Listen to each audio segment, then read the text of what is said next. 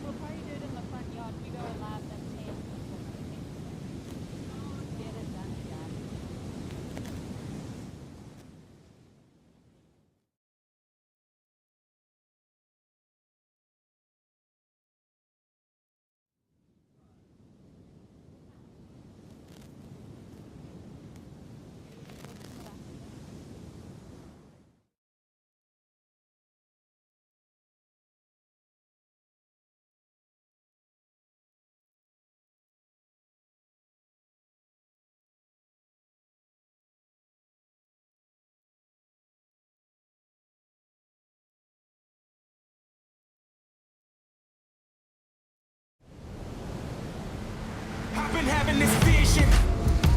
I've been having this vision. Either rise or you fall. I'm on a mission, bringing my dreams to fruition. I ain't playing at all. Bring out the body bags. I'm about to kill them, deliver them to the mortician. I gotta do what I gotta do. That's for my face, back in my face. I gotta do what I gotta do. I pray to God, he never came. I'ma do me, I'ma do me. That's in my blood, I'll never change. That's in my blood, I'll never change. That's in my blood, I'll never change.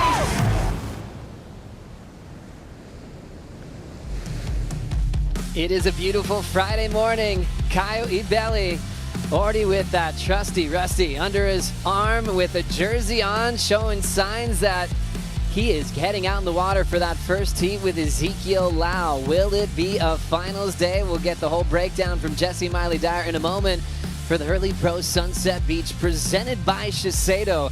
Coming off a gigantic day for the women to set up the semifinals. The quarters were set for the men a day before that. Will it all go down today? Joe Turpel with local boy, big wave champ Makua Kai Rothman. There's an extra buzz in the air, Makua, when we might be handing out those trophies this afternoon. How does it feel on site? I mean, the smile on my face says it all, Joe. I'm so excited. I'm here in the booth. Feels like I'm in the water, you know. All that memories coming back of being awarded that trophy out here at Sunset, all coming back today. What does that feel like when you're an event of this size and you have to go to bed last night thinking that maybe your dreams might come true today? For me, I didn't really sleep too well. I mean, I always had dreams about the next day. It's pretty crazy. So I'm not sure what's going through these surfers' head, but we know Kyle is always up early. He's ready to go. Big scores on the way. He was up bright and early this morning, checking out the conditions. I know he's been using that 6-8 the last couple of days. Conditions have dropped a bit overnight. However, it's already on the way back up. Let's get more insight on the call if it will be official finals day. As we say good morning to Rosie Hodge and Jessie Miley Dyer. Good morning, everyone. Jessie, we always want to know what's the call for today and what can we see unfold? We're going to go for it. So we're going to have a finals day today. We're going to start with the men's quarters. And right now we're looking at a building swell. It's really nice conditions, but there's waves out there right now. And we think it's going to keep, picking up through the day. So it's a big day. Love it. And men's quarters, what are we going to run into after that? Yeah, so we're going to go men's quarters, women's semis, women's final, men's final. So a full day for us for sure. But we're going to crown two champs out here. Frothing, we love it. We'll send it back to you, Joey. Happy Finals Day, Rosie and Jesse. Great call. Here we go. Friday. We're crowning our champions this afternoon. It is official. 35-minute heats all the way throughout, from quarters all the way to the final. Plenty of time to get their top two. But what will be interesting, Makua, is how they change gears as this swell starts to build throughout the day. Well, what's going to be interesting is how they change gears from 10 to 15 to maxing out Sunset to a more medium-sized Sunset, building again. So that equipment is going to be very important today, Joe. I saw Jake Marshall walk up, the rookie that's still in the running on Finals Day. He said, well, I brought everything in the kitchen sink. He had about 5 sleds under his arm to be prepared for everything. As we'll check out the Surfline forecast, really focusing on today, which is Friday, here in Hawaii. Quick call for Jesse to get it on, because Jonathan Warren from Surfline was saying, really look at yesterday, today. He had a couple options later in the waiting period that might have been more of a gamble. You can see the Side Shore Northeast trades through the afternoon today, but this is really what we were focusing on. Look at that build throughout the day, Makua. That is awesome. I mean, you see the yellow in the middle. It's going to be good.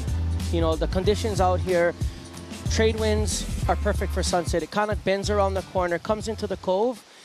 Perfect winds for today. Loving it. Seeing really fun surf this morning as we see a big man, Zeke Lau, checking in with the beach marshal, Shiseido, getting all the insight on the rules. Always good to get that update before he paddles back out.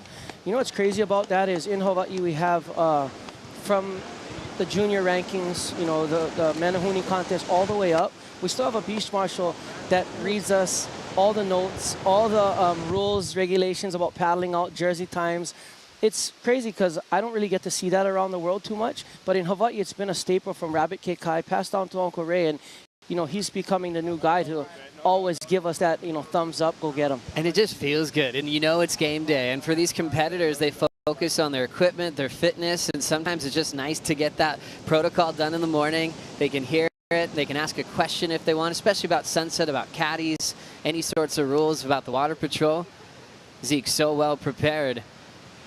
Yeah, Joe, I mean, Zeke has been hearing Uncle Ray tell him those same things, I mean, since his infancy into, you know, competition. And it's almost like a comforting thing to hear that again, you know, going out. It's just repetitive motions, just like anything to win an event. What a nice thing just to hear that from Ray and have that familiarity of competing at home, as that looks like the back of Freddie Pitacha Jr., longtime touring professional.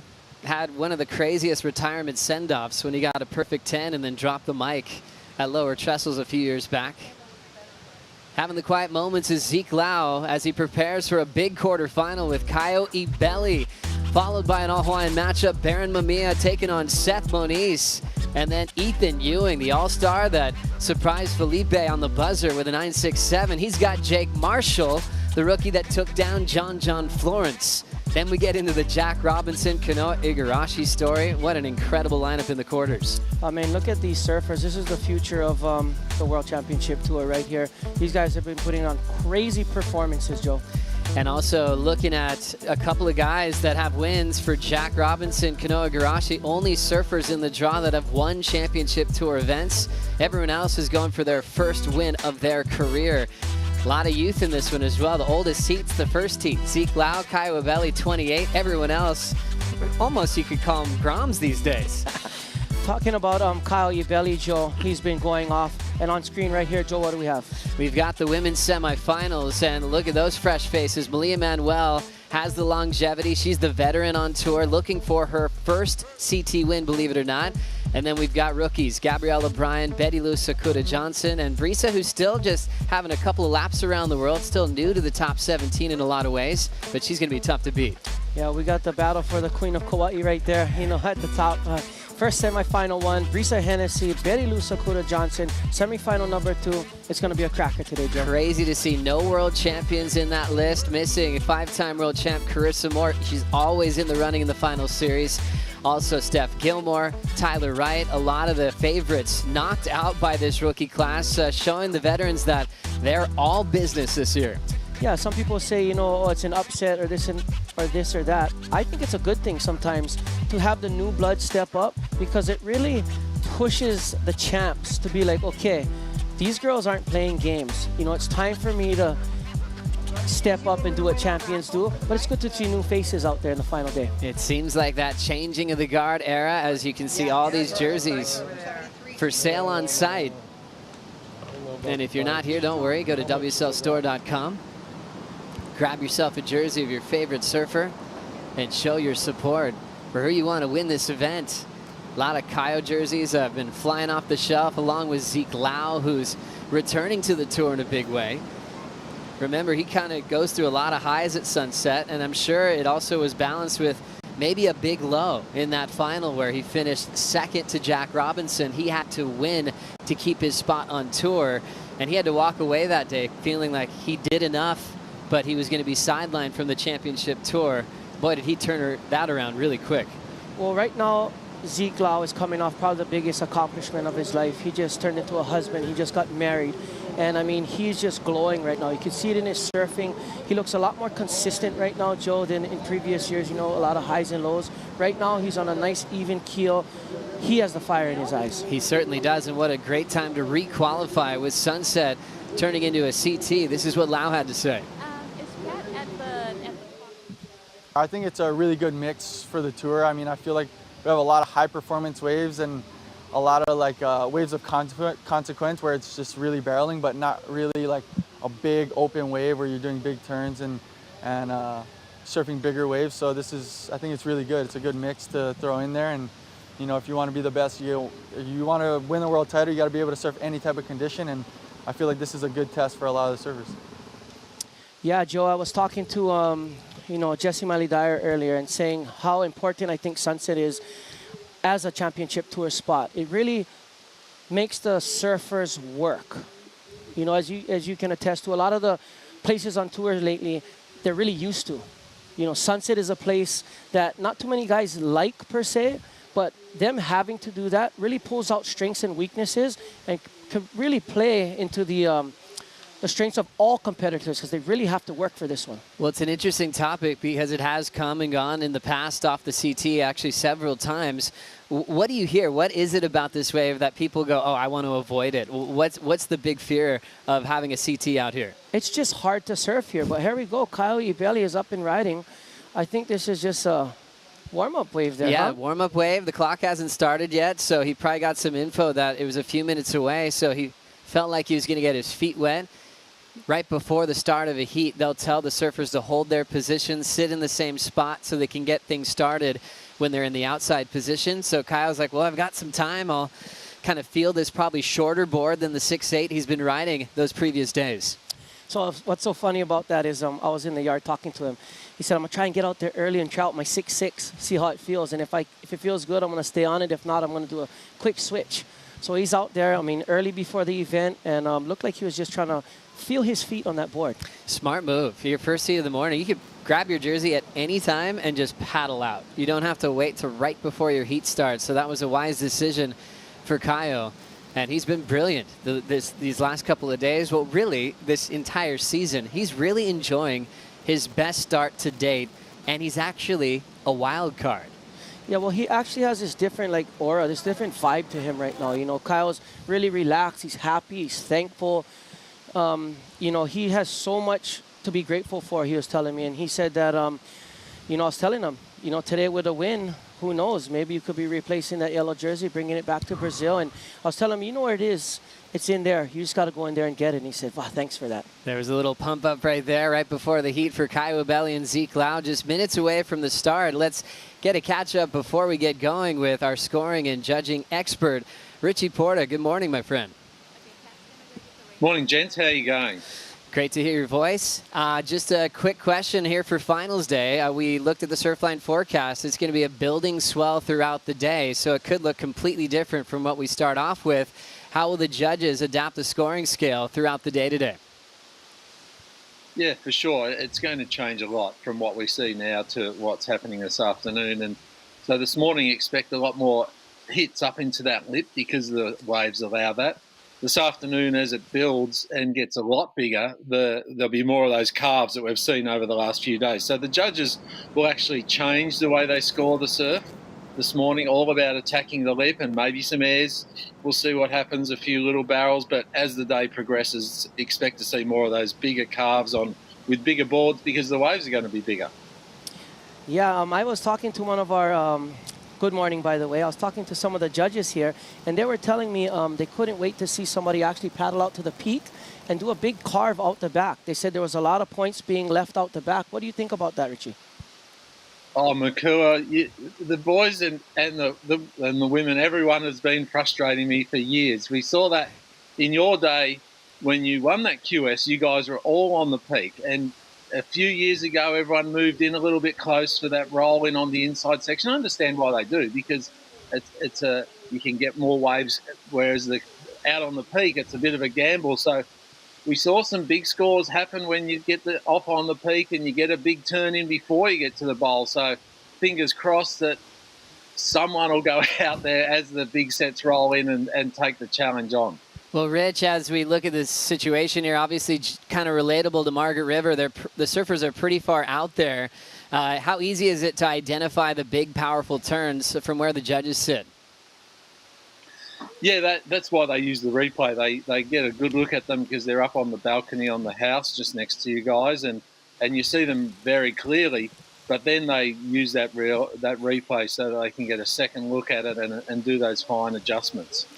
Thank you so much, Rich, for catching up before finals day. Enjoy watching all the action. Shall do. Have a great day, gents. Cheers. Richie Porta, longtime judge, head judge for the championship tour, and great to have him on hand to get all the insights and scoring. And what a cool scaffolding. It's like an actual house. It's not a scaffolding. The judges are in a home. They've got a kitchen behind them for their breaks, and they can focus on this beautiful lineup at Sunset Beach. Very unique for an event on tour. Yeah, definitely one of the coolest judging stands in the world. And, you know, shout out to the judges. You know, they do a job that is not easy. You know, they have love in...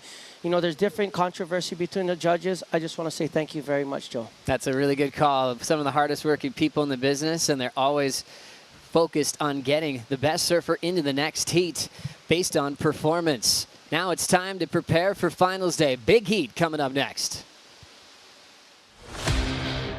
Man, this is the greatest start of the year that I ever had. Big slam off the top. I definitely woke up this morning to win. Claims it. And here we go with Ezekiel Lau. You know, I just tried to be, you know, offensive and just attack as much as I could. Lau off the bottom, jams it. Total control. Give myself the most opportunity. There's a lot of waves out there.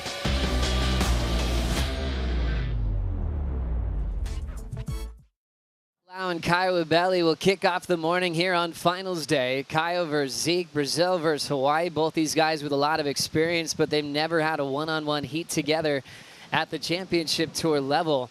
And we know Lau has won this event quite a few times at the QS level. Different story here on the CT, but he's really thankful it got the upgrade because it's one of his favorite spots on tour. He always mentions bells as well, those open ocean type waves where he can really release a very powerful carve.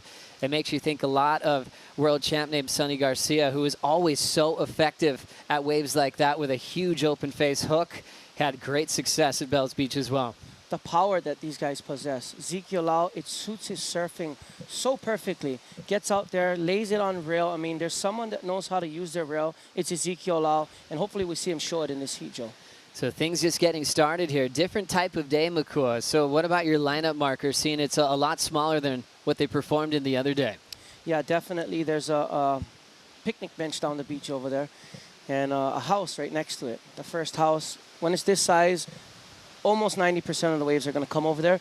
It is picking up, so it is going to move over in front of Chris Lassen's house a little bit more, and there's a few lineups for you guys. There are your lineups. Makua sharing those spots with you as Zeke Lau and Caio are sitting, waiting for that opener to come through.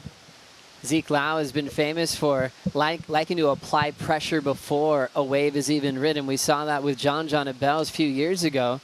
And actually a rule changed after that heat in the WSL rulebook that following year of maybe over-hassling too much because he was actually connecting with the board a few times. And Zeke spoke about that. He has all the respect in the world for John. He said, I just wanted to see how he'd feel if I kind of got into his space a little bit. And you just saw the warrior in Zeke. He was ready to win. He ended up getting that big win that day at Bells, and that was a huge result for his career. Yeah, well, just like in any sport, sometimes you got to let the boys play. You know, I know there's rules in place for everything, but every once in a while, the boys have to have a tussle. Zeke Lau up and riding, Joe. Zeke setting up the opening wave for finals day. Smaller wave on the inside. He'll just lay down a frontside carve. Gets a second one. Now a third turn off the lip. Looking comfortable and just decided to get things started on a smaller ride. Surfed it incredibly well with a solid layback finish. Yeah, it might have been a smaller ride, but those ones right there, like you've seen, they stand up. They hit that reef right there. They don't have a fat spot in them. So those are going to offer a lot of scoring potential. Zeke Lau just going to town right here, Joe. I mean, you know, casual wrap back into the pocket to start. A little more power on the second one. Right here, third one, bang. Just building, building, building. Another wrap, layback, jam to finish. So cool to see him package so many different types of turns together and a lot of variety. Even through the first two carves there, he put more energy into the second one. Yeah, I really like the way he built that wave up and finished really strong, like you said. I mean, just wrapping it. You can see how much he's pressing on the back part of his board using his fins, and then really just throwing that variety in there with a layback hack. Recently jumping onto Coro surfboards full time for another great campaign on the championship tour. As we say, happy finals day to Strider Wazalewski. Waz, where are these guys sitting? And well, first off, how psyched are you for champions to be crowned today? Yeah, Aloha Friday. We got some action. Definitely these guys sitting way up the point there. There's a little bit of that northeast swell and then that new swell coming in. So there's a big decision on where to sit today. I think Makua was talking about it earlier, but there's so many different waves coming in right now. There's probably 3 different swells in the water. So you've got a full mixed plate out here, which is awesome. But you have to really kind of stick to your guns, I think. Maybe catching one on the way back out. You see Zeke stroking out right now. There's sets coming. But it's a beautiful morning here, and Zeke making it rain on that last one, literally. That's right, Waz. Well, we did have a delay this morning before we officially called it on for finals day. Are you seeing more consistency, you know, in the last couple of hours or so? Yeah, 100%. We got way more surf coming in. The buoy hit last night at about, I think it was about 9:50 or 10:50, so it jumped right there, the interval jumped. So it went from 8 and 10 seconds to 15 seconds. It was 9 feet, 15 seconds at that point. So that means, 10 to 12 hours, we're going to start seeing those waves here, which is exactly what we're seeing right now. Starting to see that swell grow. So, sounds good. Strider just fell underwater real quick with his mic, but he was getting psyched about the buoys jumping. He was basically breaking down that this swell is going to be building and definitely peaking when the finals are out there. And we're about to crown our champions. We'll be trading places with the men and women throughout the rounds. So after the quarters, the women's semifinals will be in the water. And then we'll have the men's semifinals, the women's final, men's final, all 35-minute heats. So plan your day accordingly as we check out the opener once again from Zeke Lau. Yeah, this is going to be a interesting score. It's the first wave of the heat, a smaller wave, nonetheless, really ripping it to pieces. I mean, looks like a mid-range score for Zeke, but these guys are waiting to get a little bit bigger wave, I would say, and really open up on those turns, Joe. It's a fine balance, isn't it, Makua, on a building swell where you'd love to be on the biggest sets because, that's where you can easily get the biggest scores. How do you manage that knowing when you do what Zeke just did, get a smaller wave, get that score, and then maybe it'll give you some room to sit out the back? Man, the easiest thing to do is get lost on a rising swell. You think it's, one size, you start moving up the point, moving a little more in to catch waves, bang, a set comes. Zeke, positioning himself on the way back out. Looks like he's hanging a little wide. There could be a few sets coming in.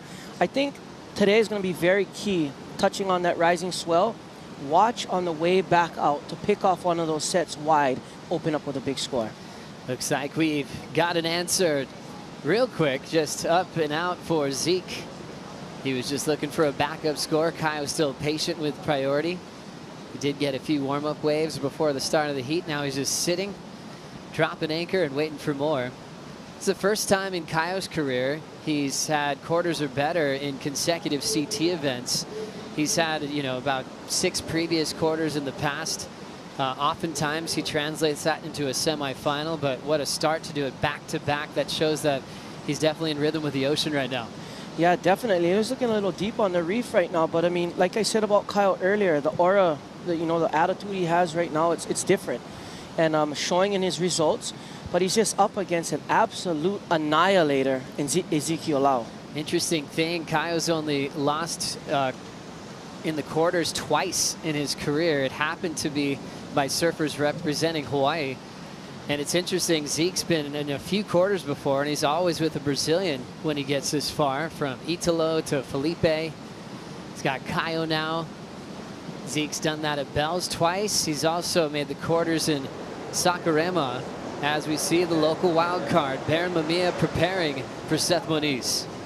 Baron Mamiya, I mean, his surfing is everything right now. He's so progressive, huge airs above the lip. You know, I wouldn't be surprised if, you know, Baron gets futuristic out there and really blasts one off the top and then spins it around. It just looks like he is so ready to take on the world. He's showing that right now. Every wild card he's had at the top stage, he ends up improving with the following event, so he learns a lot. He had a 25th and some pretty tough waves actually at Karamas when he got the call up. The waves are almost, it was really low tide, really challenging, where he lost to Italo by less than a point.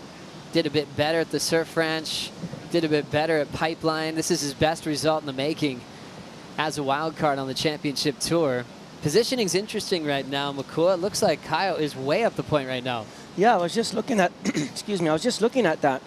Maybe he's seen a few waves back there. You know, he was out there early, so, you know, strategically today, more than any days at Sunset, the big days, the waves are there. It shows you the lineup. You know, the smaller days with the rising swell is very tricky. And I think that's why Sunset is so special. Has so many faces, so many different things you have to go through, so many adjustments. And we'll see what kind of adjustments these athletes make after the big days. So Caio still being patient, knowing that he has a ton of time, 26 minutes on the clock. A world junior champion that won that in a sudden death surf-off with Garrett Parks in Australia a long time ago. He actually had to be woken up in his hotel because he thought he'd lost the world title. Then they had to wake him up and go grab him and say, hey, you've got one more heat to surf. It's on now. And he ended up winning that day and became a world junior champion. Qualified for the tour a couple of years later and ended up being Rookie of the Year in 2016. So pretty exciting career for Caio, which has had its ups and downs and injuries, but he's having the time of his life now. Yeah, I really think Caio needs to catch a wave back there and come back towards the middle, because it's starting to look like it's going to move over to the middle because of the growing swell. And Caio is super deep right now. You know, a repositioning wave could be good, or even something from behind that gets him back to this peak we see breaking. That's the peak you want to be surfing today, Joe. So interesting with just positioning, like you mentioned, Makua, especially on a day like today. It's starting to make that 5.33 from Zeke just feel a little bit better that he's got a score on the board, huh, Waz? Definitely. You know, there's a crazy amount of distance between where we were at yesterday as the caddies in the channel and to where I'm actually reporting from right now. Right now, there's peaks, you know, maybe just 30 yards away from here is the Boyle, which is actually where you take off and where all the surfers were yesterday out here. Now we've moved, you know, way over. So I think Caio's trying to commit to that deep peak out there, watching Zeke throw buckets, but I really feel like it's a good idea to move over here to this bowl. I mean, I'm watching perfect little nuggets come through right now. Little barrel on that one, lip line in front of you. There could be some action out here on this bowl right now. Looks like Zeke's making the move over here right now. He's trying to get into this one, but, you know, good idea, I think, to come over here onto the bowl. Yeah, Strider, he's way too deep. We have I was wondering a question, Strider, if you had a second. What kind of information is being shared between caddies right now? Is there any you know, information from caddy to surfer now? Well, I think most of the information was getting done before the heat because they're so far away from each other. Right on. That makes sense. So once they're out on their own, especially how deep Caio is, it'd probably be hard to get that vocal at this stage to change a position. And not too many coaches are really like waving too many towels at a lot of events. You see that a lot at Pipeline, certain events. There's someone trying to position you from, you know, the top of the Jerry House or places like that. Felipe Toledo's dad has a lot of whistles, a lot of fun energy to keep him psyched, really mainly, and they have a couple code words involved. Some coaches say, once the heat starts, it's up to you. We've done all the work before the horn sounds. Yeah, I just know at Sunset, you know, competing here my whole life, how important it is to have that caddy in the water to relay that information. Because he's so far out there right now, anything being said from the beach is almost unheard of. So it's going to be very important, the caddies and the information they relay today in these heats. Oh, so true. It's such a different part of events, having a guy like Freddie Pataccia, the local boy, longtime CT standout, about a decade on tour, knows this lineup inside and out, and he has a great perspective on what's happening in a heat. So far, just the 5.33 and a .23 on a big finals day. There's always that extra excitement of knowing a champion will be crowned. Will it be a wild card? Baron Mamiya could see that happen. And got a lot of representation from Hawaii. 3 surfers representing Hawaii in the quarterfinals. Kind of like the last time the event was here in 2003. It was Kalani Robb, Shane Dorian, and Andy Irons. Different quarters back then, though. There's 4 guys in each heat back then, so there's 16 guys still in the draw when we talk quarterfinals. You can see Baron Mamiya and Jake Marshall. Fire in the eyes, Joe. Look at that. They're so focused. Those are 2 surfers right there on a path to destruction. Really cool to see these guys hanging out together. They're actually both being coached by Chris Gallagher. So they're checking out a lineup. Deep off the bottom, opener for Caio Ibelli. Big committed vertical hack, a chunky section. That's what Ibelli was waiting for. Yeah, Joe, I mean, that wave, like I said, when you catch them deep, they stand up on the reef. They have vertical phase. He attacked that lip, and I mean, he's just continuing his role from yesterday, looks like. Big sections, super committed, Makua. Right off the bottom, I mean, almost a little late, but kind of, I like that because it had a lot of action on a small wave, really committed, and 2 bangs in a row. I mean, look at that, Joe, right off the bottom, up into this lip, and then take us through this next turn, Joe, please. I love that connection, and he had to really be well balanced to pull his board back under his feet, but this is that chunky finish. Met that lip with just as much speed as it was coming down with, and stomped it without a single hiccup.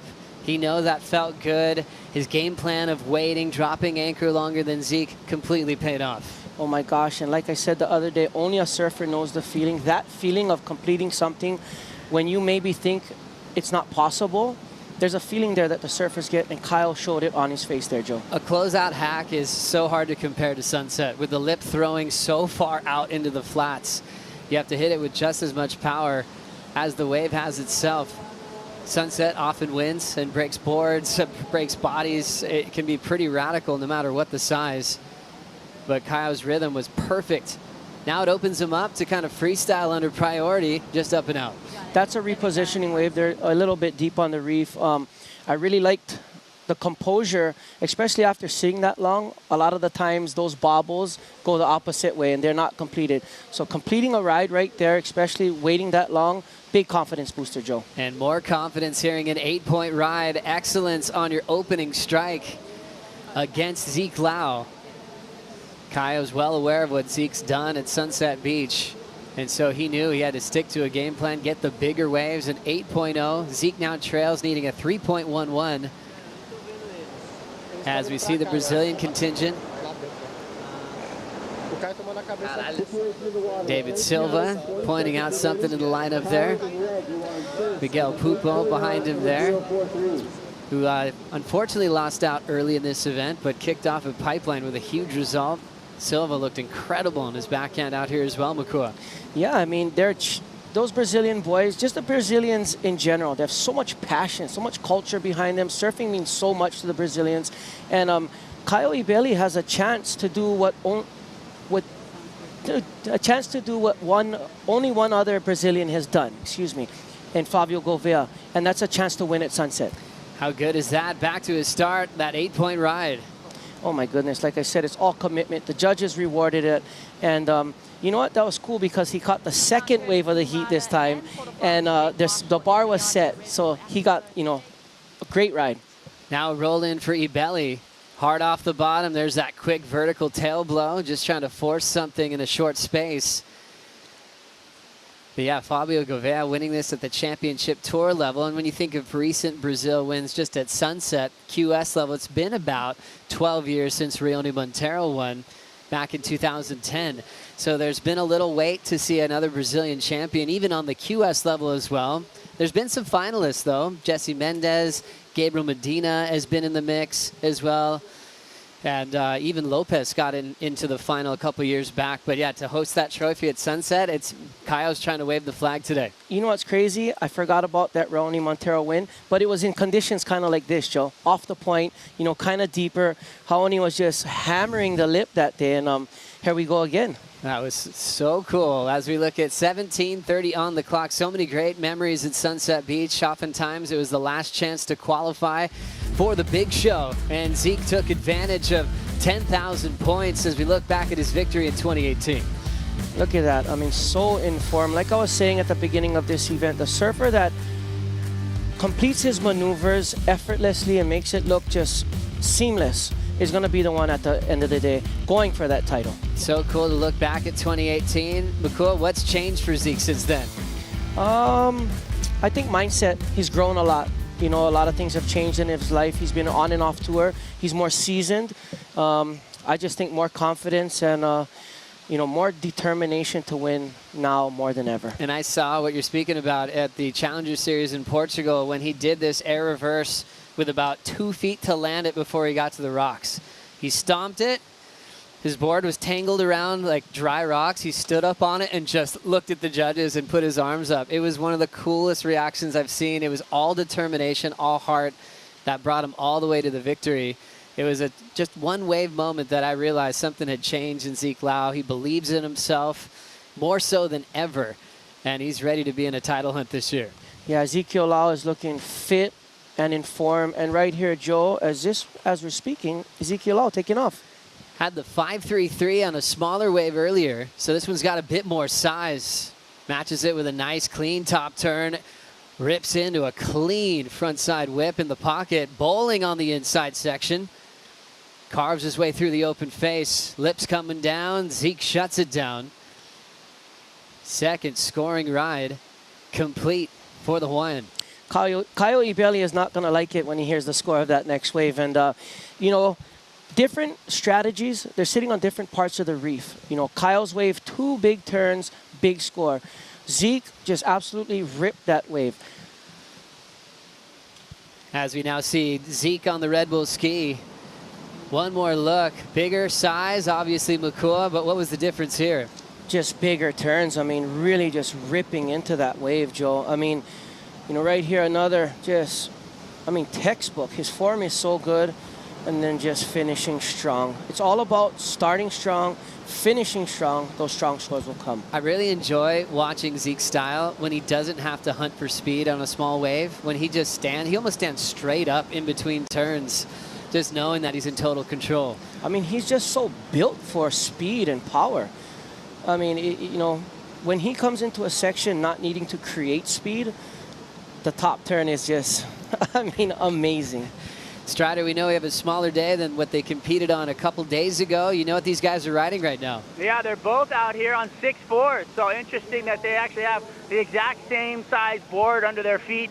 Caio, a few inches shorter, if not like 4 or 5 inches shorter than Zeke. Zeke tall, strong, powerful. So you can see him manhandling that board, but both of them riding 6.4. So, you know, Caio able to throw that same board up into the lip and get a lot of vertical action and shutting it down over there on those steep sections. But we saw Zeke move over. We've seen him find that right-hander on the inside off the bowl where he can just do big, beautiful turns on the face. But they want to find the lip line. I think that those turns on the face aren't going to score as high as that lip line slam in the vertical section.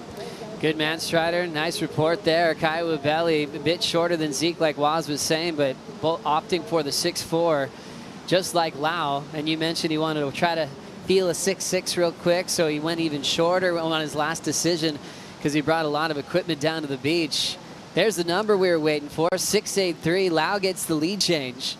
Caio with priority only needs a 4.16 now. You know what's going to be interesting is the peak that Zeke's sitting on. It's going to be the first and third snaps that are going to have the vertical section. The peak he's sitting on, this size, will almost always go flatter. Like you've seen on that last wave, big wrap. The second turn was a little flatter, hammer in the bowl.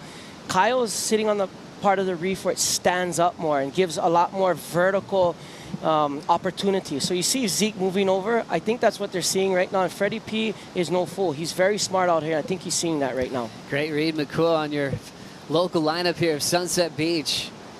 Priority is with Caio, and he will hold his position on that little whitewater wedge. Yeah, interesting what you see on offer at Sunset at all different sizes. As a local boy, Seth Moniz prepares As mentioned with Caio, is the first time he's gone consecutive quarters or better. Same story for Seth Moniz after a runner-up finish at Pipeline. Seth Moniz is such an awesome human being. Aggressive, I mean, just such a competitor, but just such an amazing human. The aloha that resonates from this boy is crazy. It shows in his surfing, it shows in his everyday life, and I'd really like to see Seth get out there and get a win today. And what a rad matchup. Two surfers from Oahu, a wild card in Barron, a full-time CT competitor in Seth Moniz. Seth said his neck is still a bit stiff. I mean, everyone saw what he did at Pipeline to put on a show for everybody, and he's talked about that stiffness. He's been getting it worked on every single day. And he'll be fired up for that opportunity for potentially taking the yellow jersey to Portugal. We'll keep you posted on the standings on the leaderboard as finals day continues. Yeah, Joe, we have a swap in a positioning in the lineup. Zeke Lau opted to go way deep on the reef. Back there, good chance for a nice barrel and a big hammer in a critical part of the wave. It's really shallow. He's going towards the boneyard section of Sunset. Caio Ibelli kind of sticking to his guns right now. You know, I really like this matchup. It's really evenly matched up on paper as well. And like you said, this is their first head-to-head. So I'm excited to see how it plays out. Yeah, they enjoy a lot of similar types of waves. We mentioned the Bell story with Zeke. He's had a couple of showings on finals day at Bell's. Same with Caio. He's got a little bell as he was able to make the final with Jordy back in 2017. Zeke's out in front. Caio chasing with priority, only needing a 4.16. Back for more in quarterfinal number 1 here on finals day.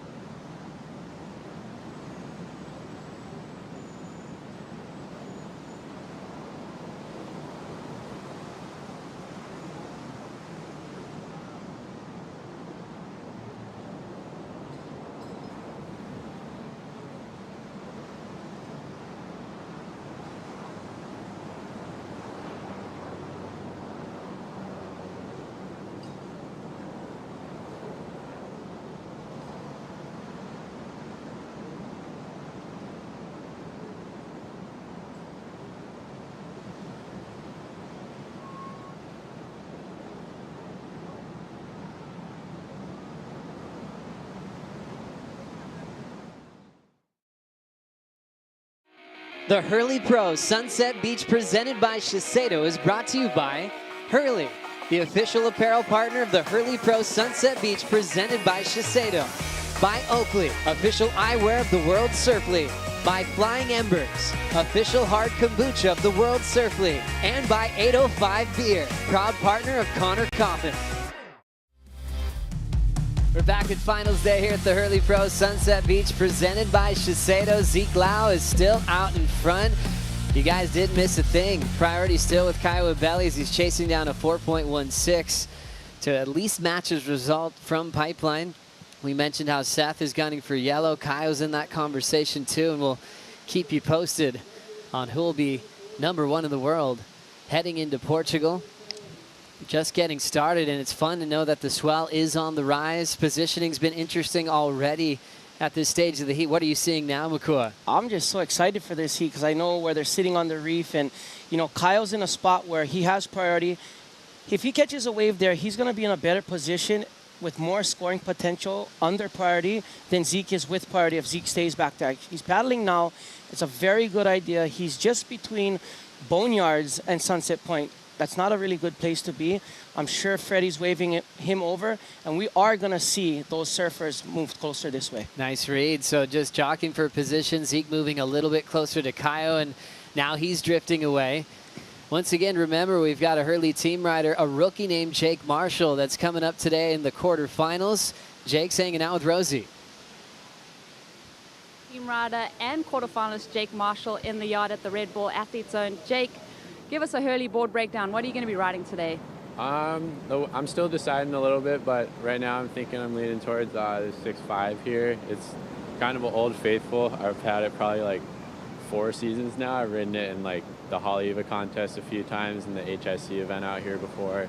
And yeah, I just trust this board a lot, and it works really good. I don't know, it's kind of nice going back to a board you know and just one you feel confident on. And then I got a 6-3 down here as well that I know I really like. So just kind of watching the conditions, seeing if it's going to be like consistently a little bit smaller up the point, or just kind of figuring out what I want to do. But I'm pretty sure either way I'll be having one of these boards under my feet, and then with my caddy with the other boards if I feel like I need to switch during my heat. How many did you bring down this morning? I brought like 5 boards down. I even have another one in the car. I didn't really know what, because I think the swell's maybe supposed to pick up a little bit, so I just didn't want to be caught off guard with anything. So I just kind of brought all my boards down, and I'll be ready whatever the waves do. Good luck in your quarterfinal, Jake. Thank you. Thank you. Thank you for the Hurley board breakdown, Jake Marshall. Well prepared as a rookie, bringing everything just down just in case. Sometimes there is an old faithful. You're just hoping you can ride. There's no question marks. You know how it feels. And sometimes there's a board you have where you know it's not your perfect magic board, but you just know it. You know what it's going to do and what it won't do. And you want that reliable feeling when you have a big heat coming up. Judging by that thorough breakdown that he gave us right there, you know, he gave us all his insight on his boards. He knows his boards well. So whatever he's going to be riding is going to be something that's very comfortable under his feet, Joe. Smart move there, especially with a couple more heats till we get to his. He wants to see if the surf will pick up by the time he paddles out for quarter number 3. Predictions, Jake Marshall versus Ethan Ewing. What can we expect there?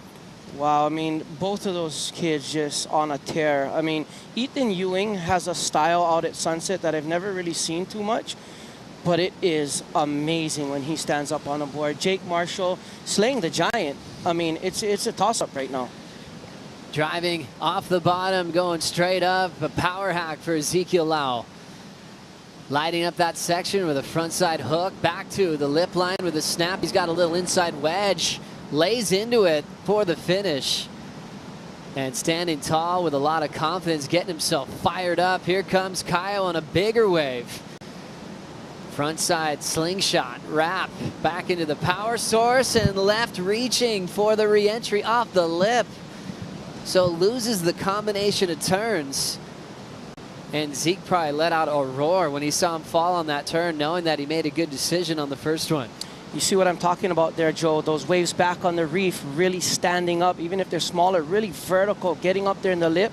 Caio's wave a little more towards the channel, flattening out through that section, and that's where he caught his rail. Strider Wasilewski, what's the reef like where they're sitting right now? Well, where you saw Zeke catch his wave, it's ultimately just almost dry reef. I mean, Makua can talk to this point, but that right there, you can see the water boiling and gurgling over itself while there's no waves coming in. So right where those guys were doing those first turns in the lip and hacking away, just inside of them, they fall. They're going to be right on that reef. So very shallow over there. We saw Levi McConaughey in there when we went for a surf, get some urchins in his foot too. So there's a lot of activity over there on that reef. You don't want to touch it. Crazy, yeah, wild how shallow it is for Zeke and Caio. They don't mind at all. They will sit wherever they need to sit to get big scores. We'll take another look at what happened to Caio on the second turn. This wave is just, you know, not that good of a wave. It's more flat, not too much vertical wall. That's why he really tried to force that turn right there. And unfortunately, he gets caught up because had he come around right here and actually blew the tail out the back right there, would have been a big score, but he kind of got caught up in that foamy section, Joe, on the bottom turn. I think, like you mentioned, he probably realized it was getting soft, so it was really coming down to something really dynamic. The wave just basically petered out after he went down. So tough one for Caio, but a good moment for Zeke. Definitely winning that last exchange. Waiting for the last number of Zeke to come through to see if he'll better his 5.33 and put some pressure on Ibelli. Yeah, I'm surprised to see how the judges are going to judge that wave. You know, big, straight up, vertical blast in the beginning, and then it kind of got small pretty quickly. But nonetheless, he did some amazing surfing on that wave, Joe. Such great energy out of Zeke Lau at the moment. No matter what the size is at Sunset Beach, he is ready to take everybody down. Total belief in himself. He's had a couple of laps around the world. He's had some up and down results, so he's got that all behind him. All he's doing is looking forward and looking to move up in the rankings. He had a classic battle with one of his good friends, Leo Fioravanti. You could see his fiery energy throughout that heat. Here's that last one again. Yeah, I mean, like I said, that was a huge power hack. You know, first turn, coming to the inside, you know, I wouldn't be surprised if this bettered his first score and bettered his position in this heat. All the scoring potential right here, all the points. I mean, there you go, 6.40, pretty much in that one maneuver.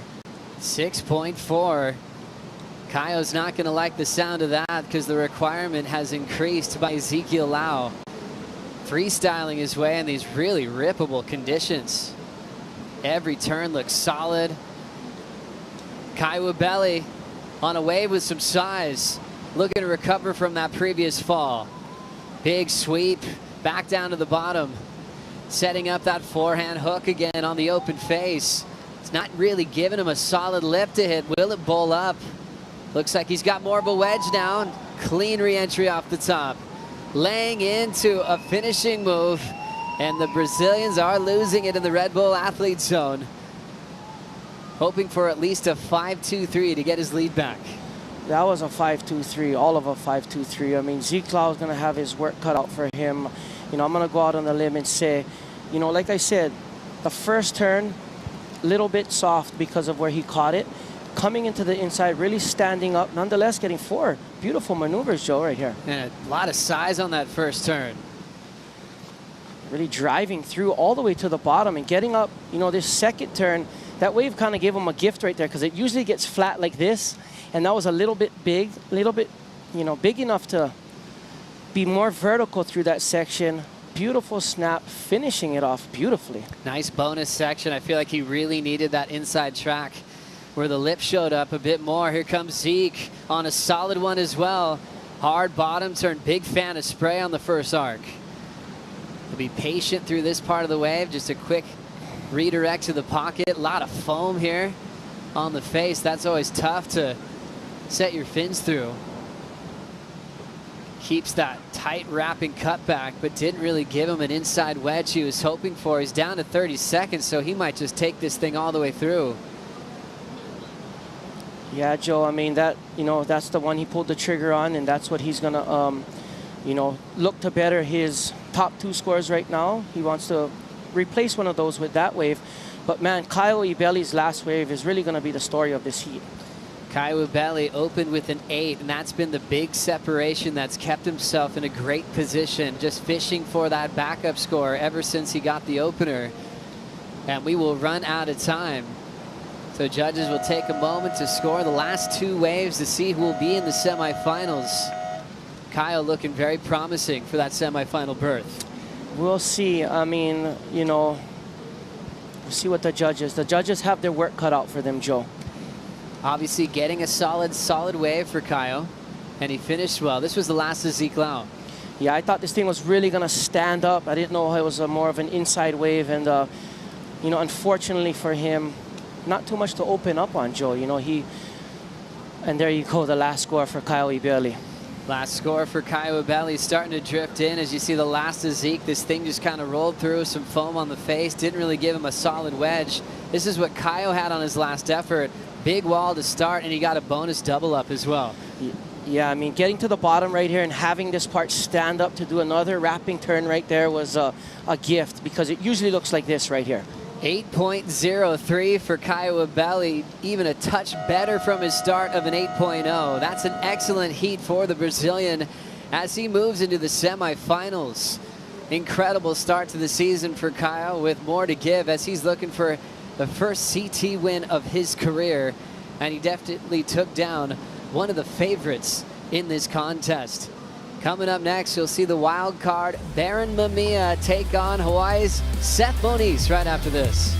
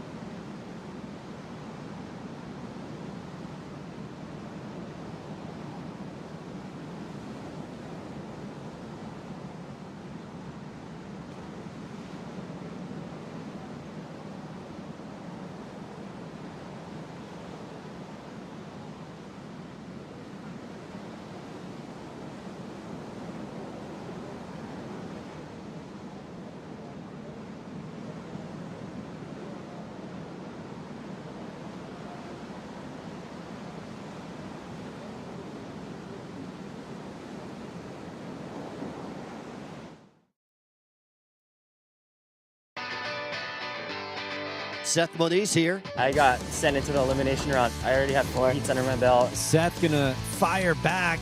Took a couple bad wipeouts. Oh my God. Yeah, I'm feeling confident. Barron fades it back, now finds a vertical section. The waves are pumping, so I'm stoked, and yeah, I'm stoked to make another heat. You can see Barron's attack, just cutting back to the power source. Caio Ibelli into the semifinals here at the Hurley Pro Sunset Beach, presented by Shiseido. Had a great game plan, opened up with an 8, finished with an 8. To eliminate one of the favorites in Ezekiel Lau. Gets a big hug from Chemo. That always feels good here on an Aloha Friday as the quarterfinals continue. All Hawaiian matchup here. Seth Moniz taking on Baron Mamiya. Baron the wild card, Seth full time on tour. Both with a lot on the line to try to join Caio Ibelli in the first semifinal. Getting things started for us with a big attempt off the float section is Seth Moniz up and down.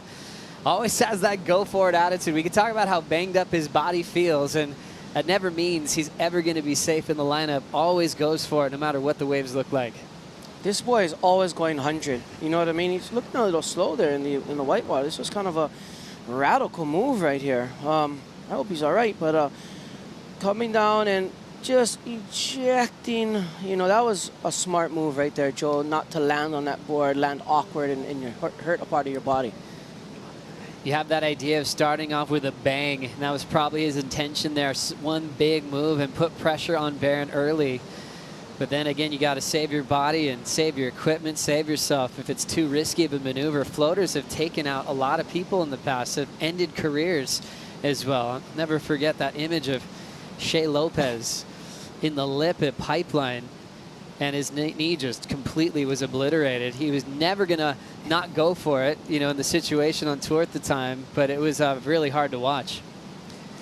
Yeah, I mean, I haven't really seen any other floater in that part of the wave where Shea did it, and I think we got someone waiting for us, Joe. That's right. Well, I was calling in. What do you got for us? I was just watching Seth enter back into the lineup on the back of the Red Bull ski here with the Hawaiian Water Patrol. So we have Reynos obviously in his corner out here, and he's yelling across probably 200 yards, get on the back of the ski, don't paddle back out, you know, save your energy. You know, he was just really going off in the corner over there. We got over here Chris Gallagher, who's out here with Baron, and, you know, he was just saying, get out there, do some massive rail carving turns. He said, you're 180. You can ride the 6'4" like nobody else. Just use that power, use that torque, get up into that lip, and just throw down some carving. It's, as opposed to maybe going like, you know, into the lip and throwing the fins out. So a lot of caddy talk out here in the water. Both the surfers on 6'4", so the 6'4", the tail of the 6'4", still continues through from that first heat. Wow, thank you, Strider. I was actually really curious about Baron's boards. He always typically rides smaller boards, and I love that he's on a 6'4" today, and that probably goes with Galley's advice of getting out and doing some big rail work. Don't get too caught up with throwing fins everywhere. Keep that rail engaged, and a 6'4", more length of rail to really dig into the open face. That's always going to look good. I think Baron really needs to keep that guy in his corner. To have him on a bigger board. This boy surfs so good. Like you said, he's 180 pounds. You just have to put into his mind that he surfs just as good on a bigger board. You know, sometimes that's why coaches are so important, to make you have the confidence in yourself. And I knew that caddy, athlete, back and forth chat was going to happen, and here we go. So cool with Galley on tour for so many years. He's coached a lot of surfers around the world, like the Hobgoods, like Taylor Knox at times. Such an incredible human being. He's won big events at the CT level. Really humble. Loves getting his waves himself. He's got his boys in the water all the time here on the North Shore. Always great to see them as well as they carry the spirit of Aloha. Seth Moniz, 0.93, 0.5. Baron with priority. What's your take on their positioning right now? There's that dreaded split in the peak. You know, it looks like they're in the middle of the saddle, I would call it, in the hole right now. You see the waves coming to the left of your screen. That's the more wide ones where the bigger sets are going to be. To the right of you is where the ones that are going to come more on the reef, the more scoring potential, a little more vertical. It's up to the surfers right now and the caddies to really work together. The caddies watching the wide ones, the surfers watching the deep ones. Make the adjustments. We'll see how this unfolds for Baron. And we'll see if he sticks to that game plan of laying down that rail. He's got such a powerful act. Like I was mentioning in the last heat, we've seen just consistent improvement from Barron since he received his wild card. 2018, he got the 25th. 2019, went to the Surf Ranch, got a 17th. We just saw him at Pipe, got equal 9th. He's guaranteed a 5th or better here, so it's only been improvement for Mamiya, but his whole goal is to win this event. Yeah, Joe, I mean, Barron Mamiya, he's surfing. He's so used to getting clips, doing one big maneuver, shocking the world. Right now, put those maneuvers together, maybe slow down a little bit, keep the rail in the water, and shock the world in a different way. Oh, his segment in Snap 4 was unbelievable to watch. I think we've all seen it about 100 times by now. We know what he is capable of, and still waiting for his first wave. Let's talk to a semifinalist.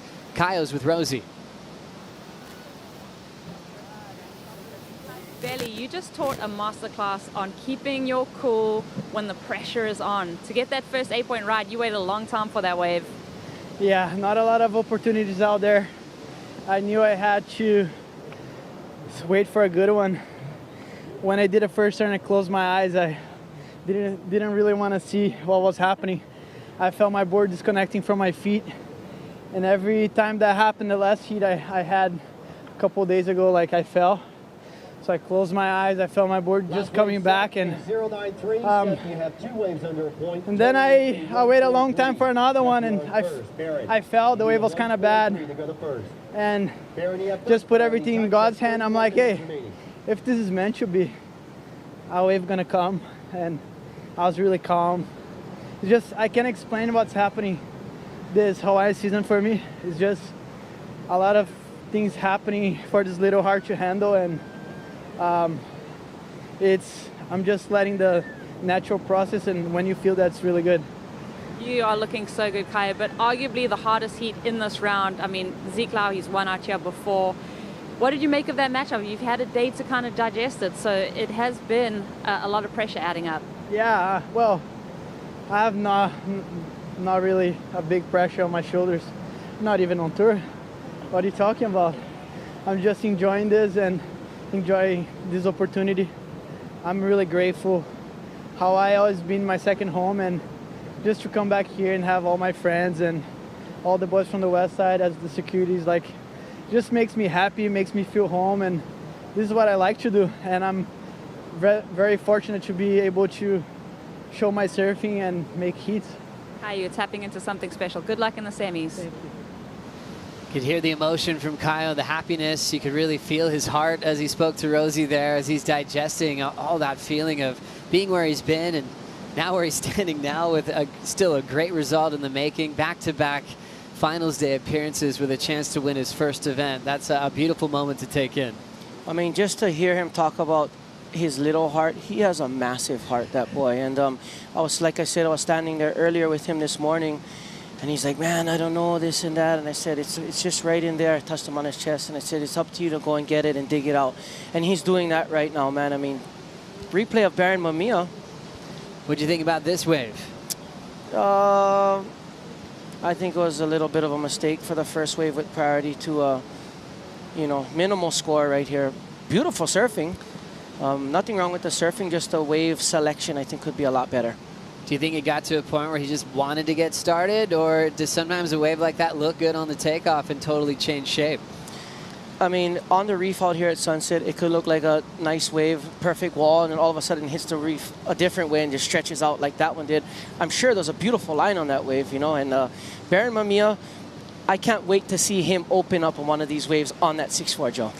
Really exciting times for Barron Mamiya, jumping on the Sharp Eye surfboard program as of late. It's been a popular shaper for the last few years specifically, and it's making a lot of sense. It feels like everyone who moves to Sharp Eye ends up turning in huge results.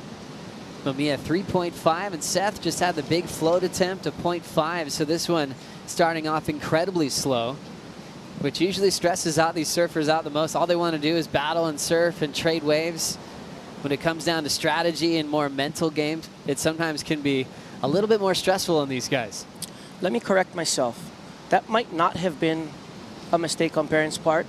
Given the way the waves are today, a 3.5 could come into play. like Caio said, not that much scoring opportunity. He was waiting for a wave if one came in. I mean, at one point, he only needed a 4-point ride. You never know, Joe. That 3.5 could be in his scoreline. That's a good point. Being present in the moment, dealing with the waves that you have in front of you within the 35-minute heat. So he's got a score on the board. As we check out the leaderboard, remember, wildcards keep points just like the full-timers do. The shaded names have been knocked out of the event. The big news was losing Kelly.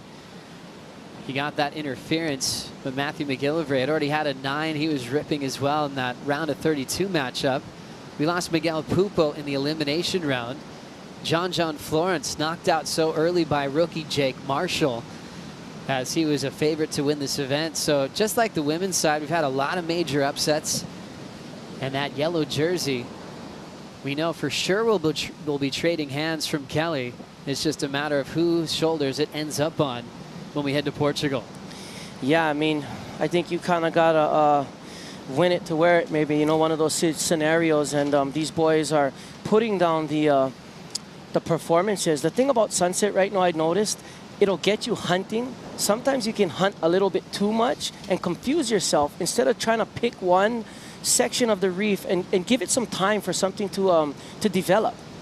So true. As we look at Jake Marshall getting all of his boards ready. Remember, he brought over 5 boards. He said he has 1 more in the car. Getting psyched for the biggest heat of his career, really, in a short period of time. A quarterfinal against Ethan Ewing coming up next. His parents are incredible. Hillary and John really did everything for the boys to just fulfill their surfing dreams, traveling around the world, taking time off from whatever they were doing, and they are so grateful. Jake, Nick, and Connor, just class acts. Nick absolutely shreds as well, just like Connor, and Jake is waving the flag for the Marshall brothers on tour. 20.5 to go. We've got some waves on the way here. Yeah, Joe, I mean, you can see that beautiful aerial view of the reef right there. And I think Baron Mamiya is up and riding. Looks like we've got Baron setting up that first carve, attacking the whitewater section. Off the bottom again, and a beautiful down carve. Setting up that forehand hook again. And it just looks like he's having a free surf. He's got a real cool, just loose style when he performs. And he lays down a meaty frontside hook. 3-5 star. That's going to be his best wave so far. Sometimes, Joe, you get that one from behind that looks like a mushy wave, and it comes into the west peak, and you can just absolutely open up, just like Baron Mamiya did.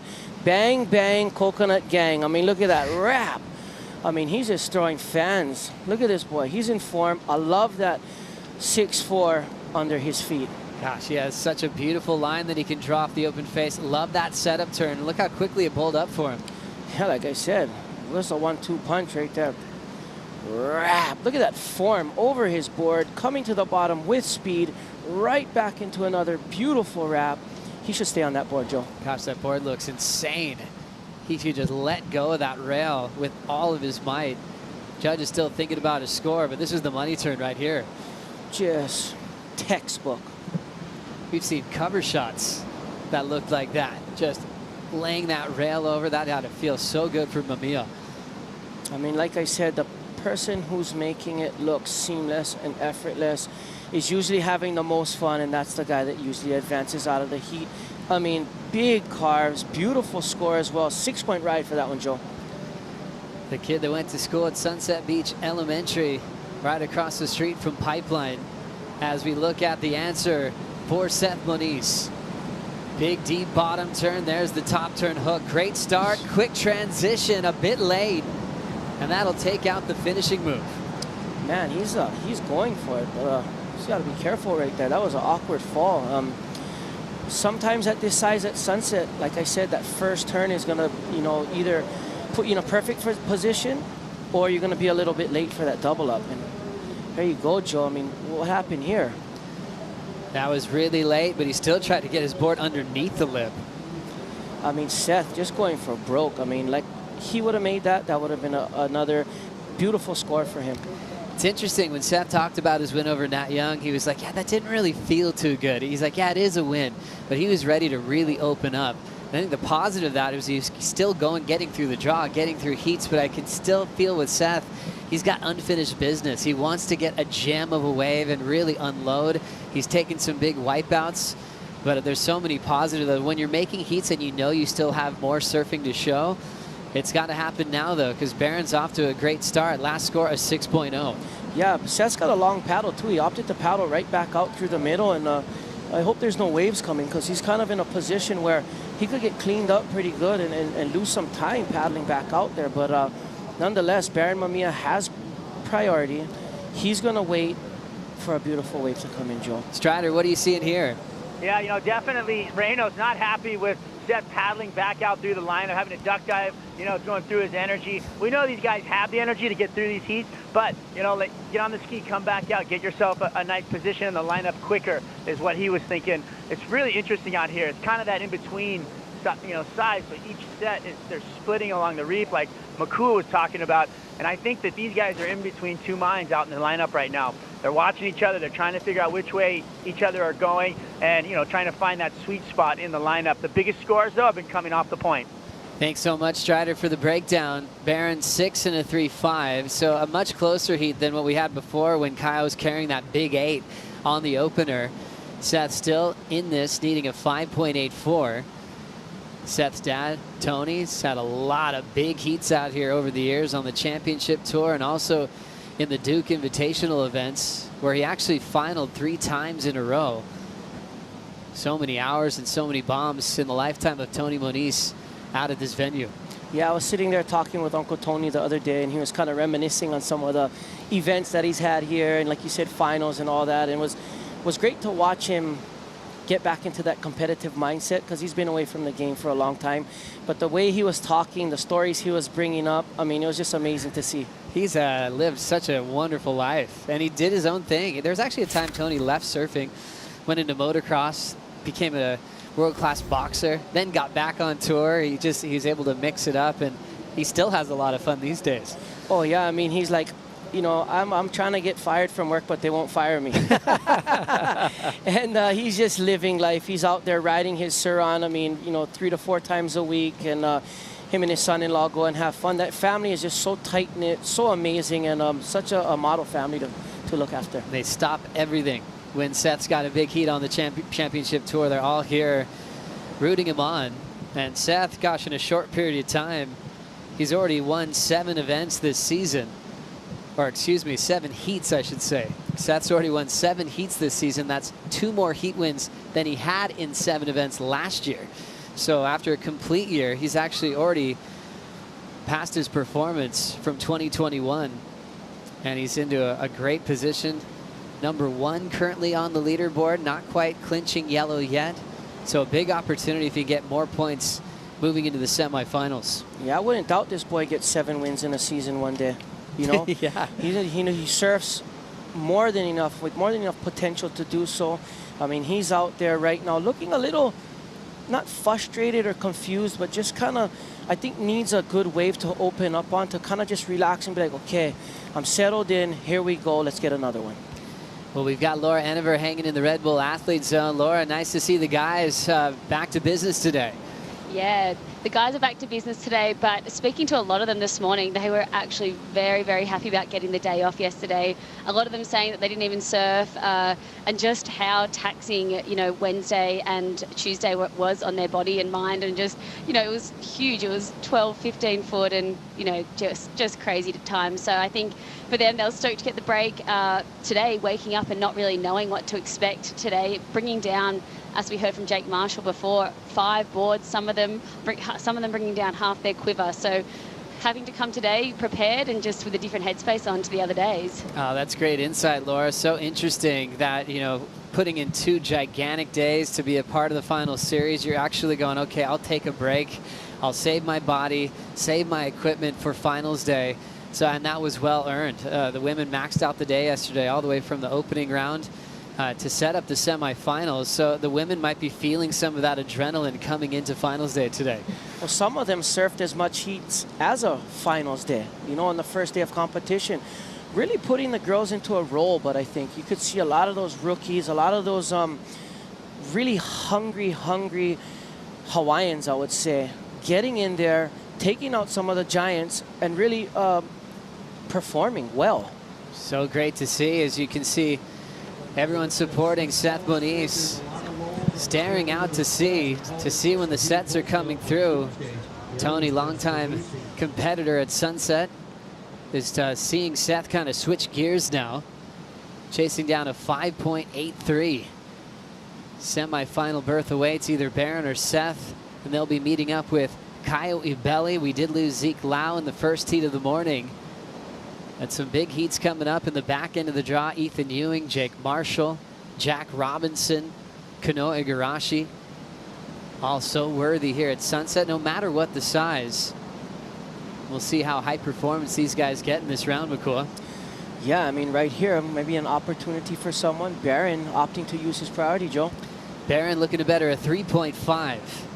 Nice clean arc in the pocket. Still some open face to work with. Laying down a complete roundhouse with a solid hack. Didn't really show up with a big ball.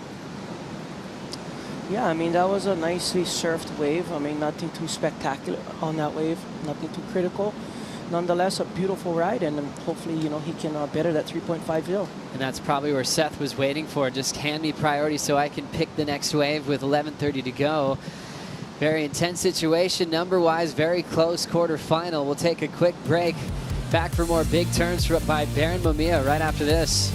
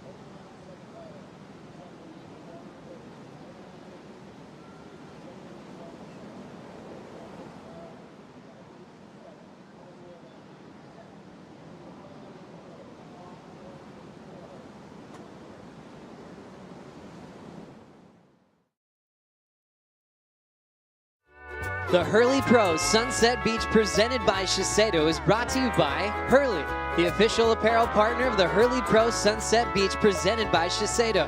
By Shiseido, official sunscreen of the World Surf League. By Hydro Flask, every adventure starts with two simple words. Let's go.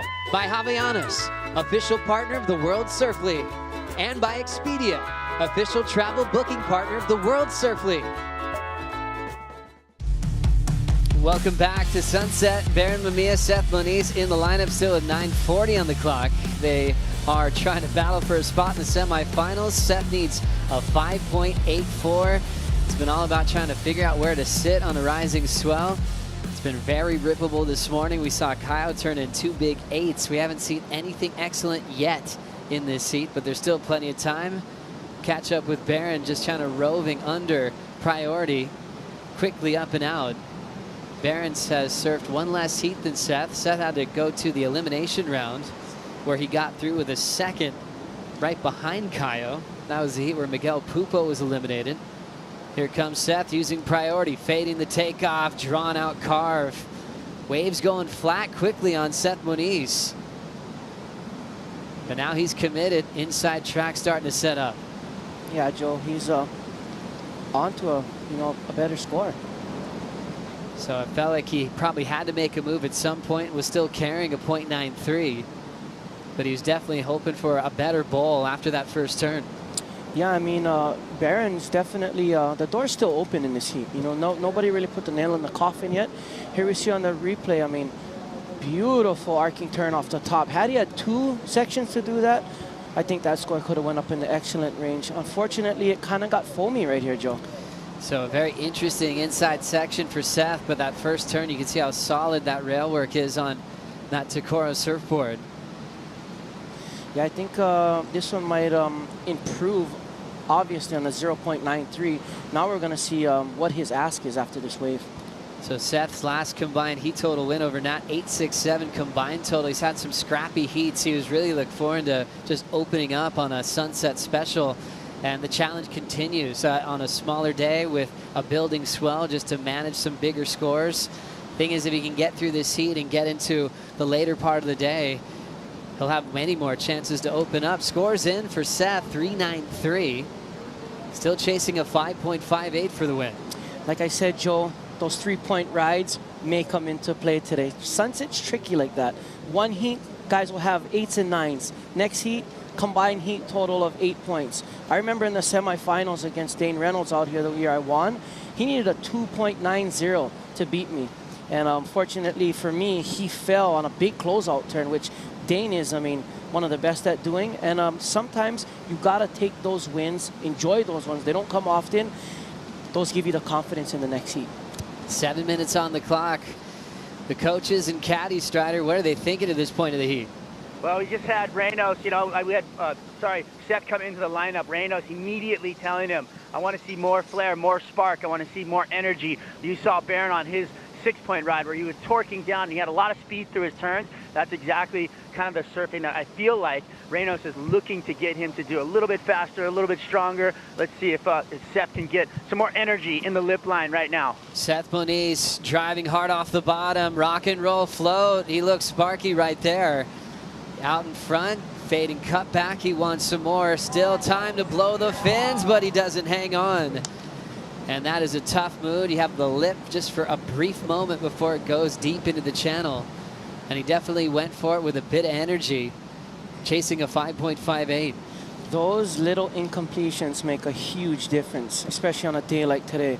Especially starting off with a huge float right there, rock and roll, into a nice wrap right here. Looks like his board just kind of got away from him a little bit on that bottom turn, Joe, yeah? You see that? Certainly did. As you can see, Hef right there on screen. Chris Hefner's been in Seth's corner for a very long time. And they all just kind of fall with their athlete. In the parking lot, they're living through every single maneuver. It'll be Seth Moniz's best wave so far, which will put him in a better position with 5.5 to go. It's a 4.5, so now he needs a little bit less, a 5.01. Every little bit helps at this stage. Like I said, had that maneuver been finished, it could have been the score that he needed. I mean, he got a 4.5 that would have been in the 5-point range. Deep stats powered by Hydro Flask for Seth Moniz. Talking about heat wins, he's had 29. Already 7 heat wins this season. And consecutive events, quarters or better for the first time in his career. Making his quarterfinals at Waves. You'd expect him to do well. Teohupo'o in Tahiti, also Pipeline a week ago. He's trying to make another one here at Sunset Beach. Tommy Whitaker hanging out with Kanoa Igarashi as they prepare. Yeah, I mean, look at that. Coach, athlete, working together. I mean, Tommy's got his notebook out. Oh, yeah, I want to see that notebook. I mean, the surfer is usually the one that has to take notes. A very good and well thought out coach has his notebook as well. Tommy loves his job as giving back to the world's best, like Kanoa Igarashi. Really fun to see him working with Kanoa, Griffin, and Stephanie Gilmore this year. As much as the athlete needs to learn from the coach has just as much responsibility to learn from the athlete so he can prepare, and do everything that he needs to do to get the best performance out of his athlete. There you see it on screen. It's such a great point. It's like you're not maybe treating each athlete in your stable the same way. You know how they get each individual to react, to put on their best. Interesting selection here for Baron Mamiya. Goes off the top and slides to fall on that carve.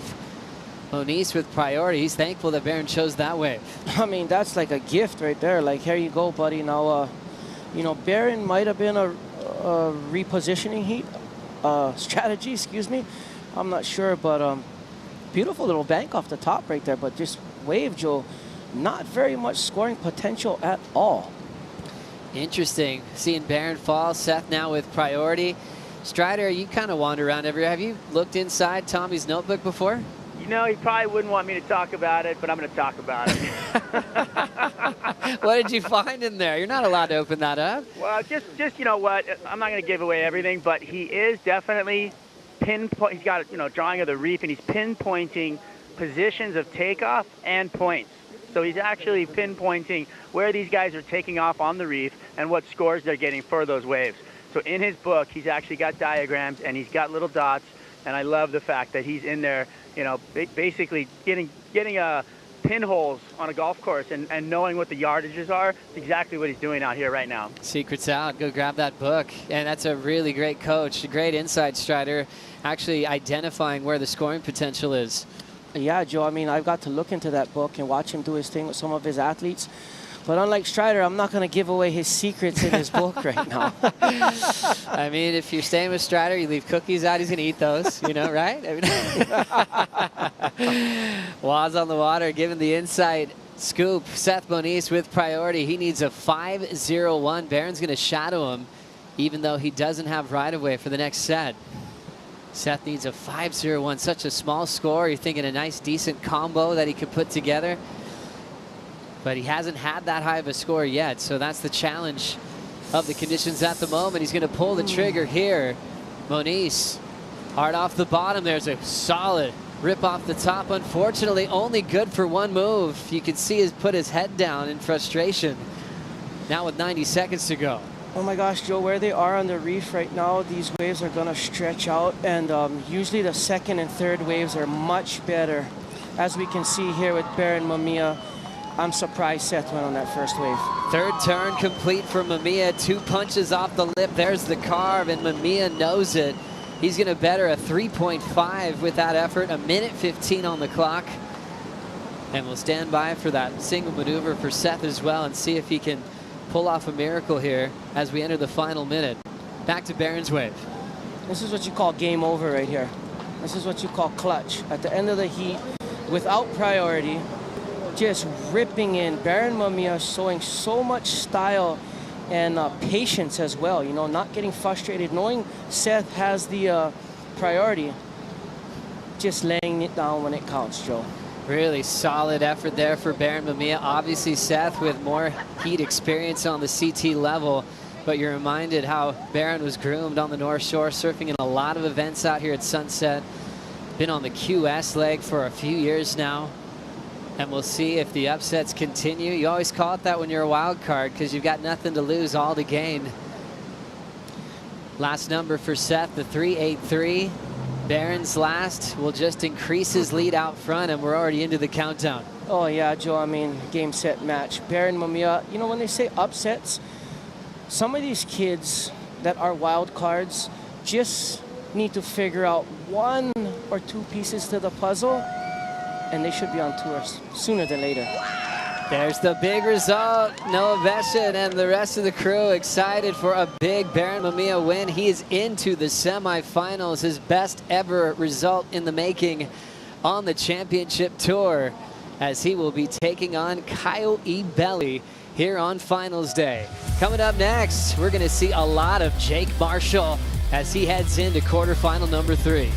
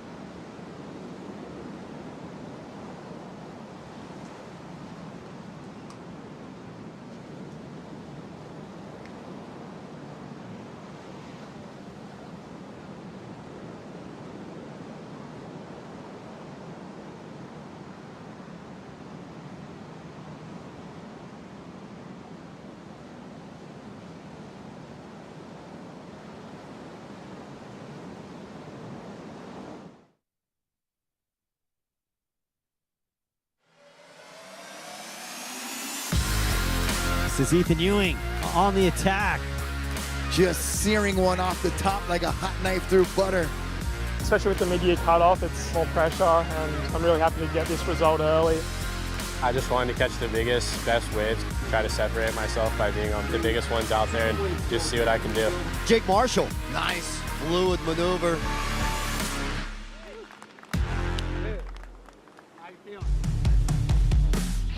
We are back at the Hurley Pro Sunset Beach, presented by Shiseido. Semifinal number 1 is set. Now it's time to set up for semifinal number 2. Quarterfinal in the water, Ethan Ewing versus Jake Marshall. A big matchup here, and we've already seen some incredible surfing setting up here finals day. I'm Caio Guerrero. That's the 88 champ, Barton Lynch, to help out on the call. Barton, and what are we seeing today? Mate, we're seeing a little bit smaller swell. It's come down overnight, but there's still some great waves out there. It's sort of moved over to the point that little bit.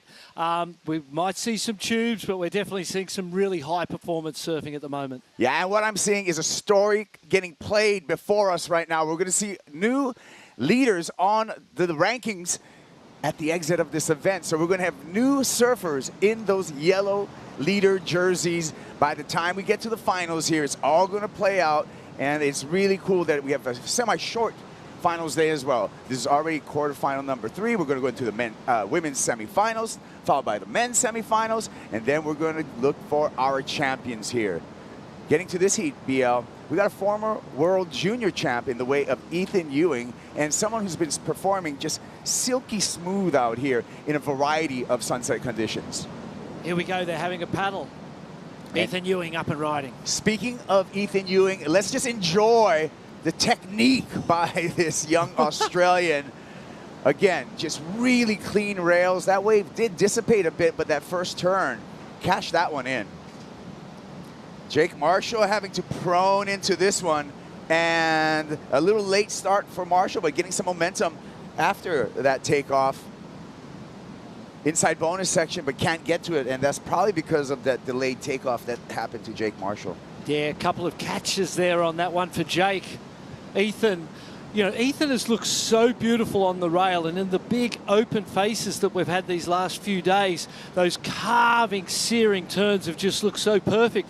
And in my mind, I wondered how aggressive and how on rail and sort of adaptive to a more smaller wave style of surfing he would be. That first maneuver kind of answered my question. I went, "Whoa, that was sharp, fast, tight to the pocket. Board looked good. He's ready to compete." Here he is. Pumping little drive there. Watch his first turn, just so authoritative, so clean, and maintaining that beautiful style that he has when it's bigger and putting it into a tighter, smaller space. We see here one pump there, then drives the rail, the back arm flares, and then he sinks that back arm into the water to pivot off. Beautiful tight turn, and then a nice clean wrap at the end. More or less a single turn wave for Ethan Ewing, and here's that late drop from Jake Marshall. Jumps to the feet, couple of quick little pumps because he recognised he needed to get up into that lip as quickly as he possibly can.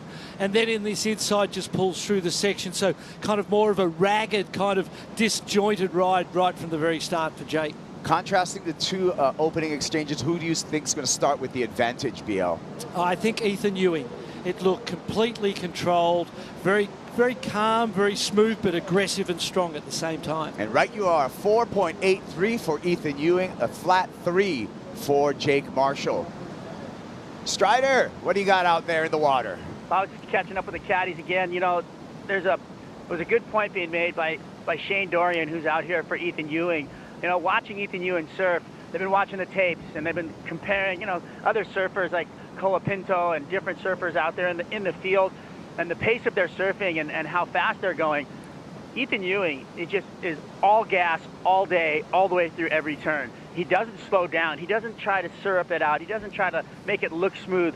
If he's not falling, he's going to go so fast and complete those turns, and that's what's so pleasing to watch. You can see how fast he goes through all of his turns, and when he's coming out of them, he's going even faster than he went into him, and then he's linking back up into something. If the wave is there, he's going to go straight back into another turn. So the speed does not go away, and Shano said that's the difference between Ethan right now. He is just on the gas the entire time, and that's why it's so fun to watch. Even though he looks stylish and all his body mechanics are there, his speed is 100%. Yeah, thanks for the insight, and I agree with you, Strider. Ethan Ewing always had exceptional technique. Even as a junior, when he surfed his way to a World Junior title in 2016. Since then, Ewing has actually put on some muscle, BL, and has added power to that exceptional technique that he possesses. Absolutely, and then on top of that, he has put in the time out here. We know Jack Robinson most probably surfs out here at Sunset more than any of the other pros. Ethan Ewing right behind him. Every chance he gets, you know, he's out here at Sunset, so he has a very strong familiarity with this lineup and this wave, and that helps him with the timing and the speed because he knows where to be and when to be there. On the rankings here, you can see both Jake Marshall and Ethan Ewing 17th on the leaderboard. That's due to a 17th place in Championship Tour, stop number 1 over at Pipeline. So just an upside for both of these surfers with this performance and just the appearance in the quarterfinals, BL. Yeah, anytime you're, I heard Laura say it yesterday, anytime that you've got a finals in your result, quarterfinal, semi-final, they ordinarily are a keeper result that you can count towards qualification or a mid-year cutoff or towards a world title. And I like a point that you made, BL, about Jack Robinson as well as Ethan Ewing putting some time in here at Sunset. And it's evident in the results. The proof's in the pudding. Jack Robinson won the event here in 2019. In that final, Ethan Ewing was also present. He got a 3rd place. Here's Ethan Ewing, and here's his dance at Sunset Beach. Starts off with a beautiful swoop back into the whitewater. The rail game, just incredible, on edge through that entire turn. Another snap. We got some variety going on as well on this ride for Ethan Ewing. Little bonus on the inside, and he pops the top and goes complete. Why not a little floating maneuver at the end? What a ride for Ethan Ewing. Guaranteed to improve upon that 4.83 he opened with. And it wasn't that great a wave, but the surfing he did on it, he surfed that wave up. I mean, if you imagine that every wave you ride has already got a score in it. You could see on the inside, Jake Marshall wanted to have a look at this one. Nice wrap. It goes a little flat for a second, and we wondered what he was going to do, but he drives out, just does this beautiful carving cut back with the re-entry off the whitewater. Another beautiful carve. So when those waves hit the point, they can go a little bit flat, and if you're lucky, you get this inside bonus section as Ethan did there. He just surfed that wave absolutely beautiful, and everything he's doing at this point in time just makes you feel good. As a spectator, as a commentator, and I'm sure as a judge, they watch it and go, and emotionally, he's connected to the judges at this point in time, connected to the wave, and we're all feeling that. Yes, we are, and I'm feeling excellent for Ethan Ewing. It just seemed like that was excellent surfing, and it comes in. This is an 8-point ride, BL. And I'm going to call that a 6-point wave that has been surfed up. It wasn't like a steep wave that kept giving him off the bottom, off the tops. There were flatter shoulders, as we see here. There were wraps and carves. There was nothing that critical, but a la Mick Fanning, he did everything that he did on this wave absolutely perfect, with absolutely beautiful timing, connection to the wave, connection to his board, connection to that moment. The judges felt it. He surfed that wave up by a couple of points just through sheer beautiful performance. And the connection you have with the comparison to Mick Fanning, same equipment under both of those surfers' feet. Darren Hanley designs that DHD board that Ethan's riding is able to arc through the water just like Mick Fanning. So I'm sure not just the technique, but the equipment has to come into play as well. Well, it looks absolutely beautiful under his feet. As we see the man we were just talking about, Jack Robbo, looks like there's a finger in the ear there just to block out the noise from around you and give you that chance to connect with yourself. And there's his opponent. So Kanoa Igarashi getting a lot of words from Tom Whitaker previous to this heat in the Red Bull Athlete Zone. Jack Robinson, by contrast, kind of gets into his own bubble and his own stillness. We saw him create that space when he came to his inaugural championship tour victory over in Mexico in 2021. And it seems to me that, you know, Rabo's just getting back in the bubble right now. Absolutely, and he is one of those kids who's got himself in the midst of everything going on. He relies on himself, and it's a very powerful place to compete from and to come from as a young man. Here we go. Jake Marshall, as we see a bit of a bigger wave, swell filling in right now at Sunset, and Marshall with a high-risk finish to that wave.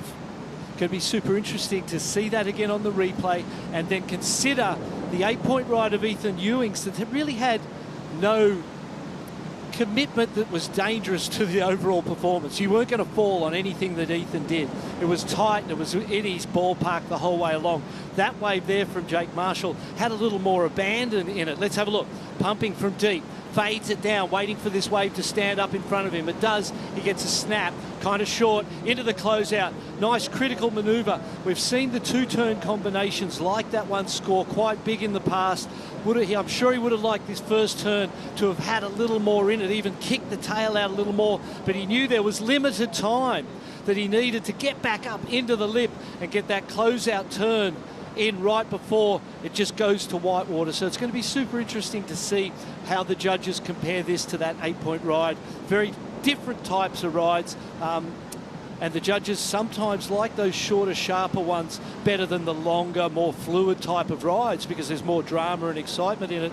I don't see this wave from Jake Marshall matching that 8-point ride of Ethan Ewings, but it's definitely going to get Jake on the board and get him involved in this heat.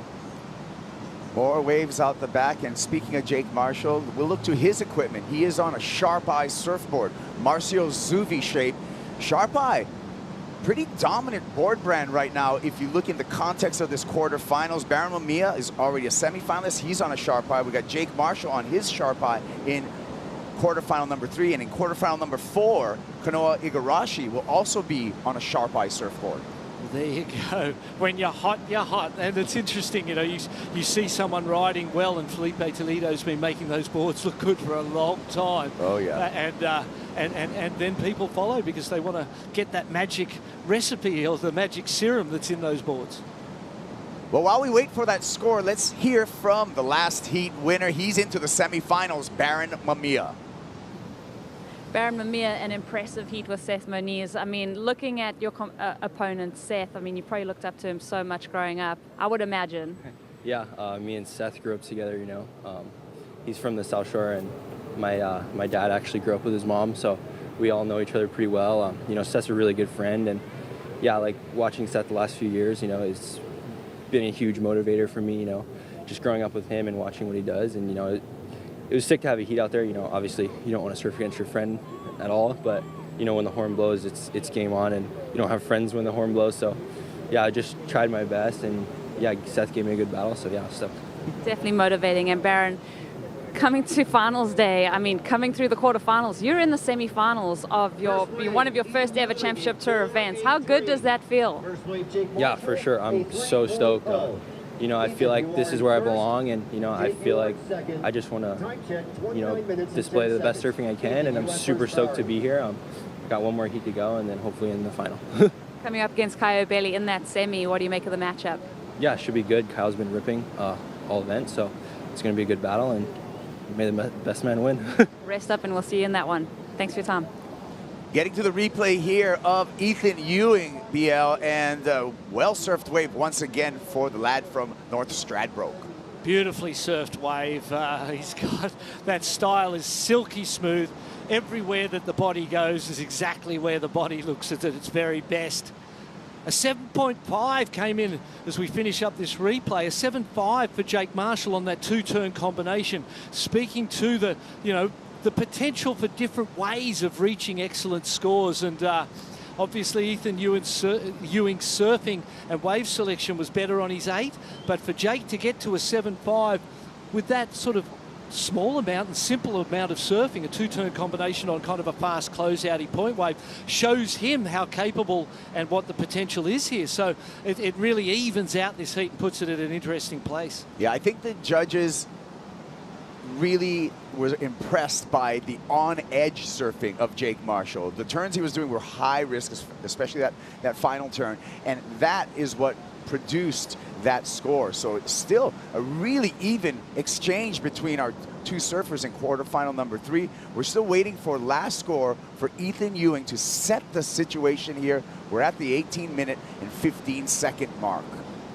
Yeah, Ethan's going to improve on that 4.83, I think, and put some more pressure on Jake. Look at this wave, just a peaky, not a lot of wall on that one, a short peak. Beautiful conditions today, great wind, and the swell on the rise. So coming just in time for finals day here at the Hurley Pro Sunset Beach, presented by Shiseido. And so many stories are going to unfold today, BL, both on the men's and the women's side. Yeah, exciting to see both genders surf, and we're expecting this swell to continue to fill in during the day. So around about finals time, it should be just getting better and better throughout the day. Let's take a look at our men's bracket and how we're going to get to the final. The road to the final right here. Caio Ibelli in the semifinal against Baron Mamiya. Either Ethan Ewing or Jake Marshall will be the first in semifinal number 2, and then it's going to be a battle between Jack Robinson and Kanoa Igarashi for that final semifinal position. And then we're going to go to the final, and highly likely that the surfer that makes the final will also possess the yellow leader's jersey. We'll keep you updated on the live rankings as they present themselves here on finals day. And all natural footers, all 8 of our quarterfinalists are all natural footers. So the Goofies got left by the wayside a couple of days ago, and either way, no matter which way she goes, it's going to be a natural footed winner. And there's a great score, Kaipo, for that third ride. 7.7 for Ethan Ewing. Ethan on top, and Jake Marshall needing an 8.2 to answer back. Marshall with priority and 16 minutes, 25 seconds counting down on the clock. As we wait for the next exchange, we're going to take a quick break, but we'll be back with more of Finals Day here at Sunset Beach.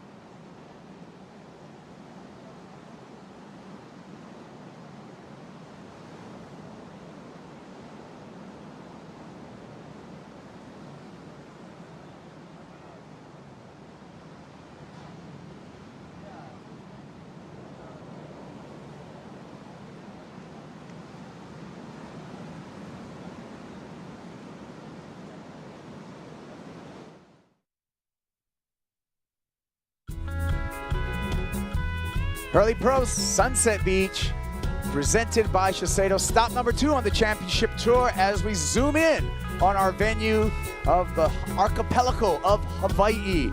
The main island, Oahu, the gathering place, the most populated island and where the capital sits. We drive out to the country, to the north shore of Oahu, to Sunset Beach, the fabled break, where there's a lot of different personalities. Val's Reef, the Inside Bowl, West Peak, the Point, and even backyards on the other end. An incredible wave, and it has been a focus of North Shore surfing for decades. Why? Because it's open to west swells, north swells, northwest swells, even east wind swells. A lot of the power created by these 2 channels, the Kaunala stream on the left side of your screen, and on the right side of your screen, Paumalu, and that stream created this deep channel. Also, Hawaii, no continental shelf, so all of those big Aleutian energy comes through here, hits the reef at Sunset Beach, producing one of the highlights of the entire surf world. I love seeing those little arrows hit the reef and go up in the air and then come straight down, and that's on your head when they're coming straight down. The bathymetry is really interesting, and as we take a look at this pullback angle of Sunset Beach, the Paumalu stream, which made this really deep channel, was once a big flowing river in this region. Then Hawaii's cash crop came in to play the sugarcane fields. Yeah. And once the cane fields came in, a lot of that water was diverted to feed those cane fields on the other side of the hill. So it did slow down the trickle of Paumalu stream, but for centuries, that flow of that river did create what is a surfing arena. Jake Marshall on the comeback, needs 8.2. On a better ride here, a cleaner wave, a little catch of the rail, fades him back, but does it put him in the perfect? Oh, a bit too much rail on that board, gets stuck at the top. I was going to say about time Jake got a good wave, because he hasn't really had a good wave yet. That was the good wave he was looking for. He used the priority, everything was looking good, but he's not looking as comfortable as he has when it was bigger a few days ago. I'm going to say that was an error and a swing and a miss. And you can see him splashing the water, BL. He realizes that opportunity, he did not execute on that opportunity. And these heats are not going to get a lot of them. What went wrong here? We could see pumping and driving, and then heads down the face, not directly, but horizontally, so he could hit that lip. And then he caught a little bit of a rail. And if we get to that point there, you can see when he gets up to the top of the wave that whole inside rail catches. Strider, you there? Yeah, we're here. We're always here. Did you see what happened with Jake Marshall on that wave? I saw exactly what happened. It was like we're trying to skateboard down the bike path, and that little pebble you don't see just catches the wheel of your board. You go flying over the thing, and you just got road rash on you. He was coming off the bottom, and there was a rib in the face. He didn't really recognize it, and just took the rail out on him, and it was just an unfortunate thing for him. That wave was beautiful, had all the makings of the score that he needed. Unfortunately, went over the handlebars. Not what he wanted. Oh, wow. Yeah, not what he wanted. He's still got some time on the clock. 11 minutes and 40 seconds, counting down. Jake Marshall still searching for an 8.2, but he's going to have to get past Ethan Ewing, who has both the lead and priority, BL. Still 11 and a half minutes, so a lot of time as we have a look at this replay. Beautiful set wave. Look how clean the conditions are. Here's the first turn. Drives off the bottom into the lip horizontally. Tail taps and drops out of the lip, and then comes around from behind the whitewater. And the problem there for me was that tail, the back end, the back foot needed to push out more to get the nose around and get that inside rail out of the water, because we've seen a lot of those catches, particularly down the inside section on the last turns for people, and that's a really difficult part when it comes to riding a bit bigger board. Maybe a rebate here for Jake Marshall. Winds up off the bottom. Nice hook off the top. A little caught up there. Back to the lip again. High risk maneuver, and just gets taken down. A lot of impact. And a lot of bravery shown by Ethan Ewing to let him have that wave. As that wave started to transpire, I was like, oh, this could be a mistake. Jake could have turned that into a priority mistake by Ethan if he'd surfed that to its potential, because that looked like another one of those 7 to 8 point rides, the same sort of type of wave that Ethan and Jake had already. And unfortunately, though, he didn't get to complete it. And he's looking a little bit rattled right now. 10 minutes still, a lot of time left. So just a matter of perhaps tuning in with Chris Gallagher on the way out, his caddy, and taking a couple of deep breaths, refocusing and going, okay, well, I'm surfing a 10-minute heat. Yeah. Well, in 2021, Seth Moniz barely re-qualified for this 2022 championship tour. However, this year, Seth Moniz has a strong position up in the rankings right now. Let's hear from Seth. He's with Rosie Hodge. Seth, that it was a gritty heat against Mamiya out there. Talk to us about your heat. Yeah, I mean, obviously I lost, so it kind of sucks. Didn't really surf how I wanted to surf. It's really hard, just in between sides. We're kind of just paddling back and forth, thinking there'd be sets in the middle. But there weren't. It's pretty slow. I just got a couple bad waves. But I'm super stoked. I'm stoked Barron's going on, and you know, he's in the semis, and I hope he can take it out for us, because Zeke lost in that heat before. And yeah, I hope the WSL gives him a wild card for Portugal, and he can get on tour with us. And the endurance that you have. I mean, coming off the final at Pop, that was a huge week for you. Yeah. 2 massive days at Sunset. I mean, you even hurt your neck, I think, on that last day that we saw. So, you know, physically, how taxing has these 2 events been? Yeah, I'm taxed. Like, I'm really excited for the next week just to go home and not touch my surfboard. But it's been an amazing week. I got 2 good results to start off the year. I can't be mad. Obviously, I'm pretty bummed right now how that heat went. Would have loved to be in another final. Just, you know, the quarterfinals, you're right there. So it sucks to lose like that. But I'm going to cheer on Baron. We're going to stay on the beach and cheer him on for the rest of it. You've got a taste for finals and making it through heats. What can we expect in Portugal? Yeah, I mean, same thing. I just want to get good results this year and just stay consistent throughout the year. It's a long year and it's only been 2 events, so just stay focused, keep the body ready. I'm pretty tweaked right now. My neck's tweaked. My whole body's just really tired. Just need some rest. You deserve it, Seth. Go enjoy it. Seth Moniz, I mean, he does deserve it, and he's done a great job. And if you really look at the points, coming off of a runner-up finish over at Pipeline, that's 7,800 points. This quarterfinal finish here at Sunset is another 4,745 points. So I just did the math, 12,545 points for your rankings.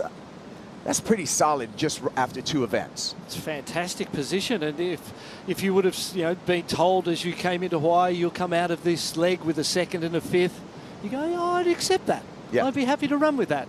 He's a young man, a lot of his career in front of him. So yeah, great start. Yeah. And I got asked about the prize money. Someone said, well, what do they make? What's the money in these events? And interestingly enough, I didn't have a clue. And but when we look at the quarterfinals, it's $16,000 US.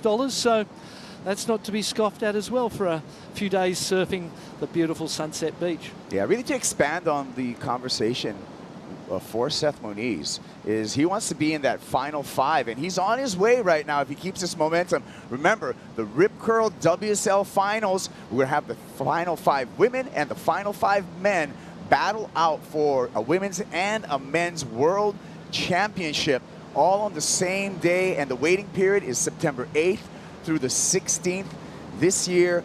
Put it on your calendar. Lower trestles. Let's go. Going to be an exciting event, that one.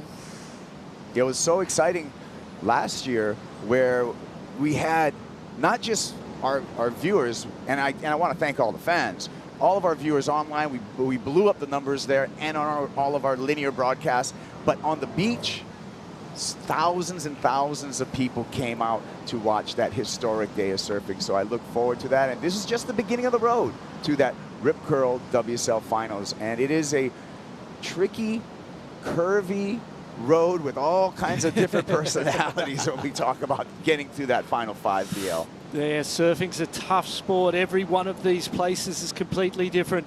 Every one of these waves is completely different.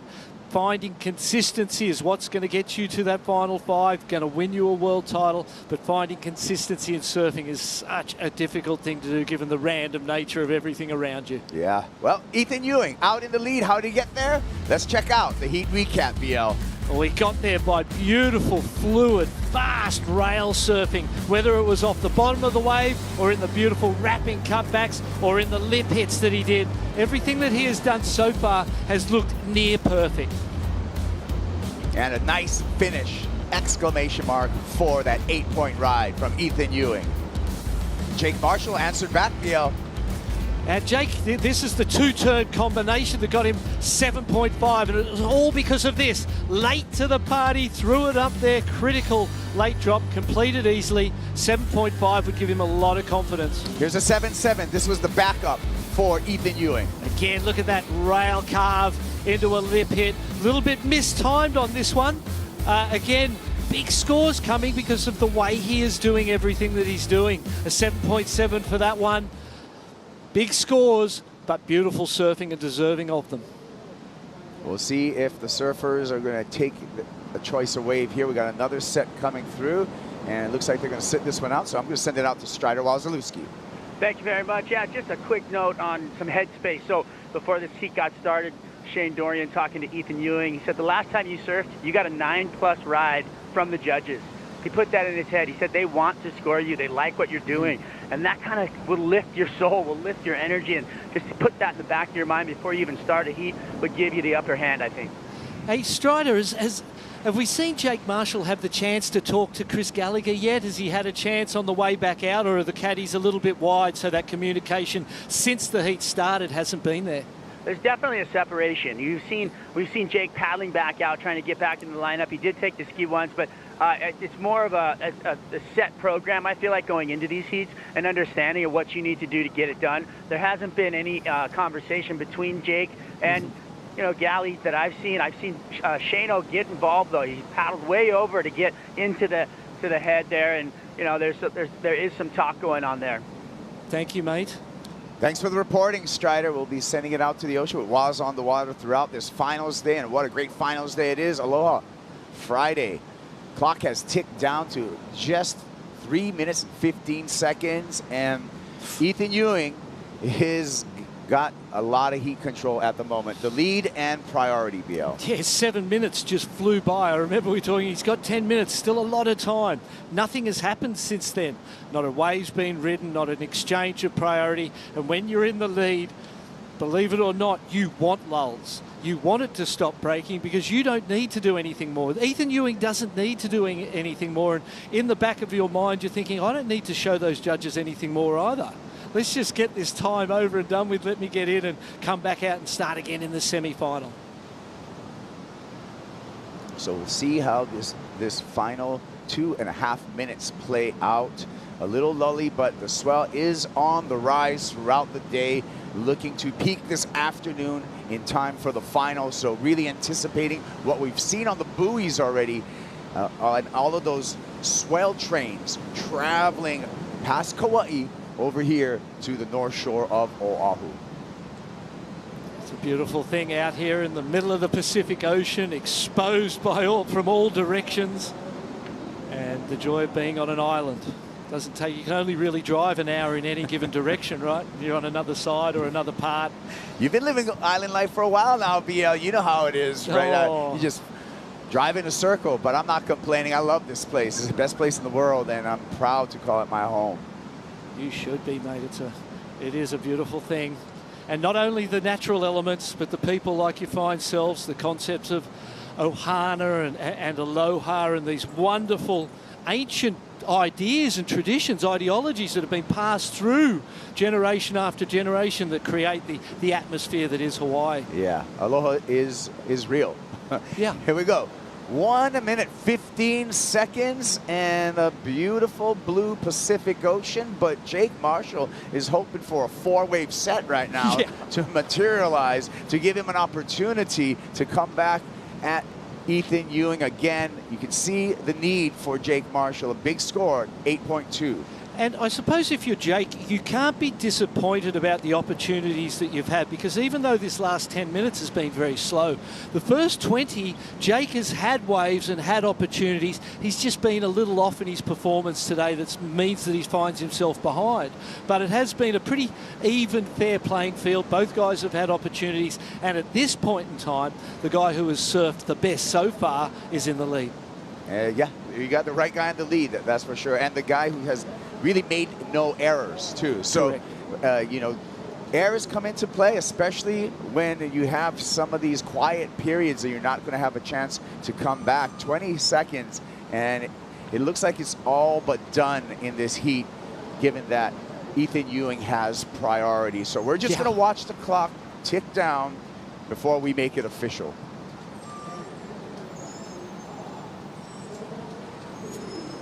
Sound of the buzzer right now, and it is official. Ethan Ewing moving on to semifinal number 2.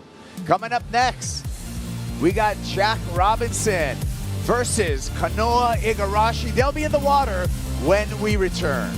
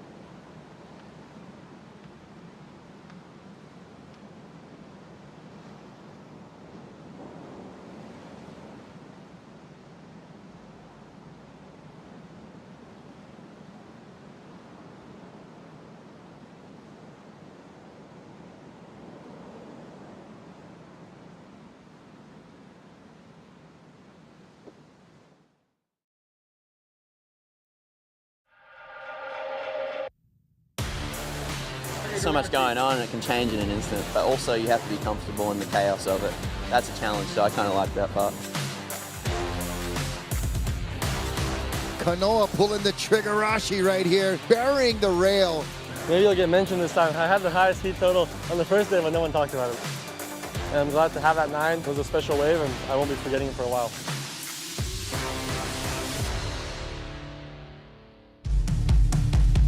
Quarterfinal number 4 in the water here at the Hurley Pro Sunset Beach, presented by Shiseido and Jack Robinson. Up and riding. Beautiful arc to start off for Jack Robinson, former champ out here at Sunset Beach. Let's see if he can repeat that feat. Nice little tap dance to the inside, loading up for finish. And rebounds for that exclamation point. Kaipagura along with 88 world champ to call. Quarterfinal number 4. Good signs early from the West Australian. Board looks sharp and fast, and that nice swoop in the first turn up against Kanoa Igarashi. And interesting to note, Kanoa had a little bit of a point that he made there. I had the highest score on the first day. No one talked about it. And quite literally in my mind, I've been thinking that from day 1 to now, he has been one of the definite standouts and the most consistent heat on, heat out, you know, one heat to the next, consistently delivering amazing performances. And, you know, being a little under the radar can be a good thing. Here's a replay, Jack Robinson. There's that first beautiful carve, stylized with those arms out flying like a bird. Now he's got a little bit of downtime, but he was committed to this wave, and he went, well, the heat started. I'm going to see what I can turn this into. Sort of more beach break style surfing through the inside here into a whitewater climb. Finds time for the backhand closeout re-entry. Gets a 6.17 and gets a decent start. Yeah, that's a great start. Back to Kanoa Igarashi. The young man, just 24 years old, BL, has accomplished a lot. We'll get back to the accomplishments of Kanoa Igarashi because we're just watching a morning shower right there for Jack Robinson. Unfortunately, not able to pull that off, but just a shampoo shower as we look at our beach. But Kanoa Igarashi, just 24 years old. This is his 6th season on the championship tour for such a youngster. Came off his best year, number 8 in the world in 2021. He's got an Olympic silver medal. And then so far this year, he already has a quarterfinals appearance at stop number 1 over at Pipeline, and he's back in the quarters again, looking to better that. So good start, and already some great accomplishments for Kanoa Igarashi. Absolutely, and a child prodigy, right? From a very, very young age. They moved from Japan to Huntington Beach to help this young man explore his potential and continue to see if he can fulfill his dreams, and he's on that path and he's on his way. I'm sure the dreams go beyond what he has achieved, those great accolades that you read for us, but I'm sure there's a lot more he wants to achieve, and the World Championship would be one of those goals. That's what every single man and woman on this championship tour, that's their goal, is a World Championship, and to have your name within the greats of the world. And you can speak to that. How fulfilling. You have your own year. 1988, BL, is Bart Lynch's year, forever in surfing. Put a smile on my face and I feel lucky. Here we go. Igarashi, his opening wave, pumping off the bottom, slices off the top, throwing the tail, gets back into the lip a little bit late there, but handles it no problem for Kanoa Igarashi, so his score is going to lean upon a 2-turn wave. And I see the judges liking that. I see some drama, oh, maybe not, oh, yeah, oh. And it kind of gets you engaged with the riders. We see the replay, pumps off the bottom. Aggressive, sharp, powerful turn. Beautiful first turn. Nelly lost it there in the desire to get onto the toes and lift that body up to get on top of the closeout section. He made it happen. It wasn't the prettiest thing, but gosh, it was really a great use of space, and he surfed that wave as well as he possibly could for what was on offer. Hey, BL, let's hear from the winner of quarterfinal number 3. Ethan Ewing is with Rosie Hodge. Yeah, Kappa, he has been so much fun to watch surf. Ethan, picking up where you left off on Wednesday, how hard is that to replicate those performances? Because it just seems like you're on fire at the moment. Yeah, it's always difficult, just especially with trying to surf sunset. It's always a really hard wave to surf, and I kind of just tried to forget about my last heat and go back to kind of the basics and first score of black. try and surf a smart heat. And having the caddies in the lineup, you've got Shane Doran in your corner. How important is that to kind of check in with them while you're in the water, or did you get to while you're out there? I didn't really get to see him that much, but yeah, it's been huge for my confidence working with Shane, and he's won here before, and just such a cool, down-to-earth guy, and yeah, I've been love working with him. And coming into the semi-finals, you going to change anything or keep up the same equipment? I think it's probably stick at the same equipment. There's pretty good waves out there, and I've dropped down a size since Wednesday, but yeah, I'll stick on the same equipment. He's looking strong, guys, and he's in the semis. Back to you. Thank you, Rosie. As we take a look at the brackets and the road to the final here, semifinal number 1 is full Ethan Ewing. In semifinal number 2, winner of quarterfinal 4 will join Ewing in that semifinal number 2. All the action going down today, so you want to stick around. It's finals day here at the Hurley Pro Sunset Beach, presented by Shiseido. And at 8.07 comes in for Kanoa Igarashi. Amazing score, and speaks to the two-turn combinations. Critical, tight in the pocket, a bit of drama, and you know that is one of the most obvious recipes to an excellent score is the two-turn combination. Here it is. Water angle down low. That was a critical turn, and he really made the most of the opportunity on that first section. Got up on the toes to make it to the second in time, extended the upper body, threw it up onto the lip, floated down, and completed it beautifully. Let's have a look at this change of direction right here. Watch the back foot. Pushes out beautifully on that back foot.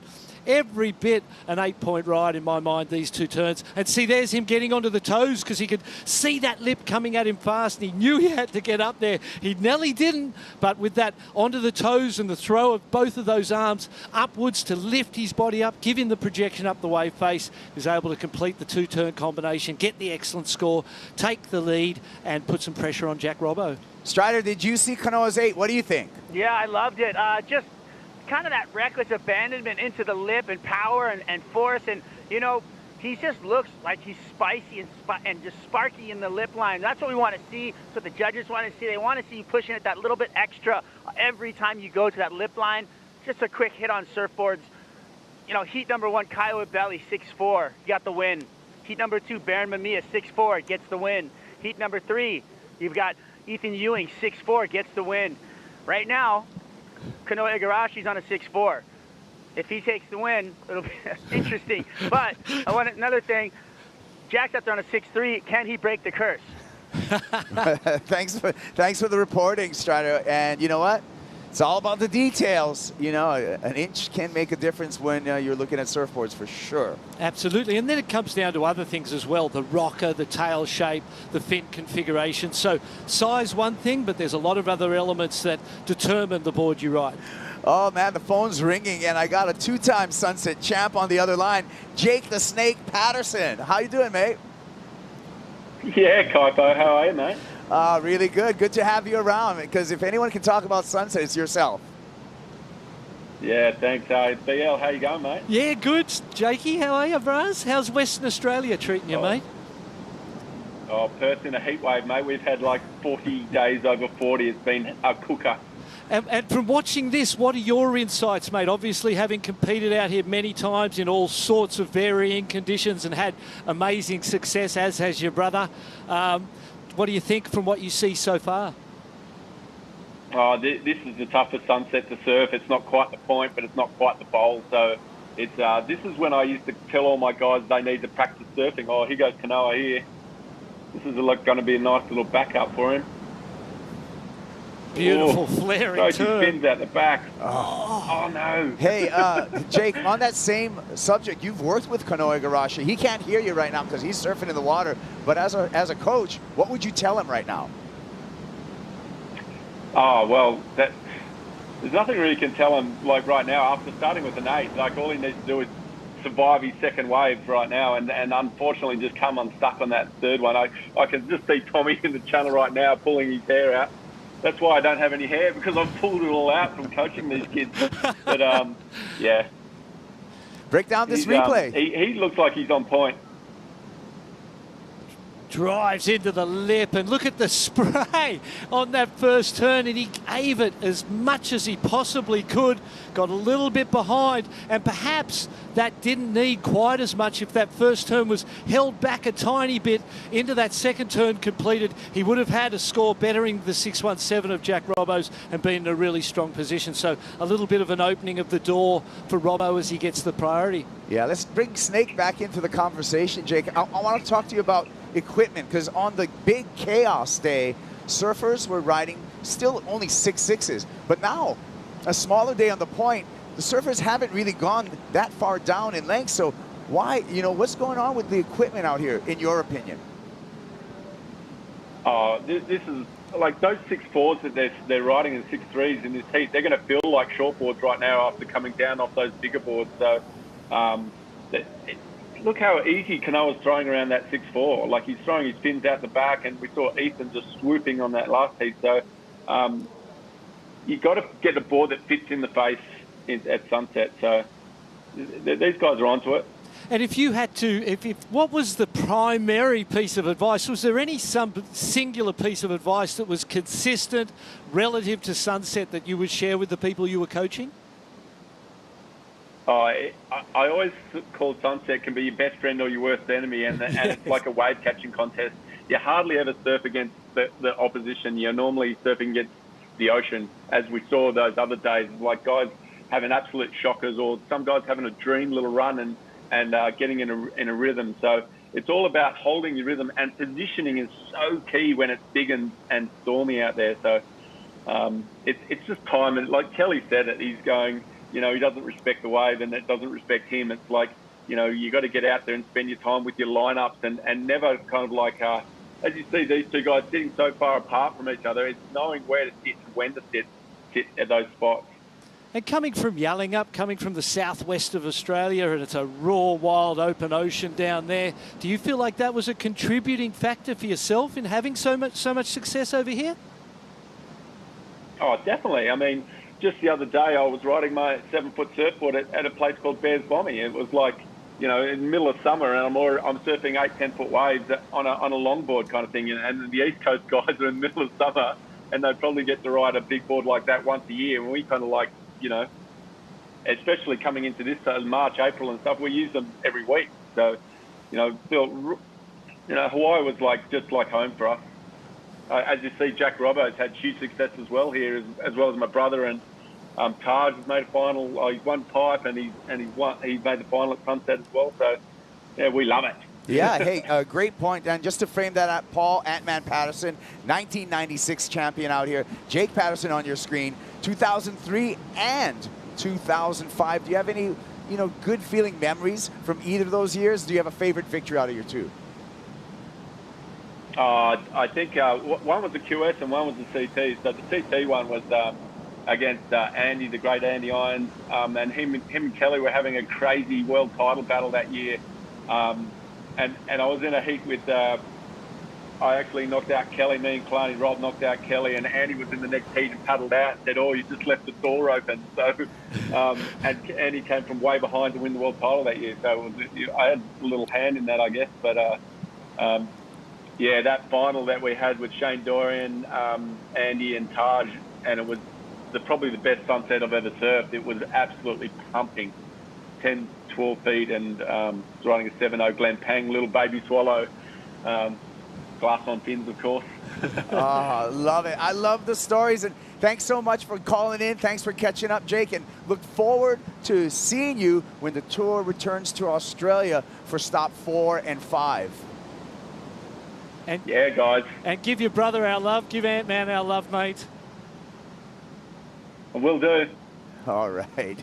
That was really good. A nice catch-up with Jake the Snake Patterson. And not just, one in the histories book of surfing, but also his contributions as a coach have been really identifiable, incredible, and he's really helped progress this next generation of surfers. Yeah, great mind, a great competitor, and then has that ability, as we see another great coach there, Reynos Hayes, with Gabriella Bryan and Luana Silva coming up, getting ready. That's going to be exciting. And a 5.5 for Kanoa Igarashi on the well, one turn into a fall on the second. So a good score there, and the pressure on Jack Robbo needing the 7-4-1.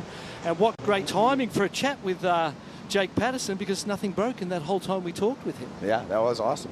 Well, it's not awesome, but it's... well, it's awesome to catch up with Jake. Yeah, of course we want to see waves. But if we're going to have a lull, why not talk to a legend, you know, exactly. Jake Patterson. As we fly over, and you can see the conditions, pristine conditions out here today. Priority, again, to frame the heat and bring you up to date.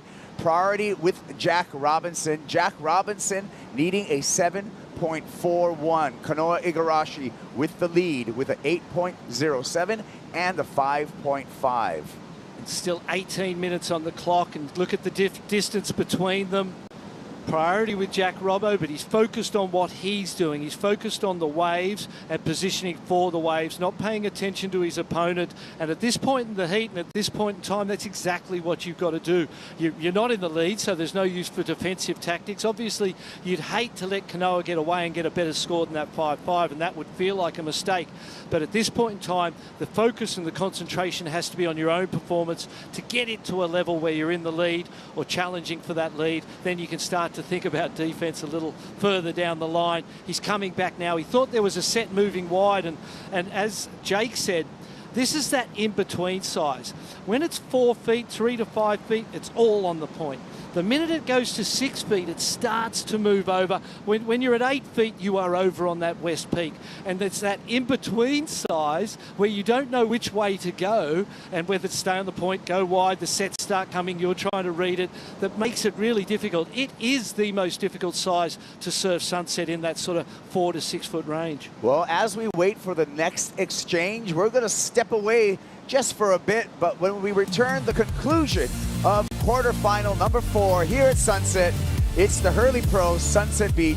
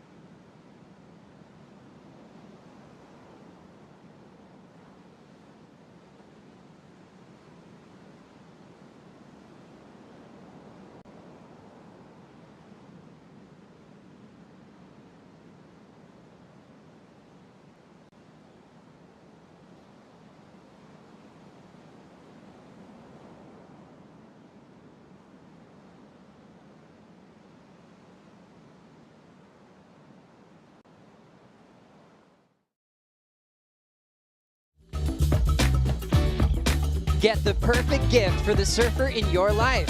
Go to WSLStore.com to get your official 2022 Championship Tour merchandise. Hurley Pro Sunset Beach, presented by Shiseido. We're in quarterfinal number 4, deciding our semifinalists. Kanoa Igarashi with the lead over Jack Robinson. Robinson with priority, and he's going to stay put as we see Kanoa Igarashi taking this wave underneath that priority. Nice hook off the top to start here. Vertical up into the lip. Winds up off the bottom, and Igarashi throws the tail. Some variety throughout this wave.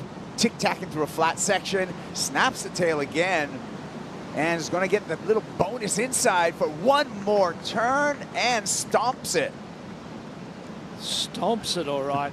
From start to finish, that was just beautiful surfing. He looks so on, and the board just looks beautiful under his feet.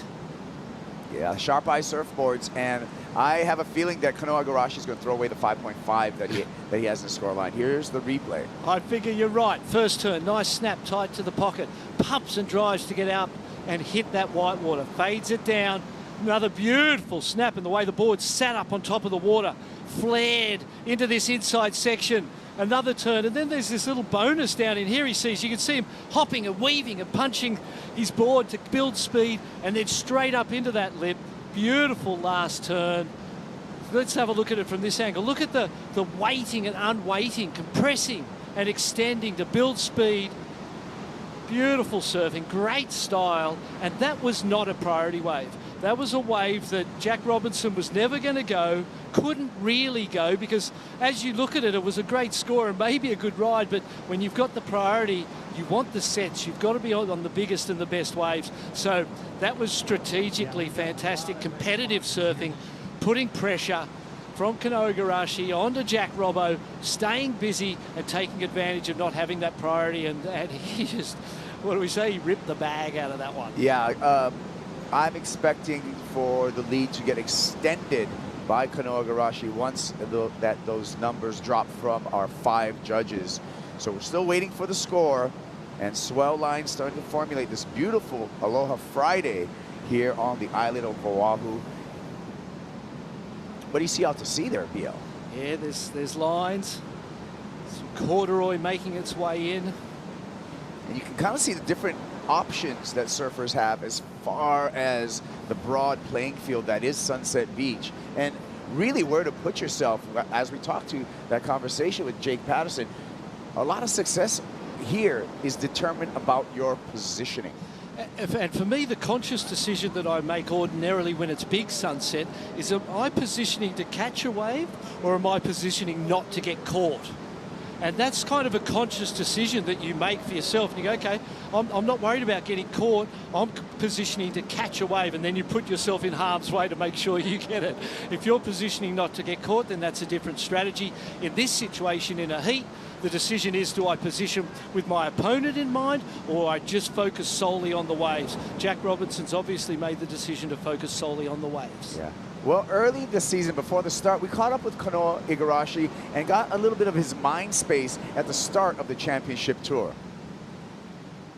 I feel like last year was a year of a lot of highs and lows, so coming into this year, it's nice to be able to turn the new year over and reset and put everything behind and focus on myself and look forward to a strong year. I've been training my butt off. I think I've never trained so hard physically in my life. Having a start like that, you can't really ask for much more as a professional surfer.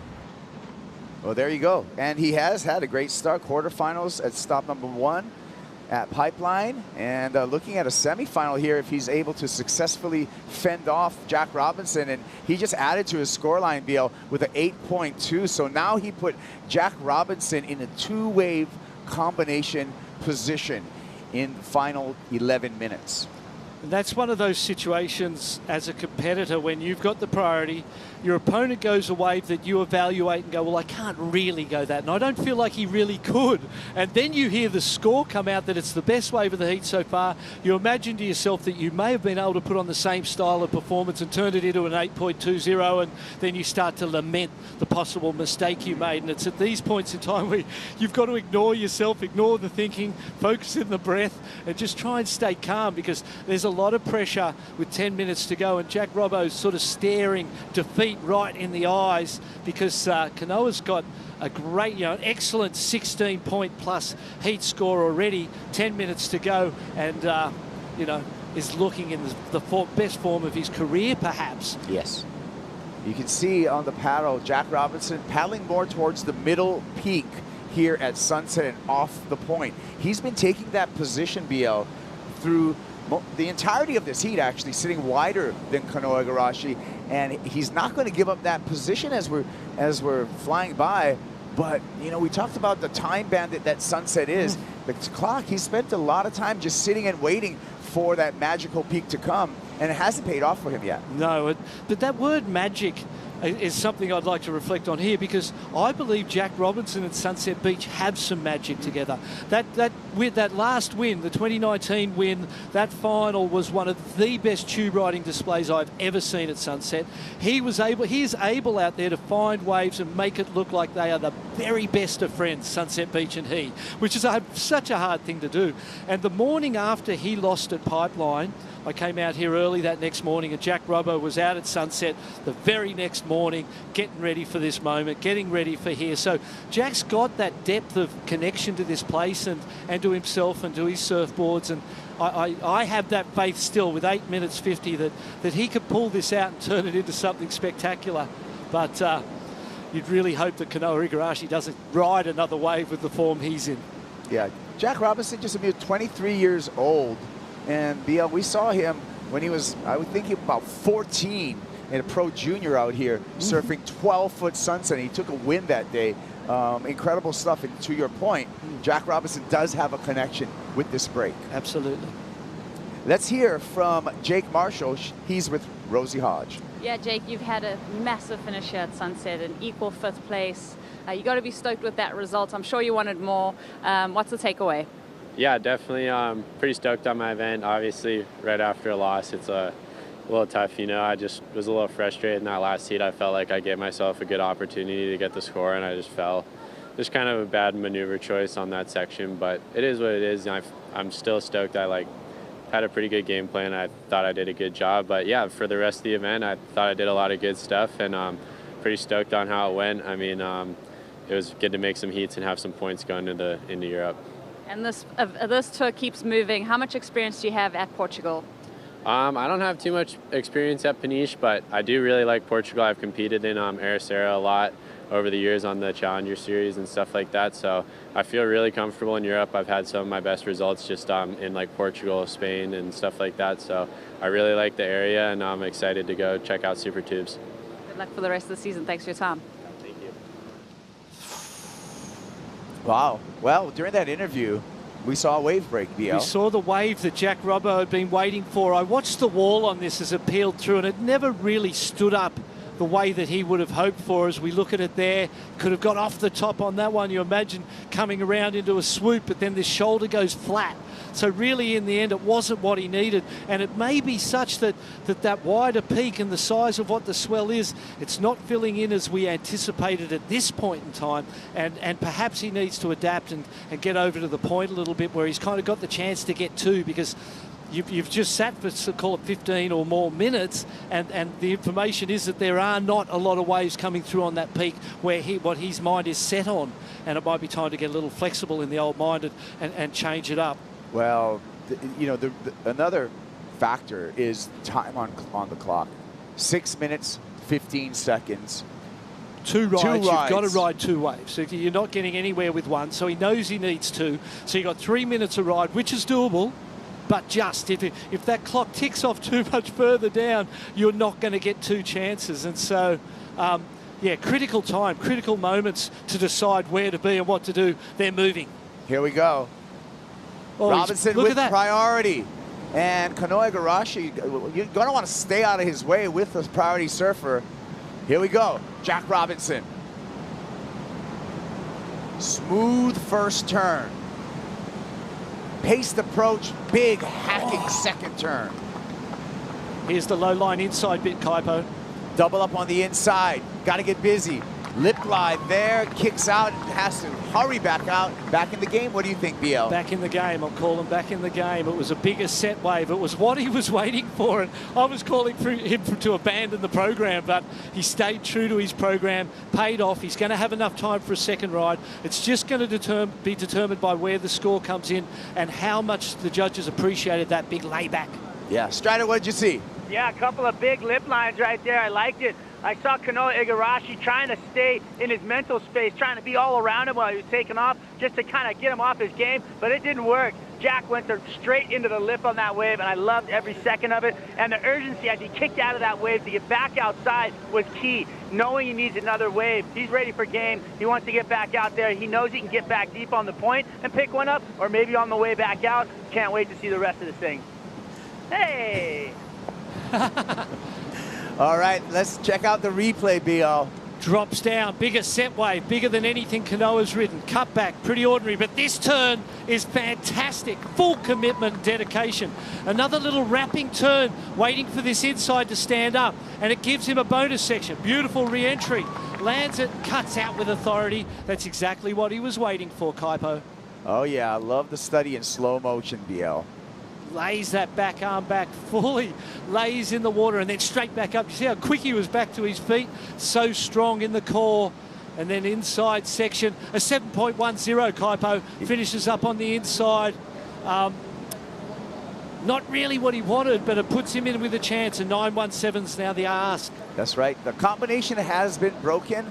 9.17 is what Jack Robinson needs, but he needs to evade the priority held by Kanoa Igarashi. Just 3.5 minutes remaining. I'd be going to the point and looking for a tube. And I'd be going there to try and find a point of difference. We've seen great turns, we've seen layback snaps, floating re-entries, all of that stuff. We haven't seen a barrel. Jack is a tube riding wizard, and he knows that point. And you know, Kanoa's going to follow you for sure. But you figure that, hey, I'm going to sell him on something, get rid of him as quick as I can, because you're better off being somewhere where a lot of waves are breaking than being somewhere where very few are breaking with so little time. And perhaps towards the point, onto the shallower reef's going to give you more options to sell Kanoa on something, get the priority for yourself, and open the door in the back couple of minutes. Here he goes. He's heading that way now. The breakaway from Jack Robinson, under 3 minutes, and he is heading towards the point.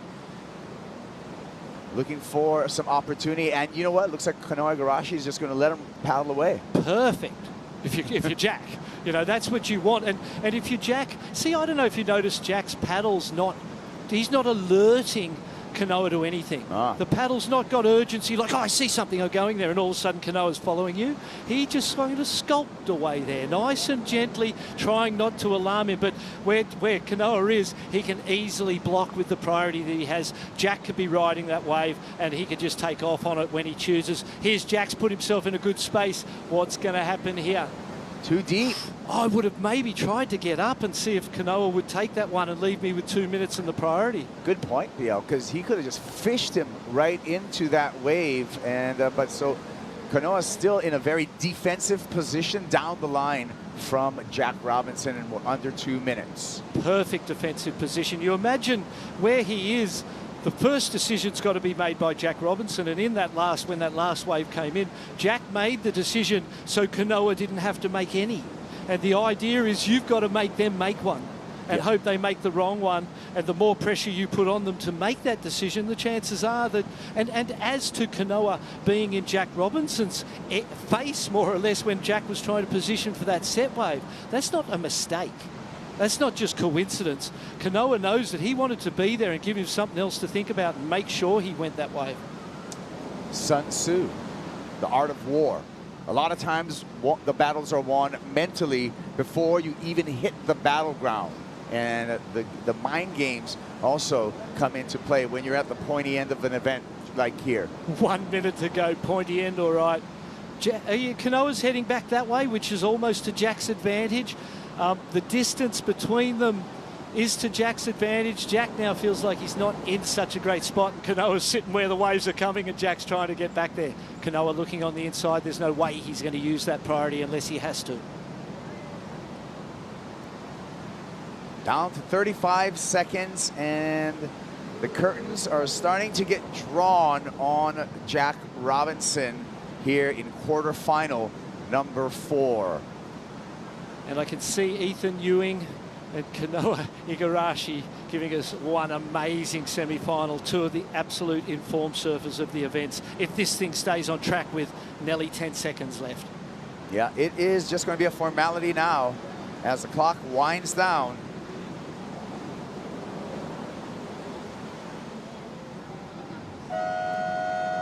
That's the end of the heat. And we have semifinal 2 for the men all set in place. When we return, semifinal number 1 for the women, Mamiya Manuel versus Gabriela Bryant when we return.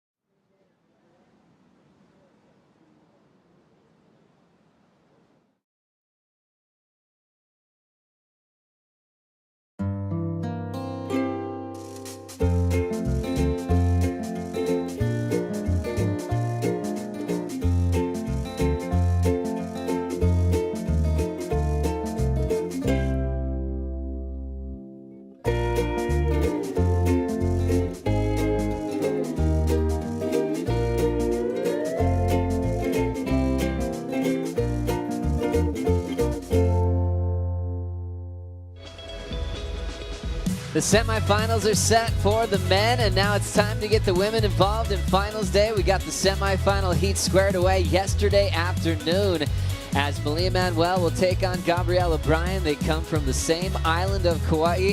One's a veteran, one's a rookie on tour. Mamiya's qualified in 2012.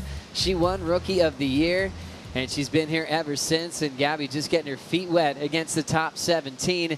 Speaking of the top 17, a couple of standouts over the years that have ridden some beautiful waves. Rosie Hodge and Laura Ennever joining me for the call for the final series. There's always a buzz in the air on finals day, a lot of excitement. The women went through a lot yesterday, all in one day to get here, so it could have been actually a well-slept night, knowing that they put a lot of effort in the lineup at Sunset Beach. Yesterday was so huge, Laura. I think a lot of the women, I think some of them had their highest highs and their lowest lows, some of their biggest beatings that they've had out at Sunset. So, yeah, I think a lot of them slept pretty well. I know. Brisa said she was going to go home and make some sushi. I was like, surely you're going straight to bed. I know, she's there just making hand rolls for the whole team, feeding everyone. Yeah, that was 4 heats some of the girls served. So, yeah, it's Gabriella. She did 4 all the way from first round to quarters. And, yeah, so I'm guessing they hopefully are feeling good and pumped. I saw Gabby over in, Gabby and Mamiya actually over in their cars at their cool little car spots that they've, you know, always had when they come and do the Pro Juniors, you know, QSs, everything here. So they're all set up and ready to go. Yeah, it's a pretty cool scene in the parking lot, isn't it? You know, you park the trucks in backwards, everyone sits in the back, they've got their boards, but their favorite part, all their closest friends and family have somewhere to hang out.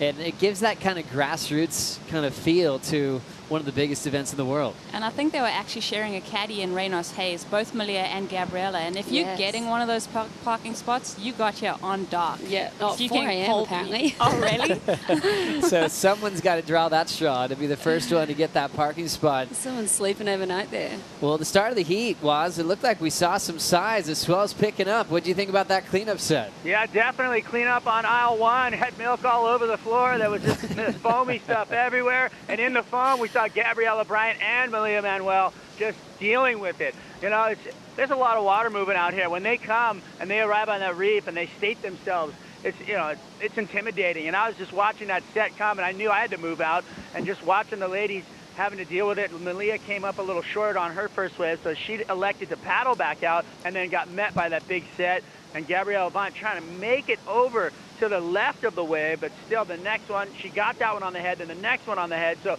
they're both breathing out there. They're having to deal with that and shake it off. What a big way to start off the semifinal for these two. Thank you, Waz. Just as you have all this big game plan set to open with a huge number, the ocean will just take over and calm you down a little bit.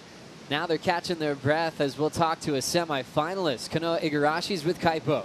Yeah, thanks, Joe. Great start at Pipe quarterfinals. Doing one better here at Sunset. You're in the semis. Your feelings? Yeah, job's not done. 4 more waves to catch.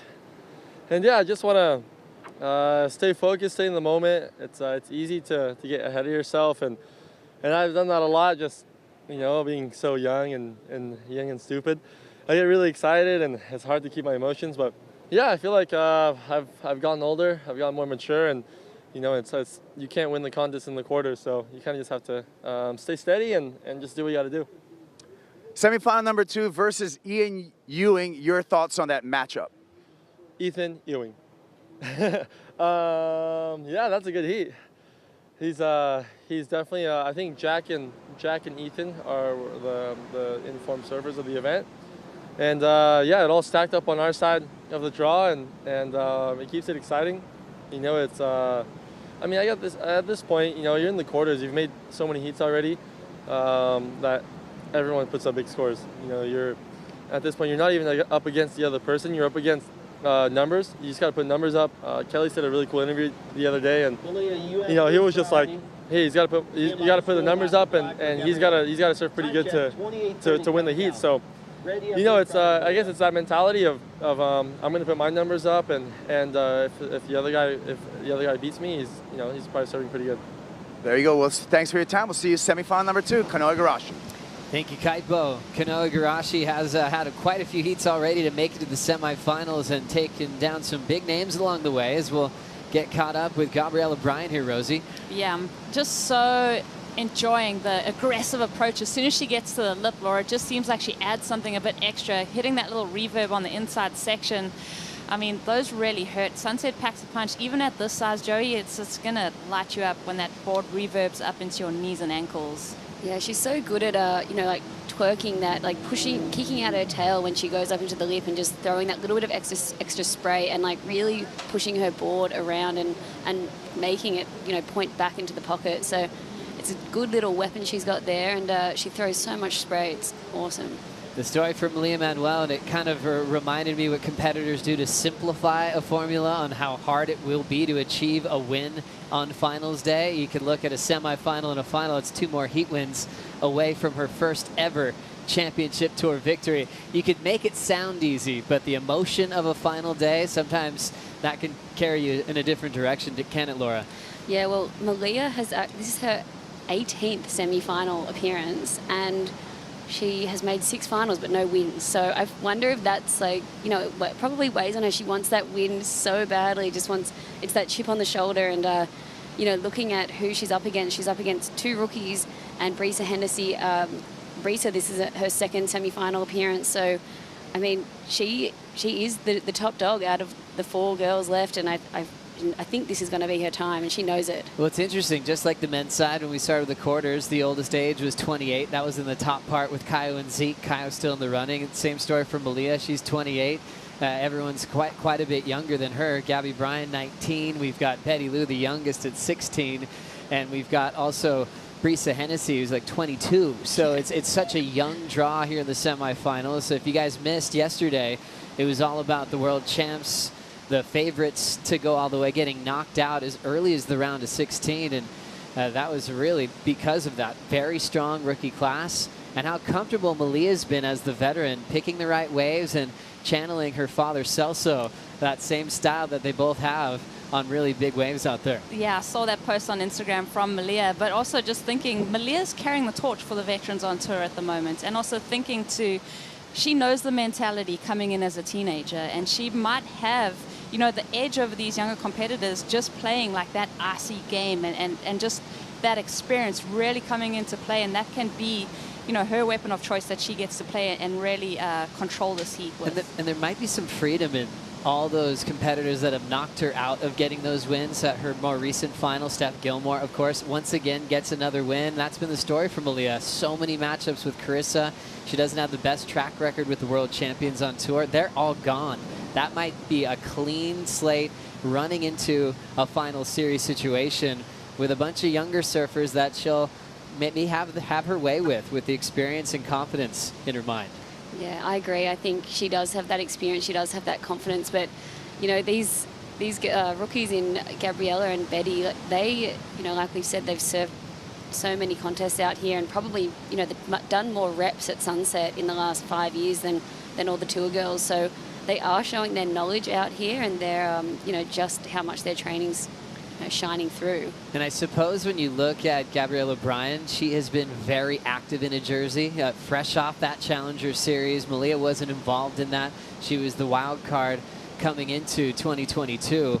And Gabriella Bryan made so many finals, won the season. So she has been consistent in a variety of conditions, from the Huntington Pier to Portugal to Haleiwa. She's showing that she has no weaknesses, as we see Bryan up now, throwing some water on the first turn.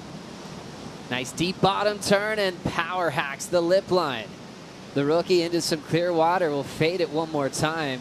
Great timing and execution on that vertical snap, Rosie. Yeah, just like we've been talking about. I love the way she takes her time on the bottom. It's almost that surprising element where she kicks that tail out, like you mentioned, Laura. But, you know, just applying that pressure early to Mamiya, I think that's definitely part of the game plan, and that's how you get in the headspace of a veteran. Just easy read through that first maneuver right here, Laura. Just so much spray.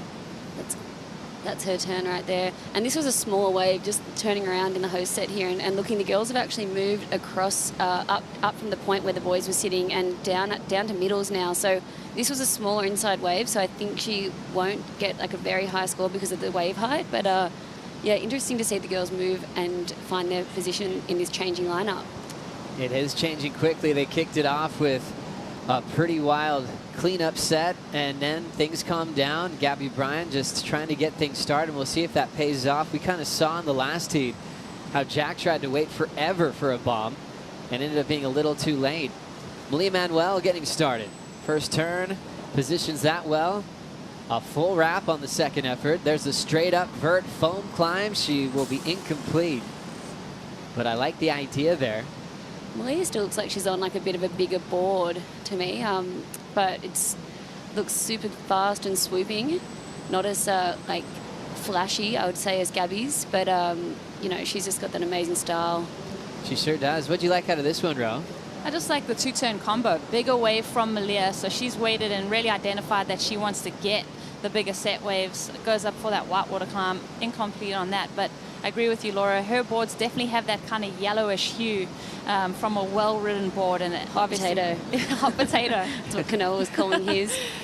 He had no hot potato down here this morning, though. Reynos is actually caddying for both of these women. Right now he's sitting on one of Gabriella Bryan's boards, but also giving advice to Mamiya as she paddles out. It's so interesting when coaches kind of have to be in two corners, two camps. That was really cool when Mamiya called upon Reynos Hayes last year in Mexico and turned in a final. When you have that success, oftentimes that relationship will continue.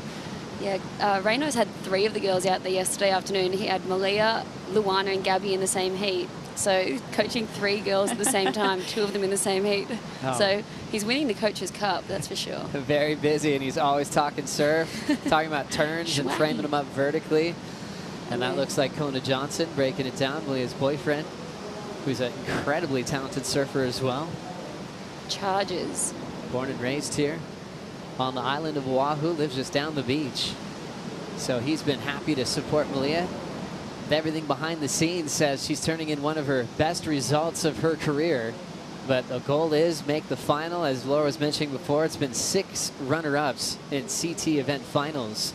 Multiple attempts at Honolulu Bay and Maui. She definitely has a connection competing in her home state. Last to Gabriella Bryan here, Rosie. Yeah, this is Gabby. I think this is her best wave, the 583. Possibly? 583, or is this her first wave? I think that was her first wave that we saw kicking off the heat. And then this is Mamiya really getting her first option. So this came in as a 5.33. So Gabby's wave getting the better of those 2 waves. And I think that was just with that critical second turn that Gabby did. And Malia's were just, you know, really nice, beautiful surfing, but nothing too sort of critical. So you can see with the bigger wave, it doesn't always win. Still looking at the performance and the type of turns. So Bryan with a smaller wave, but bigger moves of 5.83, and Malia's just under. So almost evenly matched on their best scores so far, with still 20 minutes on the clock. Gabby Bryan's already won some QSs, won one in Papua, winning at the junior level. I guess the next step quickly would be a CT event. And as a rookie, that is quite a statement. There's just a couple surfers that breeze into the tour and win in their first lap, let alone their second event. Mamiya up and out. So the rookie Gabriella Bryan will control priority here. Looks like the girls have actually moved up the point now. So they've paddled up from, middles. Looks like Mamiya might even, you know, playing that cat and mouse around the lineup, just searching. With Gabby having priority, looks like she'll even paddle back now after that wave. I think for me, Barton brought up a good point earlier this morning. You know, when you're surfing sunset, you can either put yourself in a position to catch a wave or not to get mowed down by the sets. And we saw that bigger set come through a little earlier on in the heat. So I think the ladies are just scrambling to kind of find their place in the lineup. And with the building swell, it is tricky to kind of negotiate which section to be on. For sure. I thought Canoa did an amazing job in that last heat. And Tommy Witts, his coach, has been down here all morning at his little notepad and was sort of counting sort of waves that were coming at, you know, up the point and at middles, and it looked like Canoa just had his game plan to go way up the point. He was further up than anyone that's taken off today, and he got that 8.2 on that ride that just kept going, giving him more sections. We can see how valuable that would be to have a coach that understands wave selection so well. I mean, Tommy Whitaker, when he was on tour, he was the guy that would catch two waves and win.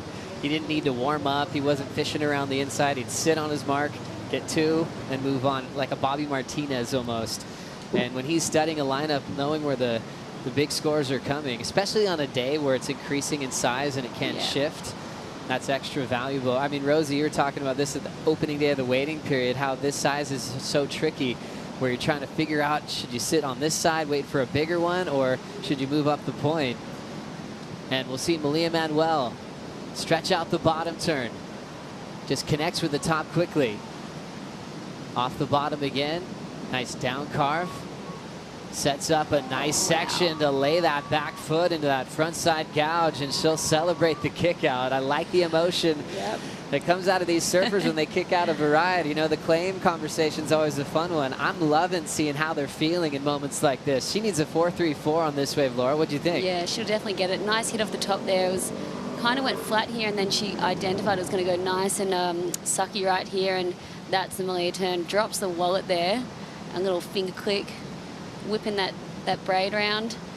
How do you like her pace on this wave, Rosie? I really enjoyed it, Joe. Like you said, it kind of flattened off there a little bit and then had to bring this one around. Just that patented Mamiya swoop. But here we see more aggression, and I think that's where that pure show of emotion when she kicked out came from. And you can see she paddled straight down to go down the beach as well right after. All setup work. Every turn puts her in a better position on the wave. That down carve was crucial because it gave her more space here, Rosie. Yeah, and it's so fun at sunset, I think, because you find that little lump of water and you identify it, Laura, and you can really sink your teeth into it, and then it kind of slingshots you in for that next maneuver. So that's one of the best feelings, I feel, when you have the speed. Yeah, she read that wave so well, especially with the lumps and bumps, and then to like when she got that drop wallet, it was almost like a little bit of backwash, like just made the section even cooler and bigger. So such a well-read wave there, and that's what Mamiya is so dangerous at doing, and that came in at a 7.33, so judges loving it. Big score for Mamiya Manuel, 7.33 and a 5.33 as she leads in the all-Kauai heat for a shot in the final. We'll see if Mamiya or Gabby can get there. As we take a break, we'll talk about the tour vlog that Laura's releasing soon.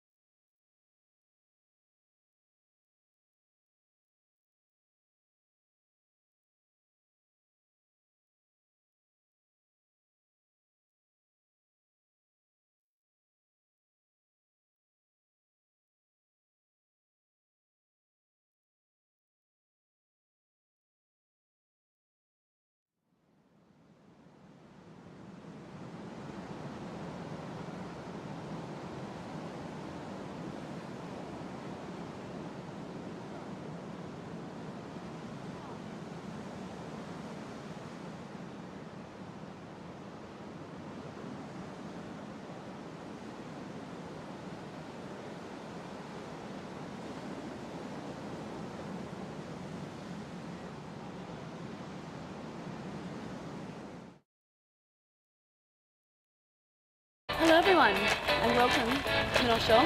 Fantastic, 10 out of 10. Incredible wipeouts. Well, numerous people said it was the worst wipeout they've ever seen. Wait, how many coffees do you guys do throughout the day? I limit myself to 2, otherwise I get just... I'm in the double digits. I don't even stop, I just keep going. This is all time right now. Wow. Line up. It is so pretty. Look.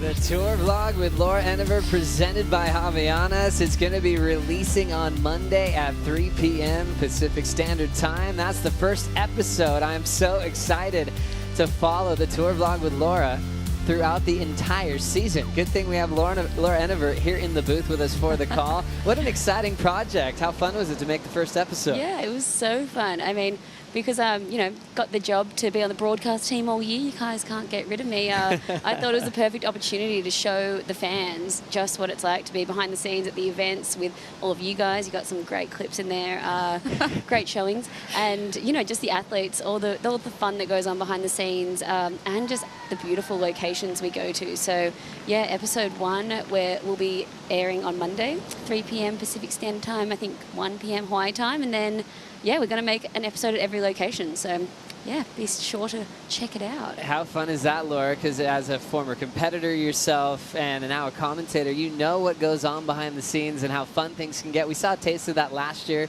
through the Aussie leg, so I'm happy that an episode will drop after each event. Is that how it's going to go? Yeah, after each event. So it'll be lots of fun. I'll be annoying all the surfers. Enjoying that. You'll get to see their personalities in between heats. There is a quick attempt at a foam climb. Incomplete is Mamiya Manuel, but before we went to break, she had the 7.33 that got her out in front of the rookie named Gabriella Bryan. And for Gabriella, coming from the same island as Mamiya, it's a very small town over there where you're aware of everybody, especially if you're in the same field of loving surfing perfect waves and wanting to be a pro. For Gabby, she handles managing surfing with her heroes very well. I think she enjoys beating them. And so it's not that kind of starstruck moment that some rookies do have to go through, Rosie. Yeah, and that's, I mean, when you make it on the championship tour, you have this feeling when your first year, you want to make something of yourself. And I think for the rookies, you're coming up against the toughest seeds. I think Gabby had to get through, there was a heat with Steph Gilmore. And then, you know, she had to make this whole road through this event, and it's never going to be easy for you. So, hey, you might as well back yourself 100% and build that confidence. Gabriella Bryan beating Stephanie Gilmore in the round of 16. That was monumental for Gabriella Bryan's career and really detrimental for Stephanie Gilmore's start, missing pipe, then kicking off at sunset with a round of 16 loss, Laura. Yeah, the rankings right now has been shaken up to the core. I mean, it's going to be so hard. We've seen losses by Steph, Courtney Conalog. You know, a lot of the girls are going to be, you know, just having that pressure to get on that mid-year cutoff. Big paddle for Gabriella Bryan with priority, and that one's going to hang her up and send her straight down. Priority back to Mamiya Manuel. That was a challenging moment with 11:20. She was chasing a score for the lead, and now Mamiya will apply the pressure with priority, Rosie. Well, there was a part of that wave that you can kind of tell where Mamiya was down the wave, probably in a better position for that wave, and Gabby used that priority, maybe keep her off because she was behind that rib. But yeah, she wanted to use her priority on that wave, make sure that Mamiya didn't get it. Tough mistake. We'll see if she can recover. And I mean, this rookie class, obviously they're very successful in a short period of time. But Laura, flashing back to your rookie season and what you went through and all the years you had on tour, what do you think the best piece of advice that you would have to the rookies on tour heading into a big year in 2022? I think just not being hard on yourself. I mean, they're going to have amazing results here.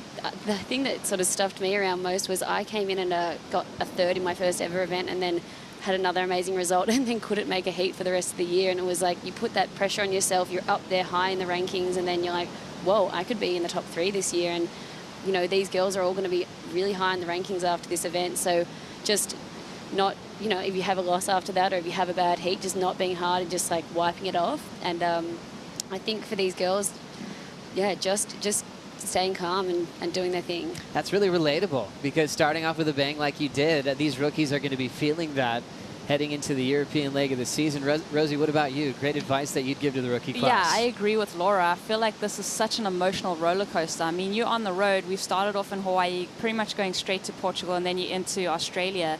Yeah, just back yourself. Be confident. Find people at locations that are going to give you good advice. Get people to support you that you can really lean on, and enjoy yourself. Because you're going to some really cool places around the planet and you're surfing for a living. That is so cool. Best advice ever. I mean, this is your all-time dream. Don't forget to enjoy this ride. And I think the cool thing is with the way that the Challenger Series is, even if the girls don't make the cutoff, they get to go do the Challenger Series in the same year. It's not like you risk having that whole next year off tour. And that was always the really scary thing. Like, oh, I'm going to be off for the whole year. You get 2 chances to keep the Dream Tour alive. It can be pretty hard to enjoy it. I mean, it is called the Challenger Series. There's all these challenges, hard waves, hard conditions, points, requalification. If you get so stuck on that side, you might forget that you're surfing perfect waves. I think the surfers that succeed have that perfect balance of enjoying their lay days, learning about new cultures on the road.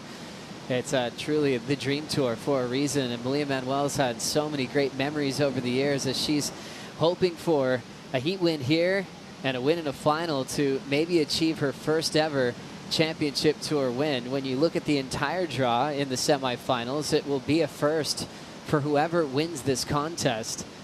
We have a lot of representation from the island of Oahu with, well, Brisa, surfing competitively here once she left Costa Rica. Betty Lou Sakura Johnson representing Haleiwa, the youngest in the draw. She'll be turning 17 next month, as it totally feels like a changing of the guard. Looking at the final bracket, it's still hard to pick a winner as this swell continues to grow. Is there a winner really standing out to you right now, Rosie? I mean, Mamiya Manuel, I'd love to see her take out her first event. I think emotionally, I'm really backing that story. But yeah, I'd be happy for any of these women to take out the trophy. Yeah. Laura, based on performance, can you separate anyone with conditions like this? Is someone just popping out to you to take the win? I do think Betty Lou is going to be really hard to beat. She's so powerful, and I think now that the waves have dropped, it's like Haleiwa-esque out there, and that's her favorite wave in the world. So, I mean, she knows it, and yeah, as we say, Mamiya trying to just get a good backup now. Mamiya rolling in, starting off a little bit soft out the back, so she'll just track down the whitewater with that carve. And now she'll fill it in with a top turn. Still nothing really happening on that wave, so priority really just handed back to Gabriela Bryant. Yeah, that was really interesting that Mamiya went that wave. I don't know how you feel, Laura. It just seemed like one of those smaller ones that kind of hit those fatter sections on the inside. Yeah, I agree. Sometimes if you go too small a wave out here, it's yeah, they go fat straight away. So the girl's still sitting up the point, and maybe she just thought that might have had a nice little running section along the point, but it just had other plans, that wave. It's interesting, as this wave, when it first stood up, looked like a gem, and then things kind of got full on the face, Rosie. Yeah, that's exactly what happened, Joey. And sometimes that's what happens at sunset. There's kind of potholes in the reef that where it hits the deeper water, doesn't quite stand up at you. So I'm sure Mamiya's going to kind of readjust her position. That 8 that Kanoa got in the last heat, he took off and it was so small, and then it just kept growing and growing and giving him more and more sections. So I think, identifying those waves and at the point, yeah, that one just kept going forever. Yeah, and also in the heat previous of Kanoa's, Ethan Ewing had an amazing relationship with waves that were getting soft, and he could turn in explosive maneuvers on them, kind of over surfing a wave that you might just let go. Yeah, and Jake Patterson, I think he called in a few heats ago with Barton and Capo, and he was just mentioning he tells his surfers that he looks after to go and surf sunset a lot at this size and figure out the lineup a lot at this size, because this is where you can find yourself not being able to identify those waves that are going to wrap and hit the reef. Well, we're down to 5.5 to go as we check out the heat recap from the first semifinal. Gabrielle Bryant, Mamiya Manuel, a veteran versus a rookie. The 19-year-old got swinging early with a 5.83. Second best ride of the heat so far, Laura.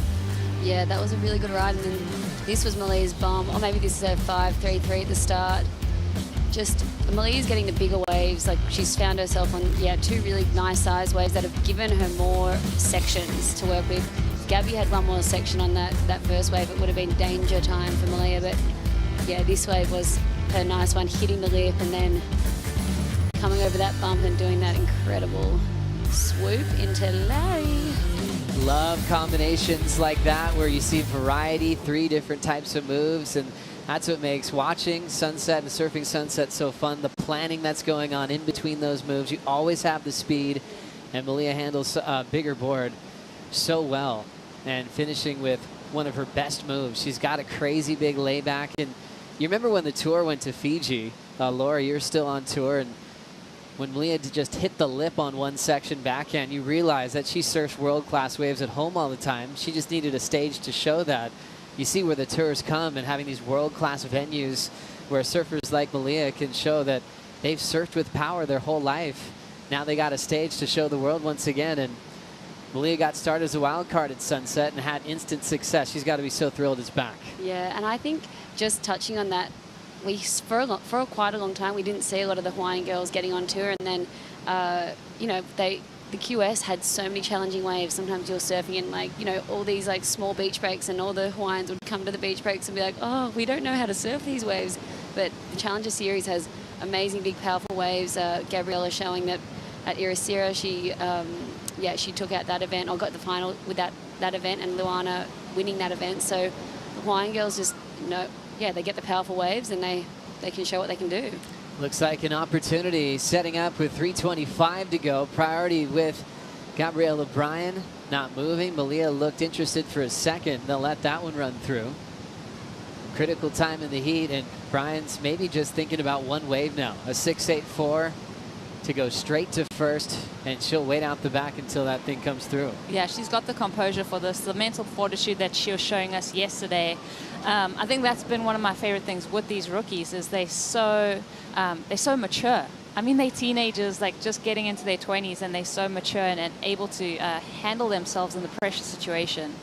It's interesting how they've had so many reps, and when they have people like Rochelle Ballard that live on Kauai as well, they have so many resources, so many heroes that they get to surf with every day. So they're just getting so much knowledge, and everything you hear about Gabrielle Bryan is just how hard she works. When she qualified, people on Kauai were going, oh yeah, this makes sense. She's earned every bit of this moment. And it was really cool timing too to see the Hurley logo just get thrown on the nose of her board, because she was doing the Challenger Series with a blank surfboard last year. That all has changed. Gabby Bryan choosing this wave to hunt down a 6.84 against Mamiya Manuel. First turn, snap to slide. Frontside wrap, and the wave loses open face, but she still turned in a 2-turn combination with 2 minutes to go now. Yeah, had that wave had more sections to play with, I mean, it would have been tickets for this heat. Man, you just wish that she would have had that first section just to hit up in the lip, Laura. Yeah, it had that nice sucky feel, but then just that section crumbled down. She couldn't get a turn in, and then this turn here showing her progression, tail whip.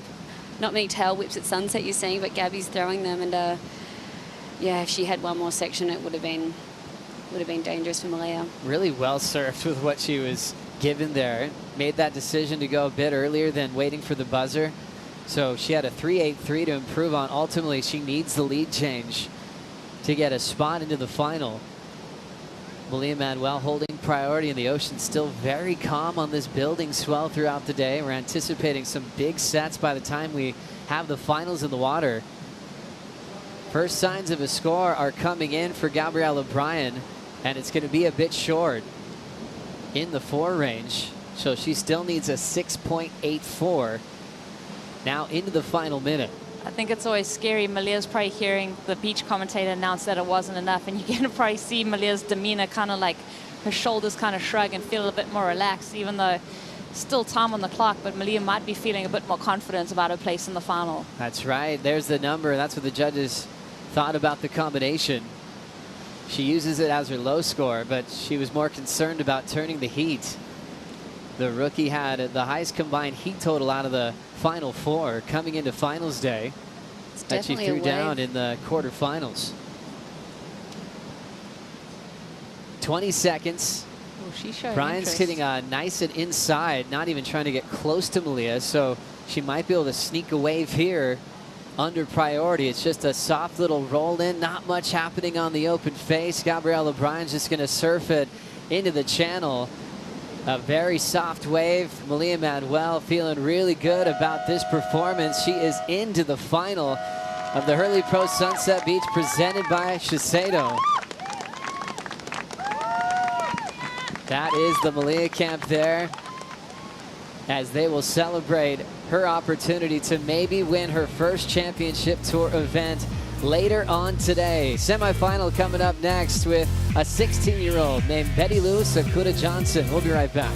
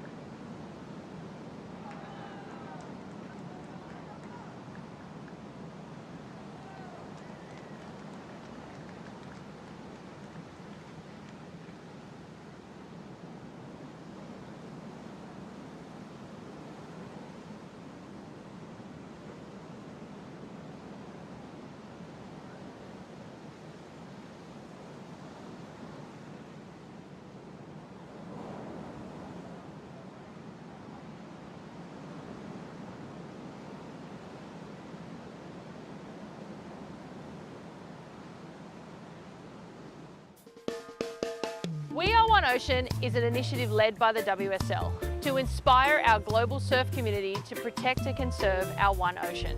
This year, we're partnered with Shiseido and we're working with local organisations in communities around the world where we hold our championship tour events. Today, we're really fortunate to come out to this area and do some planting of some native plants such as Nanea and Akuli. Well done. All big changes start with just a single step, and I believe in the power of coming together and working together to create positive change. It's so cool because I am learning more about a place where I'm coming from and a place that I get to help and hopefully make sure it's better for the next generation that's coming. We're instilling in them stewardship and conservation and their responsibilities to our environment and our Aina. We're all connected by the ocean, and we should make sure that we bring it back and revitalize what it really is. Help us preserve the future of our sport. Go to weareoneocean.org. You're watching semifinal number 2. Brisa Hennessy representing Costa Rica taking on Betty Lou Sakuda Johnson representing Hawaii. Big start there with a big hammer from Brisa. Hard off the bottom again. A ton of spray flying off that rail. Out in the open face again, and what a start for Hennessy. 3 big hammers. Betty Lou quick to answer. This wave starting off full in the face. Sometimes he's set up with a big bowl. Betty Lou is hoping that it does. Wrapping turn, that one's going to be short. Advantage Hennessy on the opening exchange. That was insane. I think that was seriously. Are we seeing the best? That's maybe my favorite wave that I've ever seen from Brisa on the championship tour. I'm right there with you. That was nothing short of incredible. She's up again. Hennessy off to a flying start, enjoying a couple of solid sets. She was in position for him, and she's trying to put the rookie under pressure right out of the gates here in semifinal number 2. Brisa representing Costa Rica, left that amazing country at about 9, so grew up competitively here on the island of Oahu.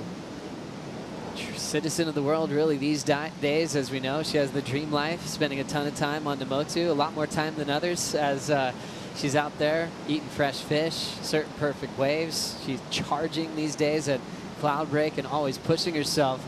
Let's go back to how she started off this heat, Laura. How incredible was this? Wow, that was just amazing. A bomb set. That first carve was so well read, and that second one just getting so low and just throwing so much spray.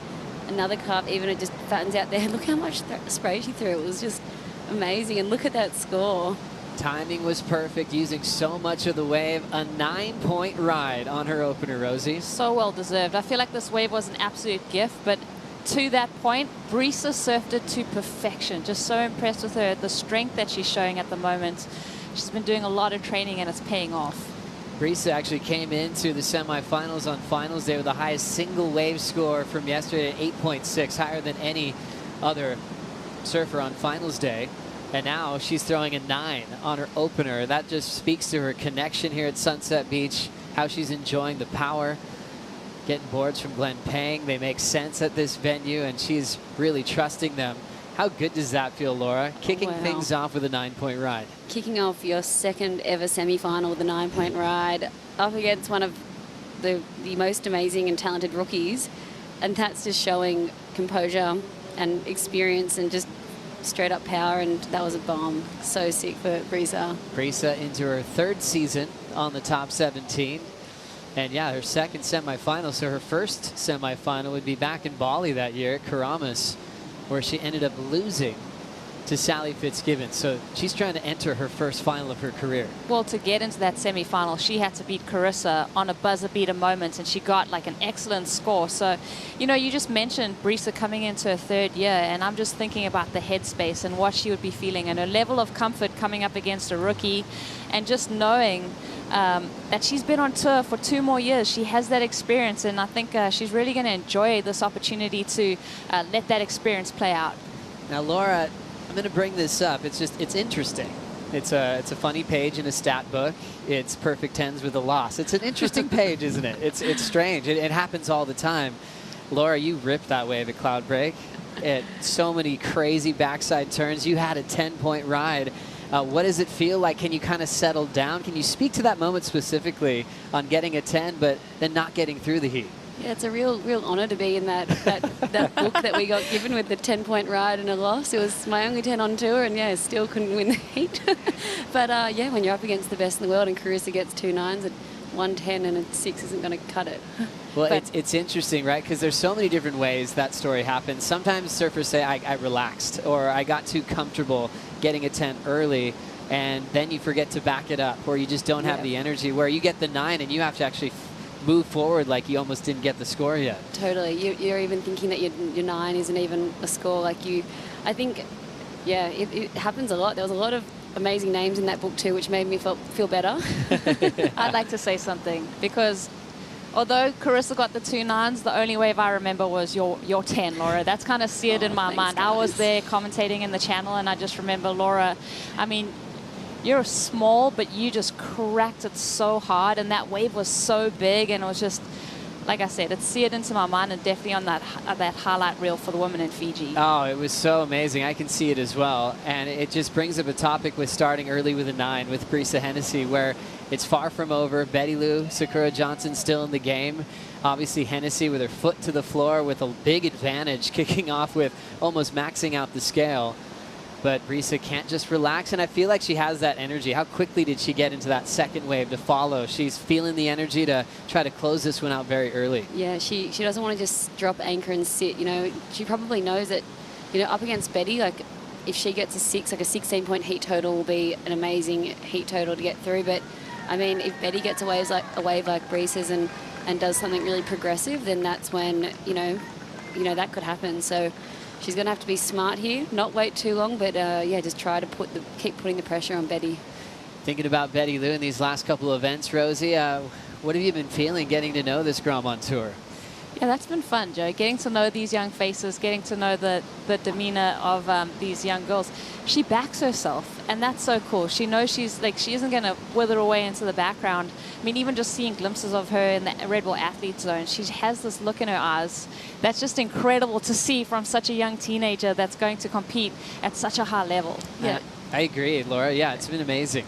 They don't have this like excited energy, or if they do, they're containing it so well. Like I was like bouncing around, like, oh my gosh, free muesli bar, like, oh, look at this free food, like this is so cool. Like she's there like with like ice queen eyes and just like so calm and chill and relaxed. It's really cool. Brisa missing that wave, but she doesn't have priority, so just took a chance to look at that wave to see if she could better a 3.33 under Betty Lou's watch.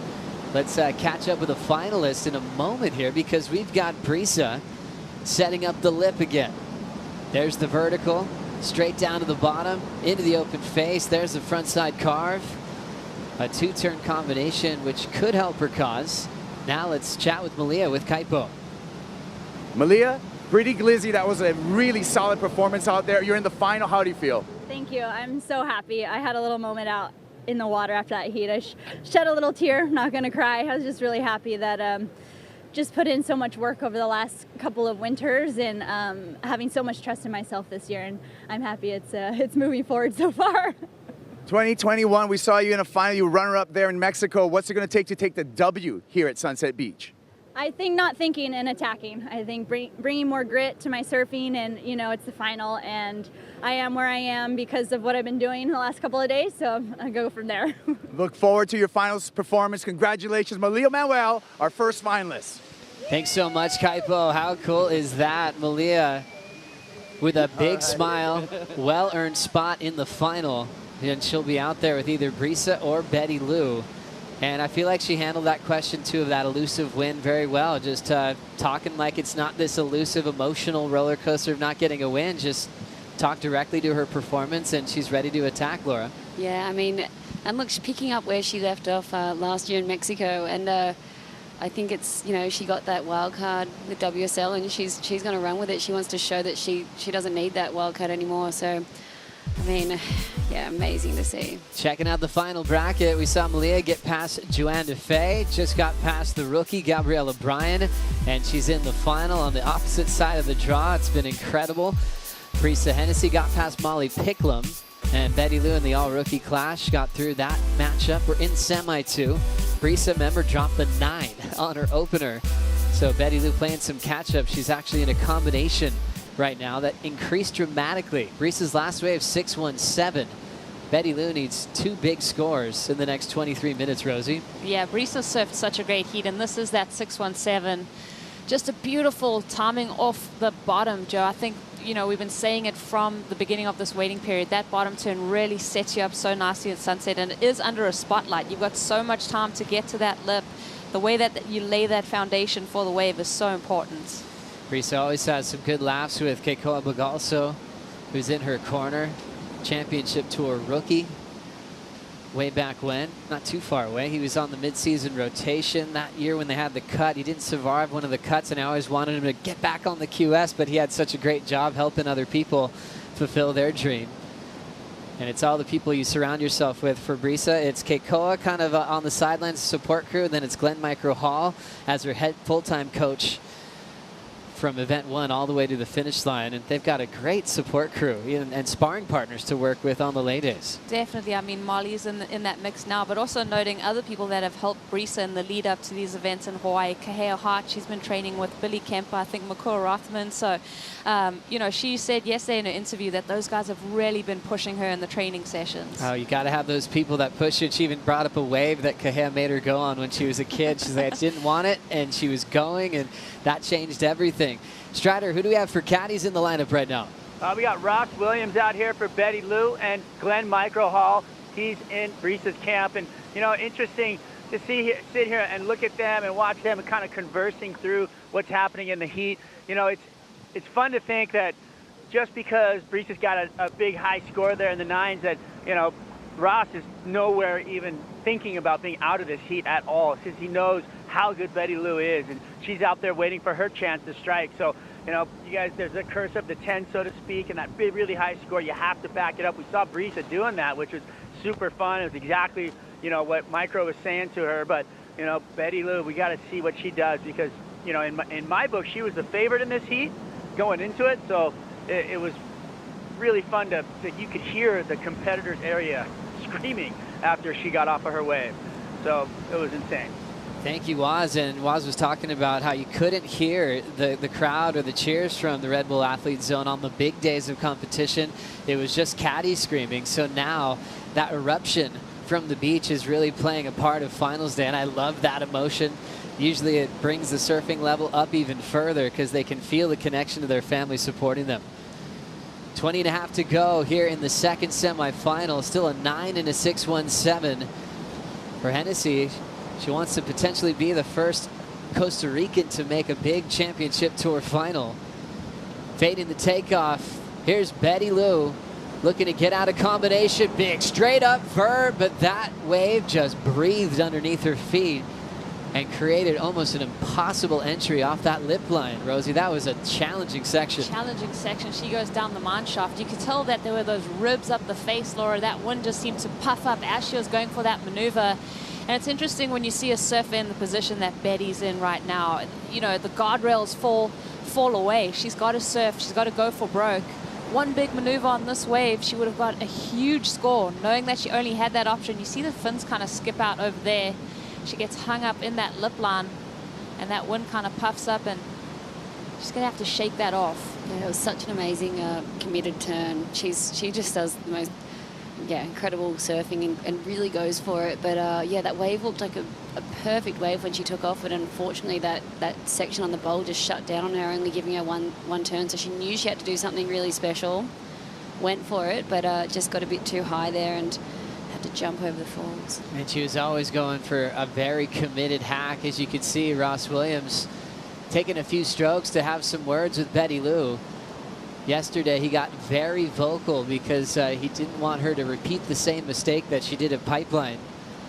And so that's that nice vantage point for caddies and coaches, a very rare opportunity to be able to talk to each other right when the heat's unfolding.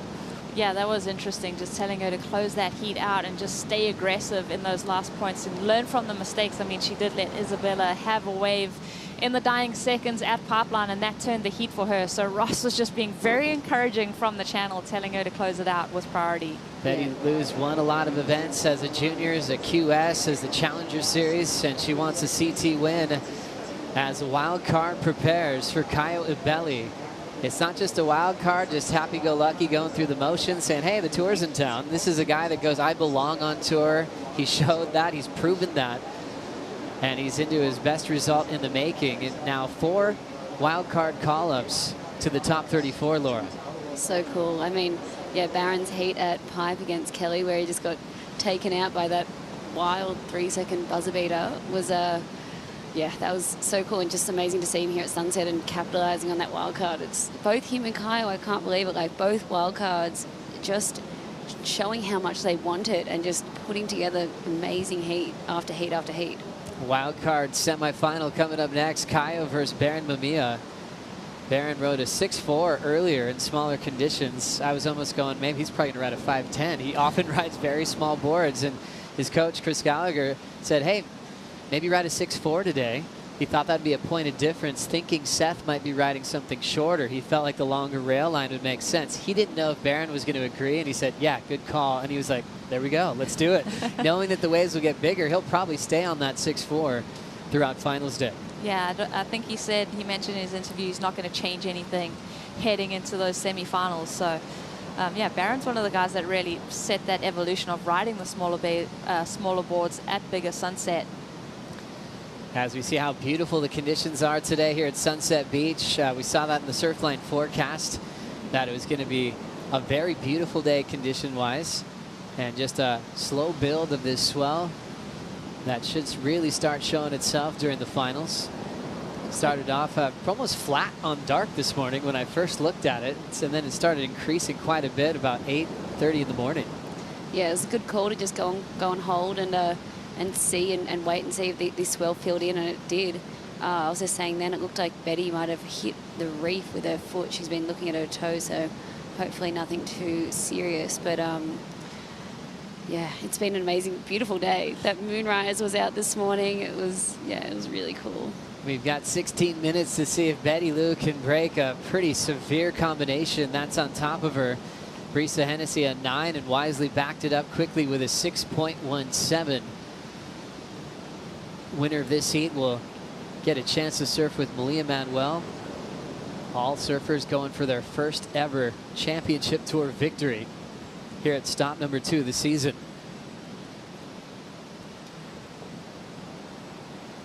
As well, if Brisa and Malia both make the final, it'll be really cool, because yeah, like Brisa got delegated to that Challenger Series event, and she got back on tour in that in that France event, basically. You know, turning it around there and jumping back on tour. It seems like both of those girls are just like, no, that is not happening again this year. We want to show that we want to be in the top. Oh, it's so true. And also with the new schedule this year and the new rules, the mid-season cut, if you make that, you're back on tour for 2023. So the first 5 events are so crucial for their surfing careers. Hennessy out in front with a 9 and a 6.17. Betty Lou, can she break the combination? We'll find out right after this.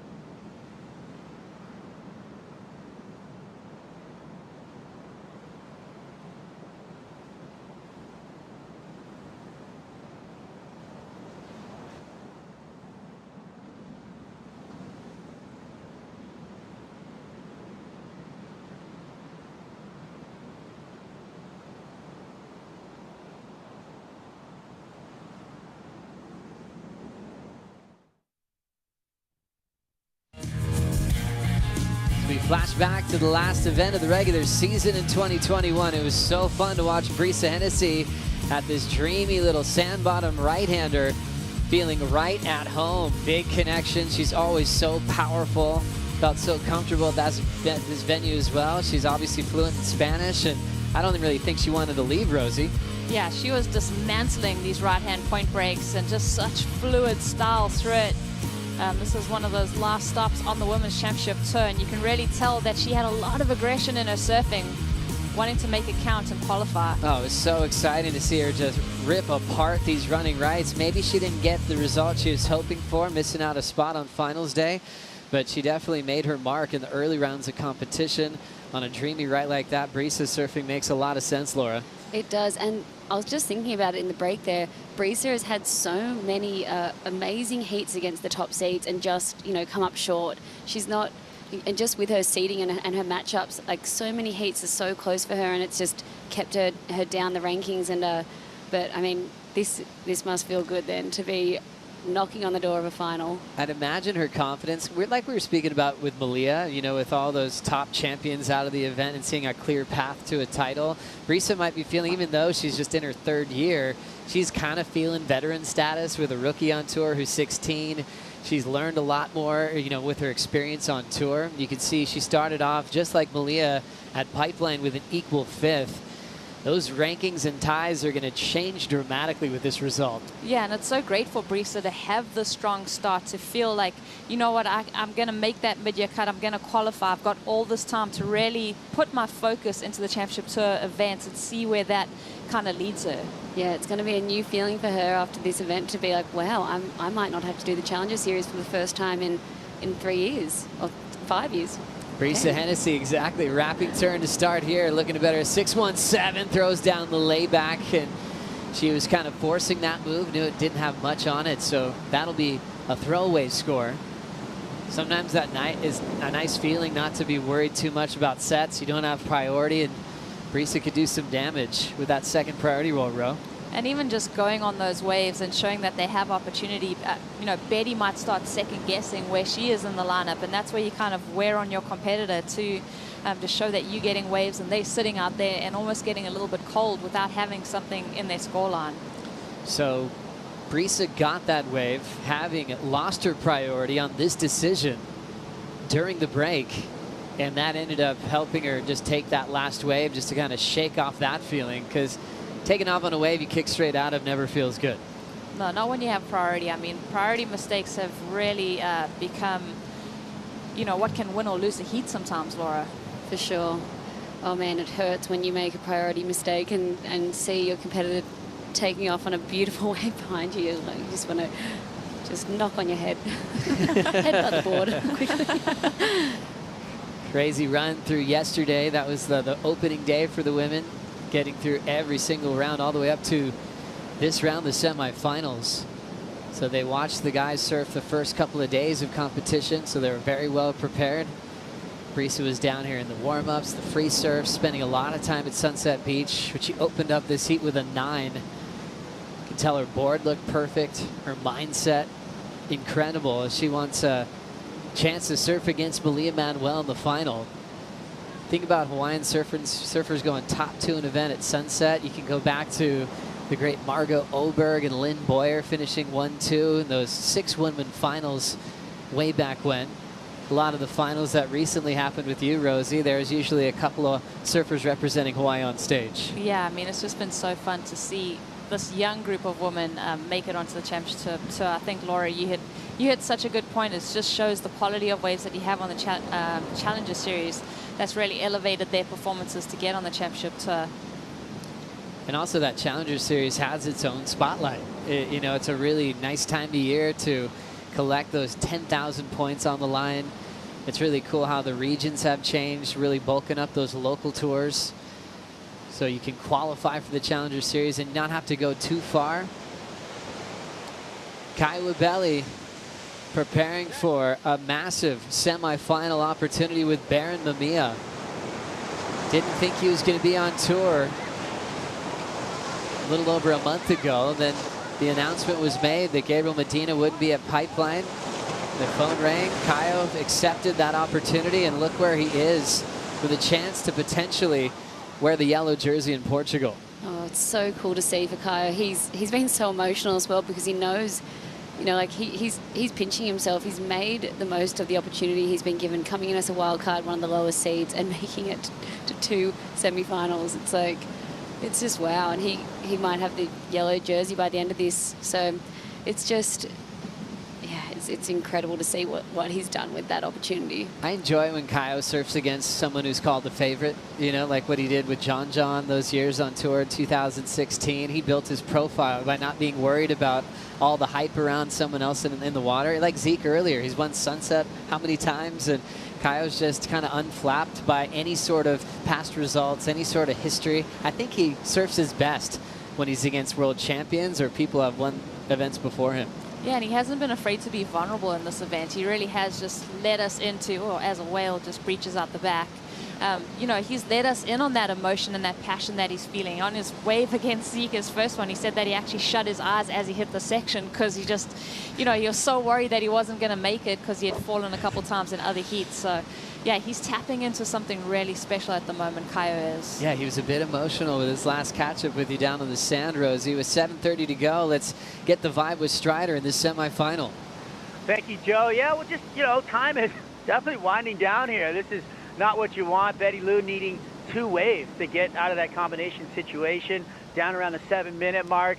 And just thinking about what's happened over the last few days at this time. The ocean has gone really mellow, and we saw it happen on the biggest of day. So, you know, I was, you know, 20, 25, 30-foot faces coming in, and all of a sudden it just kind of mellowed out, and Mother Nature has been taking a breath through the middle of the day, and we're seeing that right now, and it is not going Betty Lou's way. So hopefully we get something for them to, you know, get on, and we can see an exchange here in the end, having to need 2 waves. It's possible with the Red Bull skis, but it's a big ask. Thank you, Waz. We've got Brisa Hennessy winding up. Frontside wrap. Looking to better a 617. Forcing the snap there. This time she gets it. But just trying to manufacture a score. It almost had an uphill road to that last section off the top, but she did well to bring her board under her feet. So talented at any venue around the world.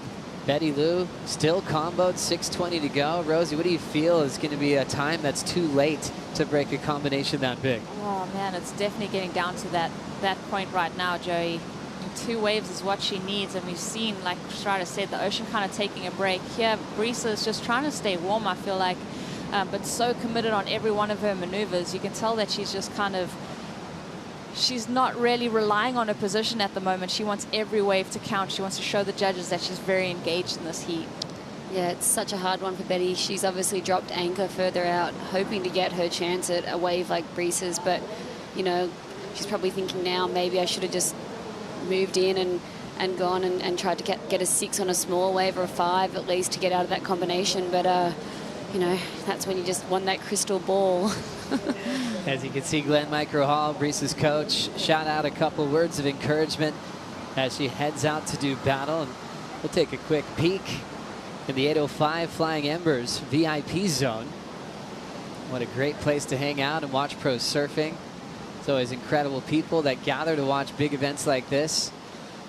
Stop number 2 of the World Surf League Championship Tour. The whole tour will be heading to Portugal right after this. And it's a different time of year. You know, oftentimes we see the event at Super Tumos in Peniche in October, late October.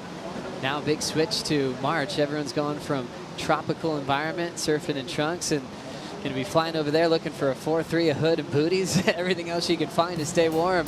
As we check out the heat recap from semifinal number 2, Betty Lou's best score, a 3.33 at this stage, Rosie. Yeah, Betty Lou has just struggled to find the same quality waves in this heat that this woman, Brisa Hennessy, has been able to manhandle. Unbelievable power hack for Brisa on her opening wave of competition. Turns in the big 9-point ride. So much water flying off that rail, Laura. Yeah, that was just, I just get mesmerized watching that. It was perfection, absolute perfection. She's so powerful, getting so low and just bashing the lip there. I love what Brisa's bringing to Sunset Beach. I think my favorite part about that combination was how long she held to that rail on her toe side after coming off the snap. She just went straight into this elongated bottom turn. That was such a beautiful package of 2 turns. Brisa has had Betty Lou comboed ever since. With now 3:45 on the clock. Ocean's looking flat, Laura. Yeah, it is, unfortunately. Feeling for Betty Lou, man. But I think she'll be all right. You know, a 3rd place result. She's a rookie. She's just getting started. She'll be turning 17 next month. And like we were talking about before, I was like, oh, what have you kind of picked up from hanging out with Betty Lou these last couple of events? I was actually thinking what you said. She's got this eye of the tiger look to her. She's so young, but she's got this amazing amount of focus on her goals. It's kind of like seeing a young Carissa Moore when she qualified for the tour. Yeah, good point. I think what this heat is going to do is going to leave Betty hungry. This is going to leave her wanting more. I mean, to finish out a heat where you comboed and you don't really get an opportunity, you left wanting more, and it almost gives you like this, like, I need to turn this around now, like this little bit of fire that other competitors have to watch out for. As we see the back and forth from Coach Tommy Whitaker and Kanoa Igarashi. Kanoa's got Ethan Ewing in the second semifinal, and we blew all the secrets about Tommy's notebook, so he threw that thing into the bushes. He got Just going to have a chat. Got it from Urban Outfitters, he reckons. It was like a cute little, like, pinky one. What a great combination right there. Tommy Witz has surfed in a lot of heats at Sunset over his great career, and that's got a fun matchup to watch. Kanoa, so smart, eliminated Jack Robinson. He's got another Aussie heading his way with Ethan Ewing, who's been a lot of people's call as a favorite in this event, Laura. So cool to see Ethan just that, you know, he's just so suited for this wave, and to get those scores and get that ball rolling again and be in the final series. I don't know, I think it's amazing. I think he's almost similar to Brisa, like what you were saying. You'd come up against those tough seeds and he'd just be so close to beating them and end up with like some of the best heat totals of the event, but then fall out. So we haven't seen the best of Ethan. So to see him put together such a good, well-rounded event has been really fun. And that heat with Felipe was just incredible. That I think has just switched him into gear. And you know, one of those heats is like a year-changing wave. Yeah, such a catalyst. So true. When Ethan qualified, remember, people just want, okay, go ahead, win. You're so good. Everyone's just waiting for it, getting their popcorn. Go ahead, do it. When he lost in round 2, everyone was scratching their heads, and he just grew up so well. He just, whole package. He's actually put on 10 pounds in the off-season. I was talking to Darren Hanley, his shaper. And they made those wise adjustments, but he's wearing that weight very well. Heading into the final minute here, Betty Lou Sakuda Johnson, unfortunately, still comboed. So the rookies that showed up on finals day will be leaving here with a semifinal result heading into Portugal. We'll have the true vet of Mamiya Manuel in the final, and Brisa Hennessy into her 3rd season, entering the first final of her career. Wow, that is so exciting. Whoever wins the final, wow, wears yellow heading into Portugal. I mean, can you imagine? I mean, for either one of these women, what a fairy tale, but it just feels like everything is right in the world right now. I mean, these guys are, Brisa, Mamiya, they're really doing redemption for all the tour veterans that fell out early in this event. As we see Betty Lou, what an incredible athlete, surfing through some amazing heats. She was a huge part of the giant killing that went down in the early rounds of competition. And just like you guys were saying, this is only going to make her hungrier. Some rookies would be like, oh, I'm satisfied. What a great result. Not for Betty Lou. She's going to move forward and look to win the next event. Big congrats to Brisa Hennessy as you see her support crew. Jackson Baker's watched every single heat the last couple of days. He's been the best. He's been so vocal and so connected to every heat for the women. Brings that football everywhere. Yeah, that mustache gets better and better. Yeah, it does. It's amazing. Brisa into the final with Mamiya Manuel. Start making your predictions for a champion here at Sunset Beach. We'll be back with the men's semifinals coming up next. Caio Ibelli takes on the local boy, Baron Mamiya, right after this.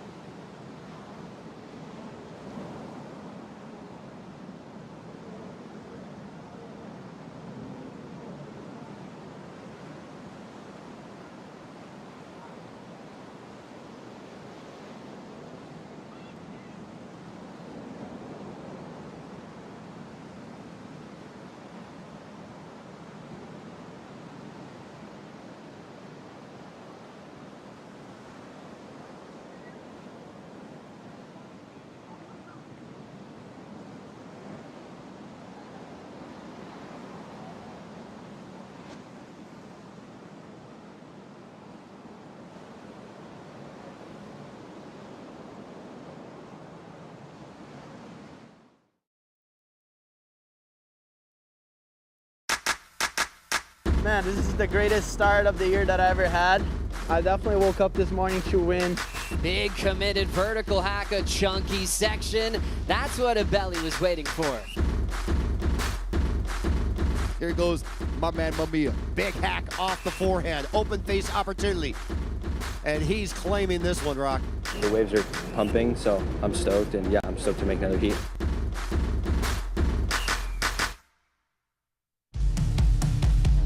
The Hurley Pro Sunset Beach presented by Shiseido men's semifinal number 1 in the water. Caio Ibelli versus the local boy and wild card Baron Mamiya. This is going to be a great heat. 35 minutes we start with on the clock. We're down to 32 and 35 seconds in this matchup, and it looks like it's going to be first Caio Ibelli. Ibelli looking down the line, gets a little bit of a barrel and just clamps on him. So that's going to be a start with inconsequential numbers for the Brazilian surfer. That's right, Kaipo. I say big mistake right there on that first maneuver. Baron Mamiya, an up and out, and he kicks out early. Reason he kicks out early is because he wants to regain position at the peak and get that priority to control the beginning of this heat. So Baron Mamiya doing some smart surfing early on in semifinal number 1 in his matchup. I'm Caio Guerrero. This is the former big wave world champion as well as a former sunset champion, Makua Kai Rothman. Thank you very much, Kaipo. Yeah, we got a big semifinals and I would say an unexpected semifinals in a way. Caio Ibelli, it was a replacement when Gabe Medina pulled out of competition at the beginning of the year, and Caio got his chance. He already semifinaled at Pipeline. Now he's back in the semifinals again here at Sunset. Baron Mamiya, a wild card replacement. Baron's making the most of his opportunity out here, and he finds himself in the semifinals. Here we go with Caio Ibelli and up and out. So it looks like the surfers, McCoy, are just trying to feel the lineup out. Yeah, talking about Baron, he's really making the most of his opportunity, Kaipo. I mean, there's only one person that he could have lost to at Pipeline. It was the greatest of all time. Nonetheless, he put on such an amazing performance right here at Sunset. This young man, if he does what he needs to do, it looks like he could maybe get a spot in a few more events this year, Kaipo. I would hope so. I would hope a good finish, and then we'll see tours and competition, see if they're able to give him some future wild cards. He sure is earning it, I'm sorry. He sure is earning it in my eyes. Yeah, he's definitely letting his surfing do the talking, and this is the opportunity that he's always waited for. You know, he was so close to qualify. Now he's up against the world's best, showing them exactly what he can do and that he belongs. 30 minutes and 20 seconds on the countdown here. Inconsequential scores so far, so it's going to be the waiting game, McCoy. But Baron Mamiya does have that first priority, which is a valuable asset. Right now, Kaipo, once again, I'm going to go back to positioning. Making sure you're in the right spot, making sure you're not hunting too much, paddling one way, paddling the other way, sitting, getting your markers, and hoping that wave appears for you.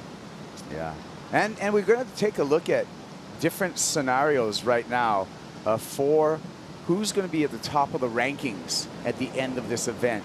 Seth Moniz bows out, gets a 5th place finish. That means Caio Ibelli, if he does make the final, he will be on top of the leaderboard. Baron Mamiya, he needs a win here.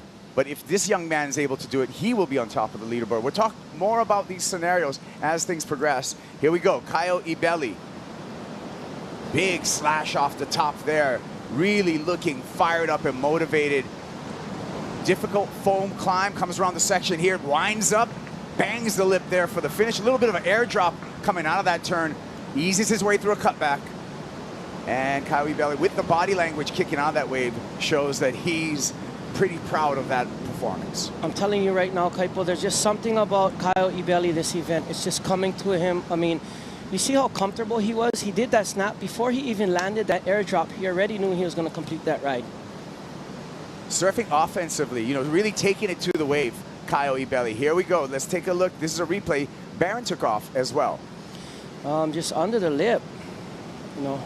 That was more of a move for back door right there. And, you know, Barron just maybe getting the early heat jitters out. This is one of the biggest heats of his life, you know. Caio Ibelli, a little more seasoned competitor, really just staying in rhythm. You know, he's had this rhythm all competition long, Kaipo. Coming around right here, doing a beautiful job of staying in front of that whitewash. And right there, just a money turn. You could see it in his eyes. I mean, the way his body language was. Caio Ibelli is not playing games. He wants that yellow jersey. Yeah, Ibelli is certainly motivated. And you know, this is a surfer that surfs with a ton of passion. And it's really on display every single time he gets to his feet. He's been kind of the dark horse giant killer in the past against world champs. Look at that turn, Makua. Wow, I mean, he's just so in control of his board right there. Like I said, you could tell before he even landed that he was going to make that. Yeah, just smart surfing there to ease up on the gas pedal a little bit for that lazy cutback to finish off that wave. Strider, you out in the lineup. What do you got for us? Well, you know, I just wanted to touch on position. I heard Makua talking a little bit about it. So they were so far up the point, it was similar to the start of Caio's heat this morning, where he was in the quarterfinals looking for that first wave, way up the point, both of them. And then Caio had his last wave. He got that, I think it was a mid-5, but right after that, a big set showed its teeth outside, and Barron had to do the sprint. I watched him paddle as fast as he could for 150 yards to try and get in the spot. That's why you saw him kind of underneath that big P, kind of out of position, because he had paddled so far, so fast, just to try to get there. So, you know, it was a big effort to try to be there, but it wasn't close enough, and, you know, he got swallowed up by that big peak. Hey, Strider, I think Makua has a question for you. Yeah. So we know the intensity between competitors. What is the vibe like between the caddies? Is it as serious as the athletes? You know what's funny? Every time I paddle out here, they're just stoic and not, you know, interacting much, especially on finals day, and I have to break the ice between them, I feel like. So it's pretty funny to, you know, see them really like focusing and looking in and when trying to make sure that their athletes are doing something. But, you know, and then there's a little, you break the ice, they start to talk a little bit. All right, thanks for the reporting, Strider. And yeah, I mean, the caddies got pride in their athletes as well. So, and a lot of the caddies, former professional surfers, so you know they're competitive. It's just wired in them. Oh yeah, I mean, you can kind of see them sitting there on your screen, and they're not really, you know, giving too much attention to one another. So I just wanted to see what the vibe was like in the channel. Strider's got a front row seat. Thank you very much.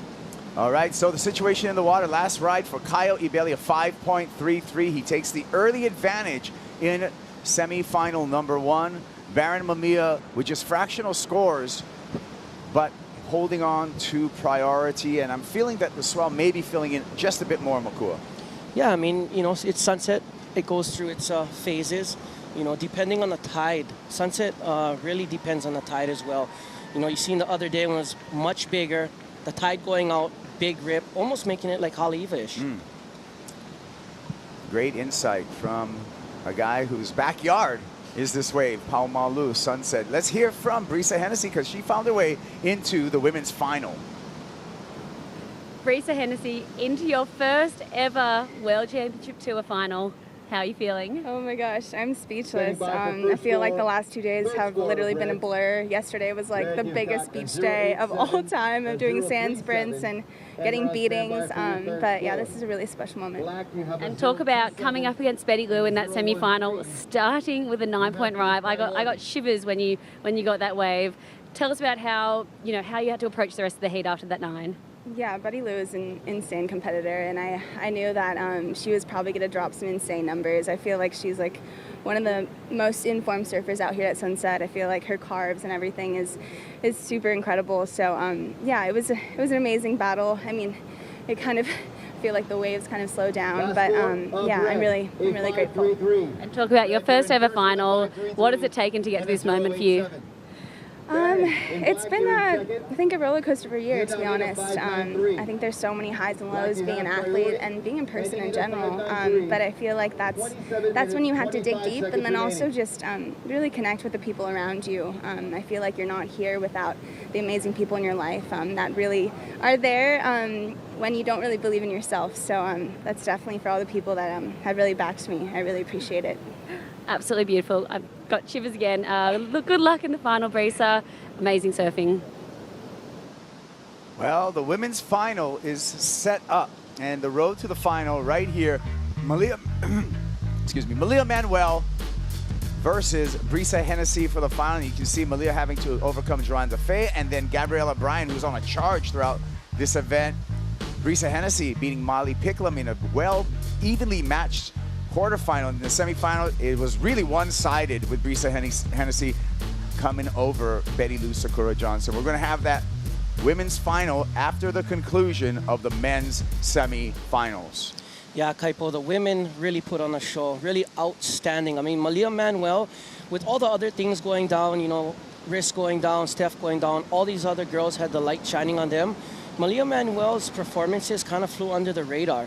And right now we see her into the finals with a chance to win her first World Championship Tour event. Yeah. Mamiya Manuel, 6 previous appearances in CT Finals, but has not taken that #1 spot. Maybe today is the day for the graceful Hawaiian surfer, and I know the entire island of Kauai is proud of her, as well as the Glizzy crews. Just everyone's ecstatic right now. Every Hawaiian, everyone that flies that Hawaii or Hawaiian flag is very proud of this young wahine, mana wahine. Yes. Right here. All right, 22 minutes on the countdown in a quiet Paumalua, quiet Sunset Beach, just taking a breather, but actually, in a way, that's going to add some pressure to the young North Shore resident. Baron Mamiya really needs to keep his wits about him, needs to keep focused, and probably as important, has to keep on a good lineup. As we take a look at Kanoa Igarashi getting into the zone. He's going to be in semifinal #2 with Ethan Ewing. Kaipo, this guy is looking in form right now. I mean, assassin is all I can say when I was watching him surf. He was up there, so sharp, so precise. Everything was right on time. Baron Mamiya, here we go. Nice snap to open. Back to the lip again. That lip glide's going to be it, so he's going to count on those 2 turns for his score. It's going to be his first meaningful score in this matchup. Well, I mean, that, you know, they're comparable right now, the 2 waves that I've seen. And pretty evenly matched heat. I mean, both surfers doing 2 crucial turns, you know, right now. Caio Ibelli with a 5.33, and we'll see what the judges give Baron for that one.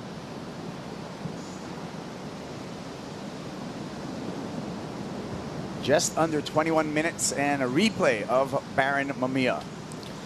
Right off the bottom, a speed carve off the top, bangs it off that inside section. Beautiful surfing there. Water angle.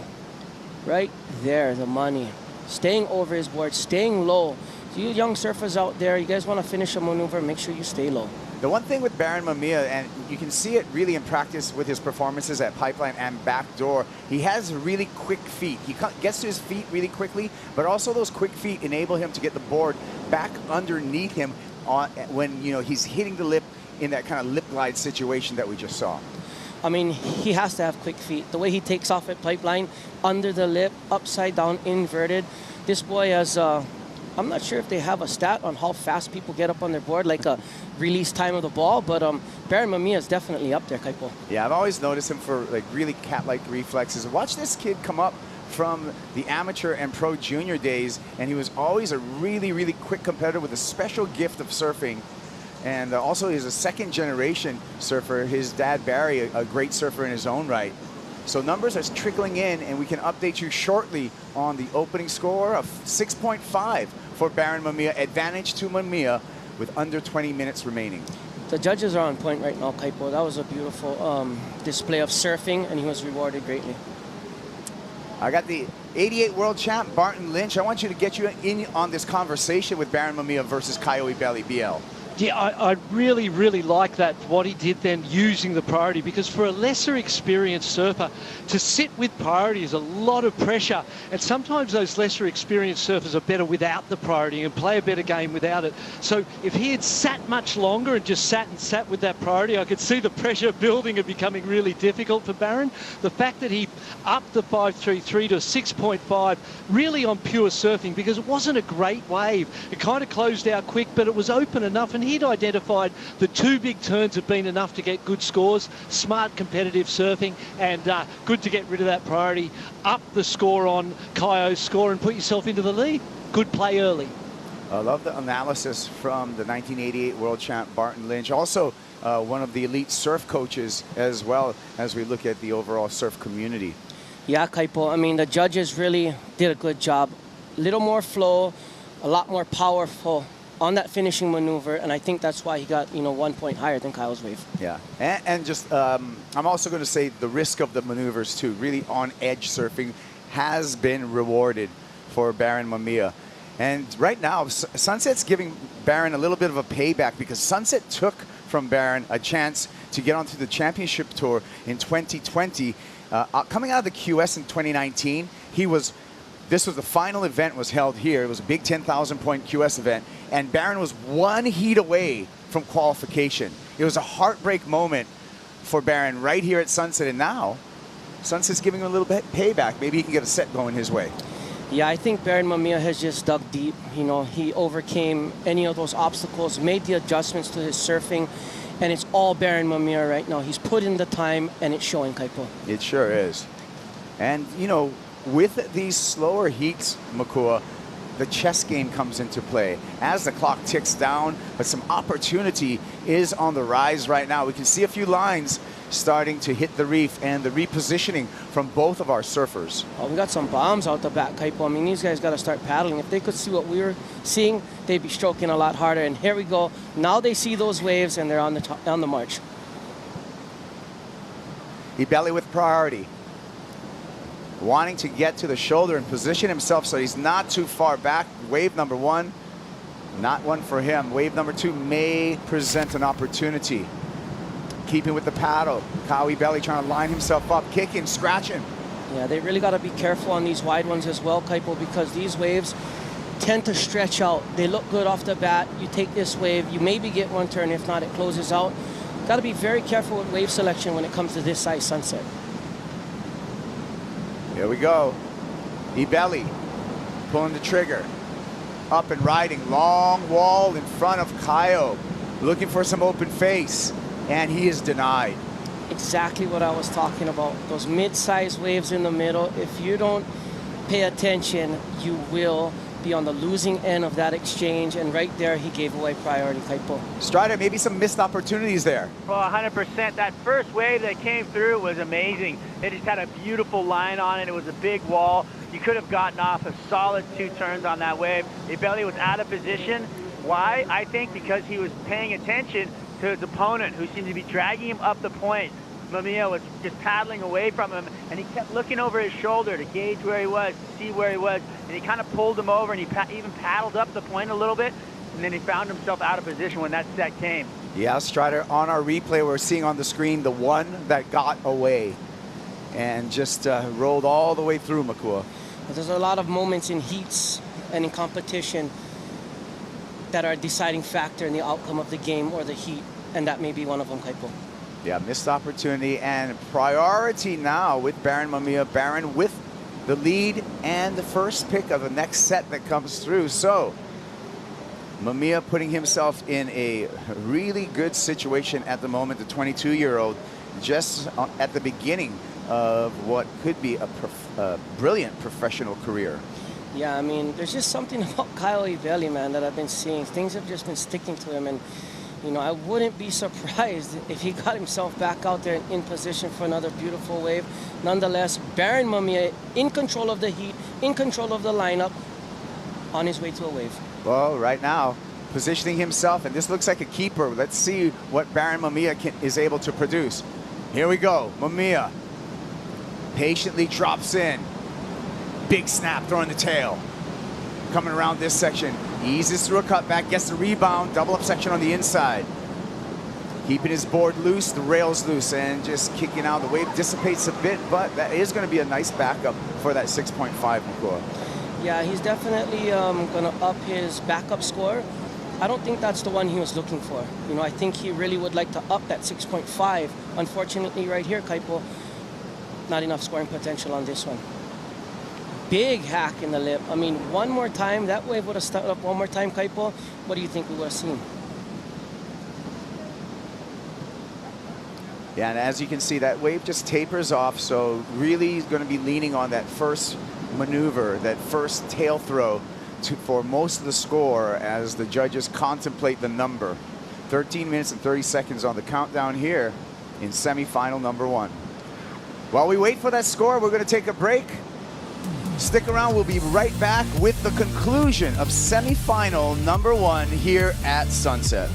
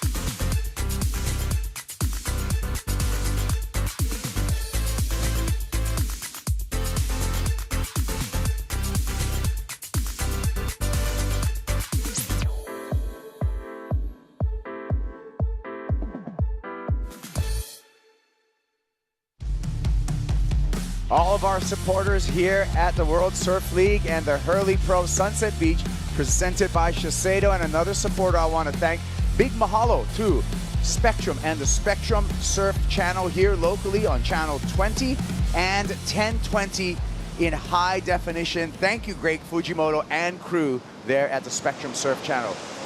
Kai Paguro along with Makua Kai Rothman on the call here. Kanoiga Rashi on the beach preparing for semifinal number 2, where he will be coming up against an in-form Ethan Ewing. Yeah, I mean, Kano Igarashi, Ethan Ewing, I mean, these guys are looking absolutely fire. You're going to have excellent scores in the excellent range if you want to beat one of these guys. Yeah, a little note that I noticed while Kano was on the beach, he normally rides Sharp Eye surfboards for most of the time, but in Hawaii, leaning on some local experience, and looks like he has a Glenn Pang under his arm. And so really smart call to tap into a local shaper, Glenn Pang, who I said before has shaped sunset boards for literally decades. Every once in a while, those other boards, you know, have a little bit of sticky icky, and these local shapers have been doing it for so long. The flow, the speed, the lines that you can draw with these local shapers with that knowledge is unmatched. Yeah, I mean, when you have that many years to develop and fine-tune rockers, which is probably a key component in a surfboard here at Sunset Beach, because you want to be able to harness the power, but you also need the glide to get into some of these waves because they are a thick, kind of moving pieces of water here. That being said, I think Barry Mamiya is on a Sharp Eye. Yeah, he sure is. 6'4" out there, and he's been sticking to it.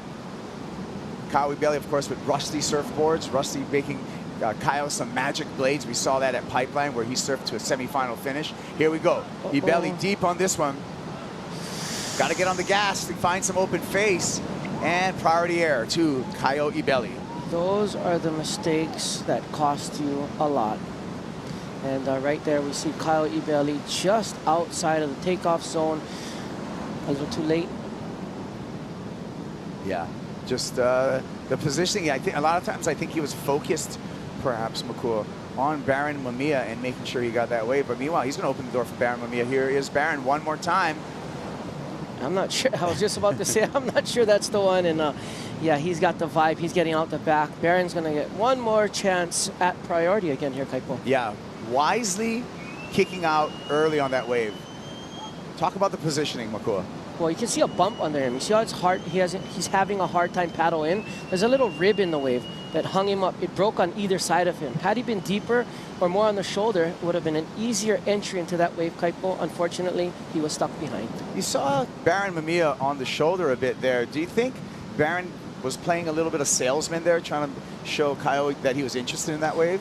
I just think Baron knew, and from his angle, he knew Caio was going to have a hard time getting into that one, and maybe wanted that wave. I'd like the opinion from 88 world champ Barton Lynch. I think that Baron positioned himself perfectly. He was wider and in a little bit, and so Caio had to make the decision. And then if Caio didn't go, 100% Baron was going to go, and Baron was in a better position. So he kind of forced Caio's hand and made him do it whether he liked it or not. I love the insight. We're at the 8-minute mark right here, and Baron Mamiya with priority, with the lead, with heat control as the clock ticks down. With some sets on the march. Oh, here we go. Zooming from above, illustrating the vast playing field that Sunset Beach is. Baron Mamiya on the takeoff. Right to the lip. That was a big turn, but he had to just bail out of that one, kick the board away. Yeah, I think he might even be able to get back out with priority again. Oh, there's Caio out the back. But nonetheless, that was a sick turn by Baron. Had he made that, that would have had some good scores on it. Yeah, a lot of intent, high-risk maneuver, but the bottom looked like it just fell out. Here it is again. Just under the lip takeoff again. Baron loves that, and just slamming it. He was trying to hold on to his rail.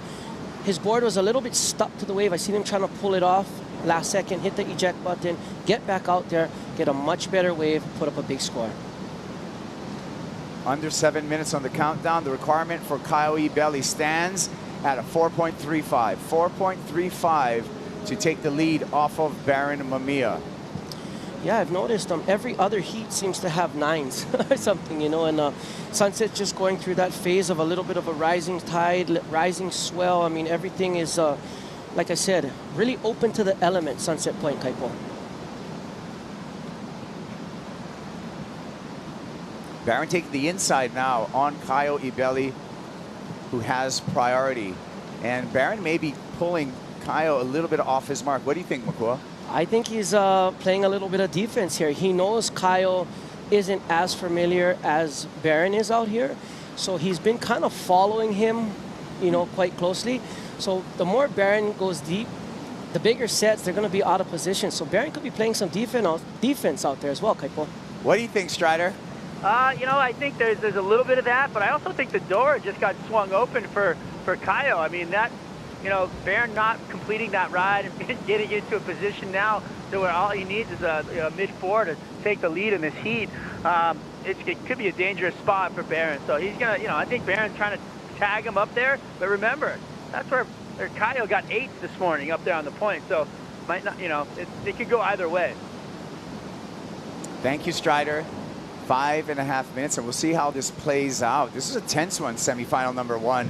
And Baron just searching for a backup to increase his lead. Also, Caio Ibelli, like Strider alluded to, just needs a 4.35 because he's got a 5.33, so not a big ask for Caio Ibelli. We know that he can surf his way to that number very easily. He's been doing that throughout this entire competition, Makua. I mean, there's waves right here. We'll see who decides to take a shot.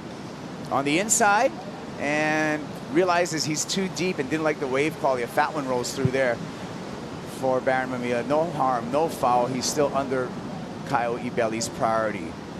There we go, Kaipo. Looks like Caio is going to take his shot right here. Caio Ibelli with a nice wall in front of him. Has to ease through a cutback, really hoping for this wave to stand up. Second turn money for Caio Ibelli. Up into the lip, throwing the tail, foam climb to show that he's in control. Bonus section on the inside for Ibelli. The wave keeps giving, but unfortunate. That would have been a great way to end the ride. Got some work done early, Makua, but it would have been way, way more valuable to finish that off on his feet. Oh, there's 1 or 2 more turns on that wave, Kaipo, right there. Nonetheless, Caio Ibelli getting the job done out the back with some beautiful surfing here. Let me take you to this replay, Kaipo. Cut back to make sure he gets back into the meat of the wave. Wave stands up, beautiful wrapping turn right there. Smaller wave on the inside, fins out the back, foam climb. He's just having fun out there. I mean, you know, he's taking this opportunity to have as much fun as he can and capitalize.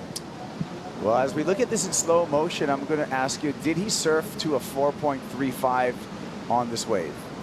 If you ask me, that was a 4.35. But like I said, time and time again, I'm not a judge, but I'm pretty close to that. Yeah, you have. I mean, surfers, when you watch enough heats, your numbers will get pretty close to what our 5 expert international judges come to. And it's coming in. And 5.35, I think it's going to be right on the wire, up and down. So we'll see what the judges come up with again. And we see the numbers coming through. So it is right on the wire. 4.47. That is enough to put Caio Ibelli in the lead. 3 minutes remaining, and now Baron Mamiya just needs a 3.3. Waves coming, waves on the way. Oh yeah, Kaipo, there's some waves on the way. Caio Ibelli needs to get his behind out the back because Baron Mamiya is in the spot, only needing a 3.30. 3.30, small ass, but this is when the mind game starts coming to a surfer. Here he goes, Mamiya. Fades into this one. Looking down the line, long wall in front of him. Oh, and the wave, just a floater. You could, the mind. That was a tough one. That, yeah, I mean, that was, you know, you put a 2x4 on the ground and you walk across the 2x4, no problem. You take that 2x4, Makua, and you put it 20 feet up in the air, and it becomes more difficult. And this is a 2x4 that's 20 foot up in the air. I was really surprised by this wave selection with only 2 minutes left and priority. It's just uncharacteristic of Baron. You know, this is a really big event. This is one of his biggest events to date, and you know, maybe it looks like the nerves are getting to him. Baron only needs a 3.30, Kaipo. There's a minute and 45 seconds. A lot can happen still. A veteran competitor like Caio Ibelli is certainly going to get stuck to Baron Mamiya right now. He's going to let him go. The wave did not allow any scoring potential. Down to 90 seconds. Cat and mousing right now between the two surfers in semifinal number 1. And as we look at it from above, Baron trying to shake Caio Ibelli, needs to get to his feet and needs to either force the hand right here or Caio lets him go. All right, so game on. Frothy face. All the work has to be done on the inside here. Bangs it through the lip one time. Maybe looking for a reform for more opportunity. Baron Mamiya, 3.3 is the number that he needs to achieve. Eases through there. He's going to get the funky valve section here. Let's see what he's got. Throws a tail again. Nurses his way through there. And he's just milking that wave. The crowd, support squad, thinks he's got the 3.3. What do you think, Makua? That is gonna be right on yes or no. I can't even go out on a limb on this one, Kaipo. I hope he gets a 3.30. That's my hometown boy. It's Baron Mamiya. I'm gonna go out and say, yeah, it was a 3.30. Let's go, Baron. Let's go, Baron, and we're gonna see what happens. 5 judges contemplating that. The most important score of this entire heat, Caio Ibelli letting him go while he had priority as well. So we'll see if that comes back and bites Caio Ibelli on that priority decision. Clock is ticking down. Ibelli's got 5 seconds to get to his feet and try to answer back. 3, 2, and 1. No go for Caio Ibelli. Now everything leans upon last wave for Baron Mamiya. Again, he needs a 3.3. Baron standing on the sand and waiting. Here we go. Here's the replay. I mean, at first I said no chance of this wave being a 3. Big turn out the back. I mean, I think that coupled with, I'm not sure how they're gonna score the inside valves reef section, Kaipo. I mean, it was way inside, plenty of cutbacks, all the meat and potatoes were out the back. Nonetheless, still finishing strong on the inside, but I just don't know what the judges set their bar at as to maneuvers out the back compared to maneuvers way on the inside. Yeah, so, you know, kind of a lazy start here, Makua, but then really had to force the issue with this turn. Yeah, I mean, nothing forced about that turn, Kaipo. That was a slam. And look at some scores dropping in, 3-3 ladies is the requirement. and gentlemen. One more score. 3-8-7. Baron Mamiya turns the heat in the final minute. It is going to be Mamiya in the final here at the Hurley Pro Sunset Beach, presented by Shiseido. There's the numbers, and the local boy goes from wild card to a finals berth here at Sunset. Exciting semifinal one. Take a breather. When we come back, semifinal number 2 will be in the water here at Sunset.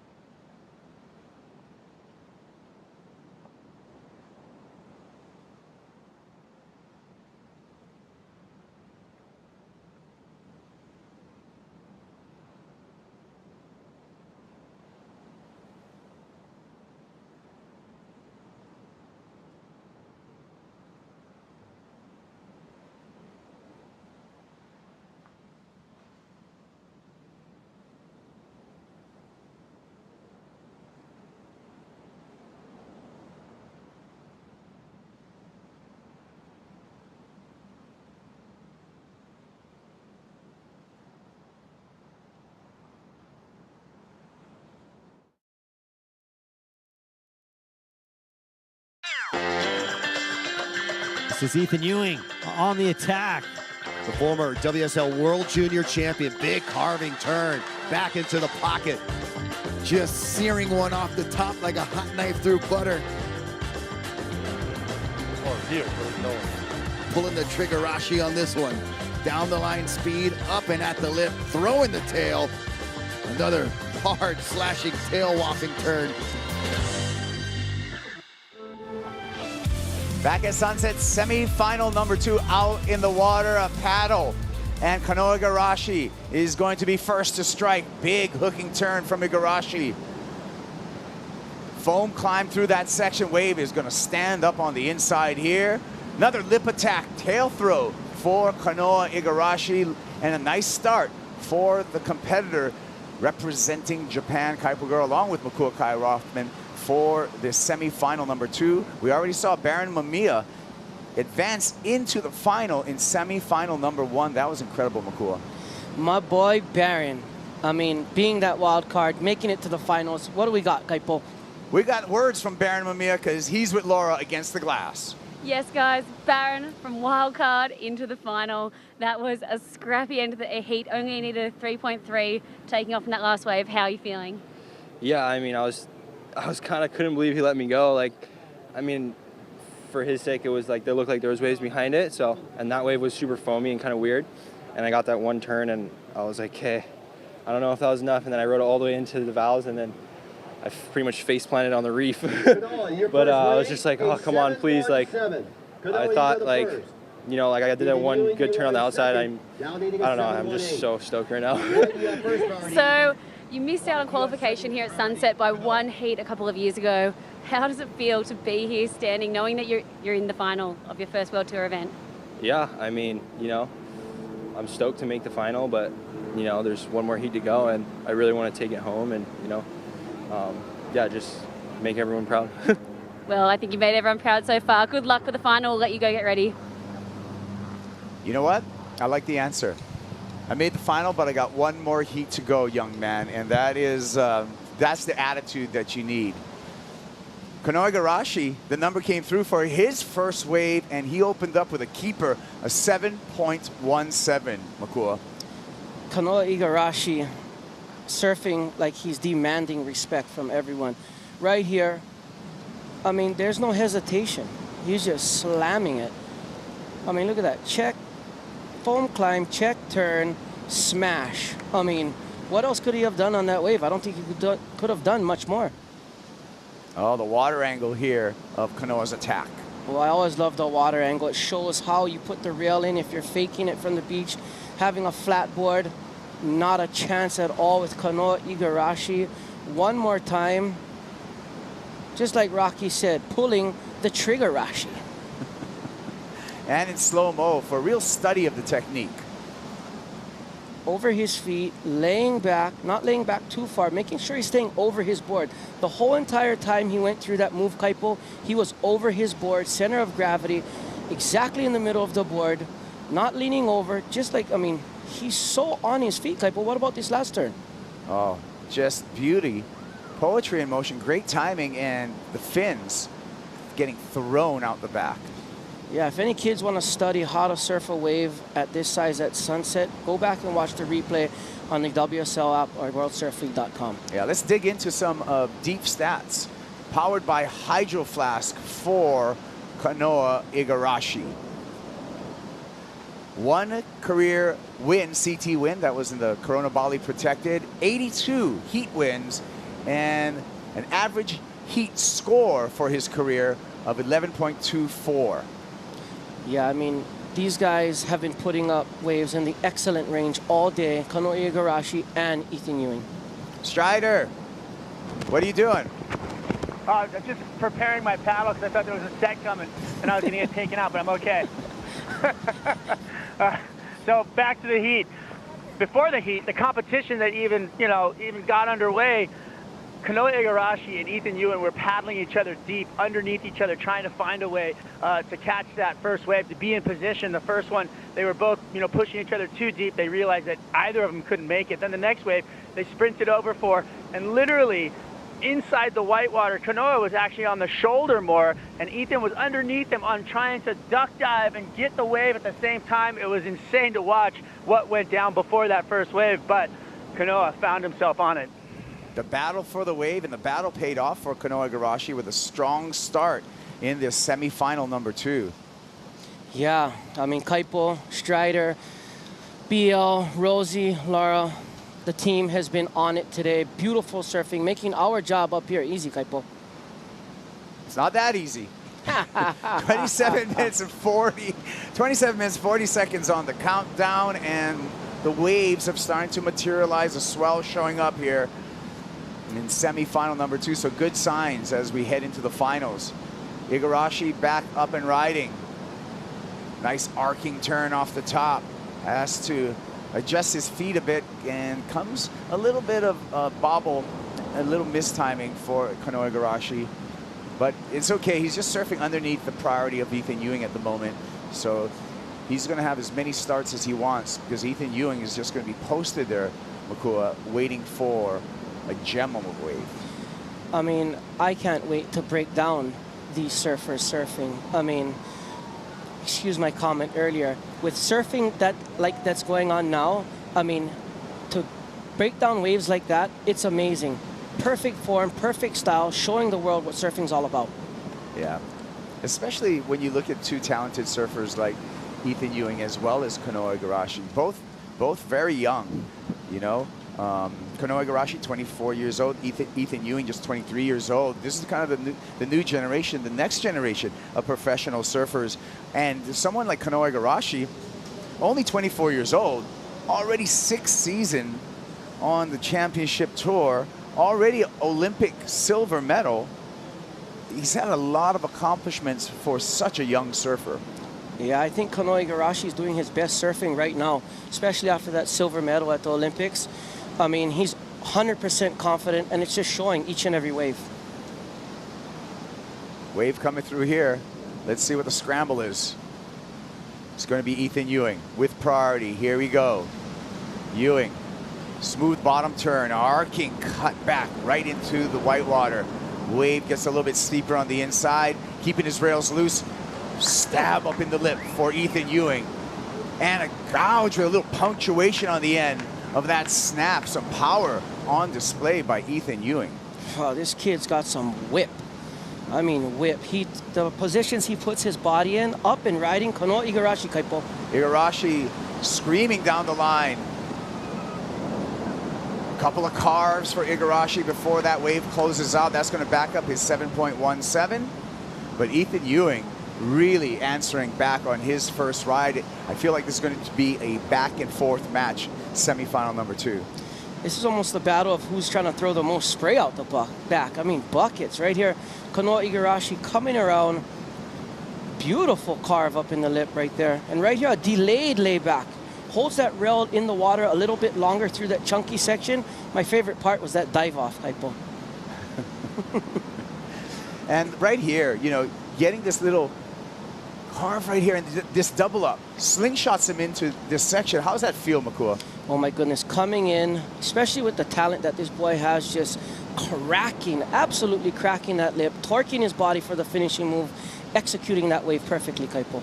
Yeah, that's right. And you can see, look at this little extra boost, and he takes advantage of it right there. Yeah, a lot of the surfers been going up and kind of hitting it and doing a floater down. He gives an extra push through the lip to get his tail up, fins free down, and then just a nice jive right there. Just jamming the board. I'm really interested. I mean, if Kanoa's opening wave was a 7.17, my gut is that Ethan's score should be north of that 7.17. I know we've been playing the guessing game as surfer commentators and analysts, but just the quality of the turns, Makua, really stood out to me. Yeah, he had that first one more of a cut back. That second turn was a mean whip. I mean, they're very, very comparable in score. I wouldn't be surprised if they're the same score. Here we go. Ethan Ewing not waiting to hear the number. Back on board. Back in the lip. Oh, and that one just missed time. Luckily, just missed his board on the way back down. Yeah, he kind of almost looked like he hesitated, but up and riding. Kanoa Igarashi. Huge gaff. Throwing tons of spray. Fades the bottom turn and into another frothy gash. This one a little late to the lip, and the convergence of water is going to make some difficult water, but Kanoa Igarashi, solid stance and goes complete on that. He battled for that finish. The look in his eyes right there, I mean, that was exceptional to make it out of that last move. I mean, when that wave converges right there with all that foam to stay on, oh, good job. Right here, big wrap. That was a layback to down carve all in one. Right here, just wrapping it back in the foamy section and just absolutely manhandling that manhandle section. I mean, look at that. Look at that. Look at that. When a surfer is feeling it, that's when things start to happen. And I feel it's starting to happen for Kanoa Igarashi. I want to say that's my favorite turn I've seen all day. I mean, wrapping back in the pocket. One more time. Bang. And slow motion to really appreciate the pressure put in these turns. Wow, he went from a layback knowing that he had a lot more potential. He did 2 turns in one huge turn right there. Another arcing turn up in the lip, and then once again, just banging that inside section and handling. Just willpower to stay on his board and complete that ride. And you can see it in the gestures and the face of Kanoa Igarashi.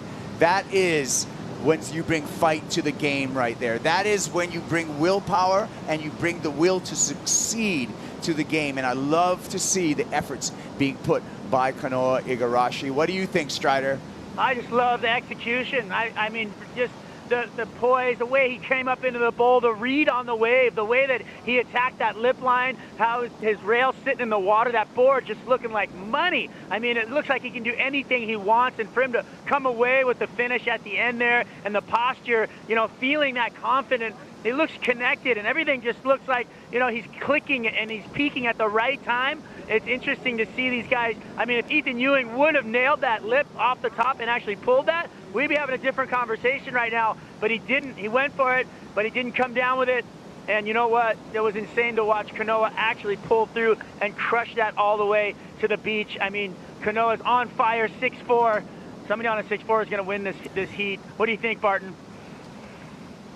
incredible wave. I'm with Makua on that. First turn was my favourite turn of the whole event. I think it's fair to say that from day one right to now, Kanoa has been the standout, perhaps, super confident in every heat, getting big scores in every heat. That wave was incredible. I see a 6.77 there. Can you guys confirm where we're at with the score for that last ride?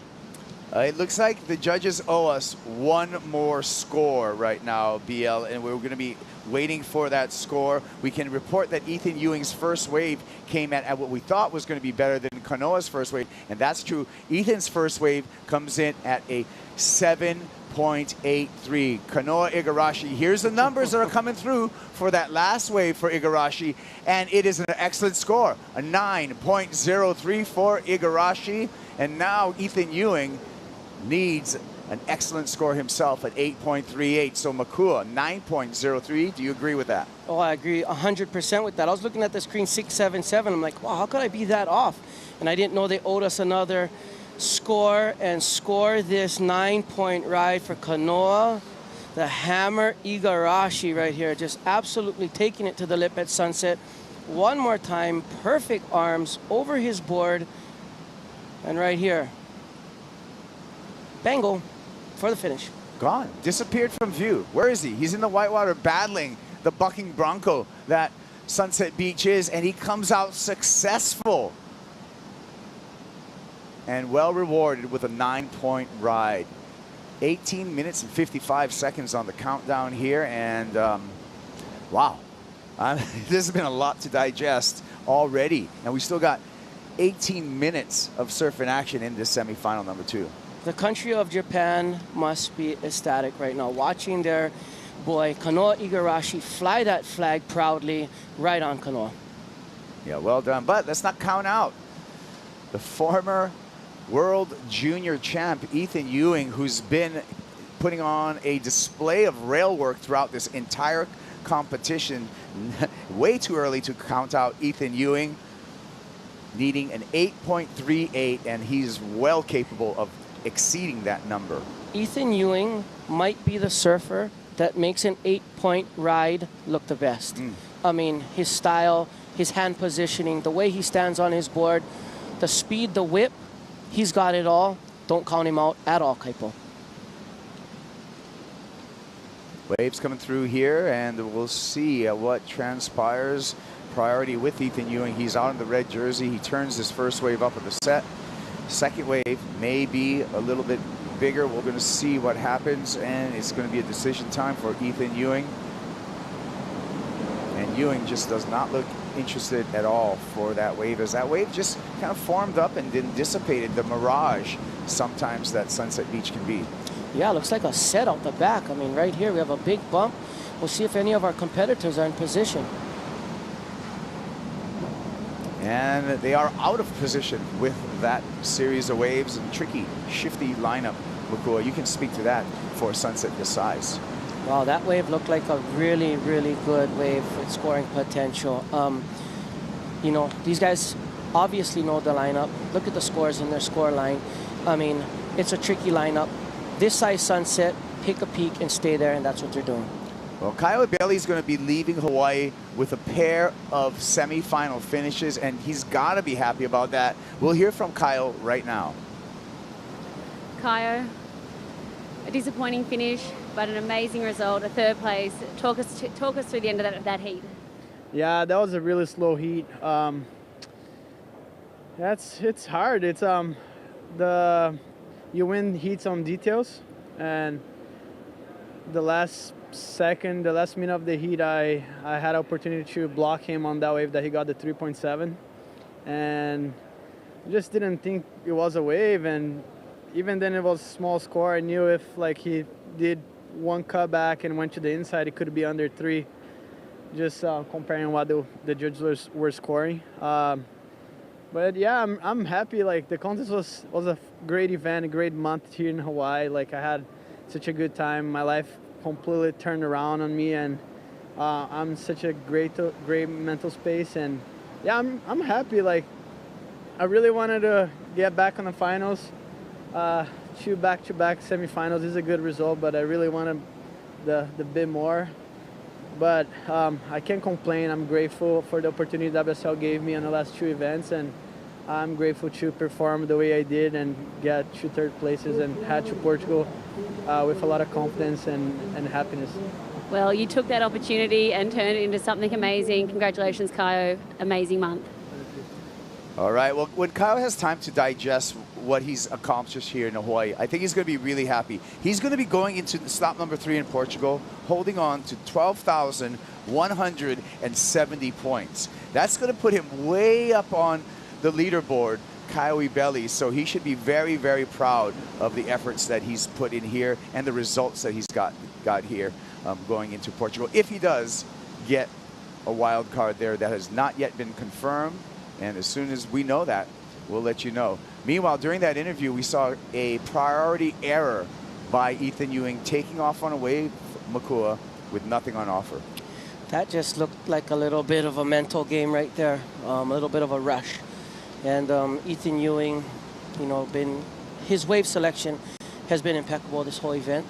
And like you said, there's those moments, and there's Kanoa playing a little bit of defense as well. I mean, I'll take you through this wave right here. Not much on offer, going up into the lip, and just by his body position, his body language, looks a little frustrated hearing that 9-point ride, but he shouldn't be frustrated at all. His surfing is well capable of getting that score of an 8.38.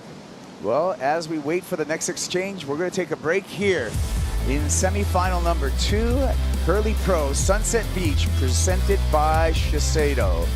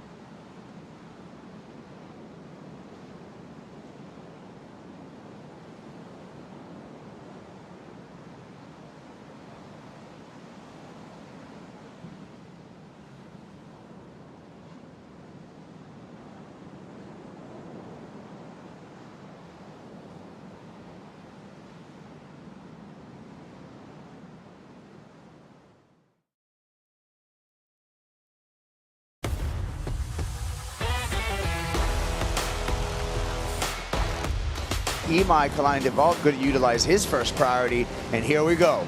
Nice bottom turn, beautiful carve off the top, straight down to the bottom. Again, really in rhythm on this wave. Find his inside pocket section to the lip glide and puts it down. Off the lip, nice completed ride for our heat leader, Imai Kalani-Devault. Connor O'Leary in the priority heat. Coming from way deep, drives from behind up into the lip, manages that high line and needed to keep speed to get around all of this section. Goes off the bottom and a wild finishing move. Connor O'Leary hangs on. A miraculous finish there. Connor with a huge turn on that inside section. Wow. Wearing the red jersey from Reunion Island, Joanne DeFay. Just an under the lip move there just to project down the line, waiting for her first major turn. There's the front side whip off the top. DeFay looks at an aggressive approach to finish on her feet. What an attempt and a completion. Joanne DeFay not holding back whatsoever. Semifinal number 2 out in the water, and Ethan Ewing stroking into this wave. Ewing off the bottom. Hooking turn off the top. Again, patient approach and fine rail work for the surfer from North Stradbroke Island. Ethan Ewing working his way down the line and punctuates the finish by throwing that layback bonus section on the inside here. Keeps board control through a difficult foam climb. Again, Ethan Ewing trailing Kanoa Igarashi in semifinal number 2, looking for an 8.38 or better. Kaipogura along with Makua Rothman. And that was a great display of surfing from Ethan Ewing. Yeah, he liked that wave. You could see it by his body language at the end. And that first turn, my goodness. The way he gets to position his body and the torque he gets, mean whip, huh, Kipes? Yeah, you know what? A lot of his technique reminds me, and it's been said before, reminds me of the late, great Andy Irons. The way he holds his hands, his stance, the way he punctuates those snaps. We're going to take another look at this ride. Yeah, right here, just off the bottom and just absolutely whipping himself into that wave. It's almost like a Andy Irons, Adam Manning, Mick Fanning kind of combo, you know, a triple threat, and just absolutely laying into that one. An 8-point ride on that one. Unfortunately, doesn't get the score. Now he needs an 8.21. Yeah, so we'll go through this replay as we look at the unabridged version, all the numbers thrown by the judges, and one judge did give him, well, actually he needed 8.38, so all of them came in under the requirement for Ethan Ewing. It's going to be a frustrating number when he hears it from our on-site announcers, but I'm enjoying just this replay in slow motion and the incredible technique applied by Ethan Ewing. Yeah, incredible technique is the word, Kaipo. I mean, it was a smaller wave. Had that wave had a foot or two on it, I would have expected that going to the 9-point range. Yeah. Well, the requirement now 8.21. He did shave a little bit off of that requirement. He is underneath the priority of Kanoe Igarashi at the moment. Yeah, he's underneath priority, and looks like some waves out the back.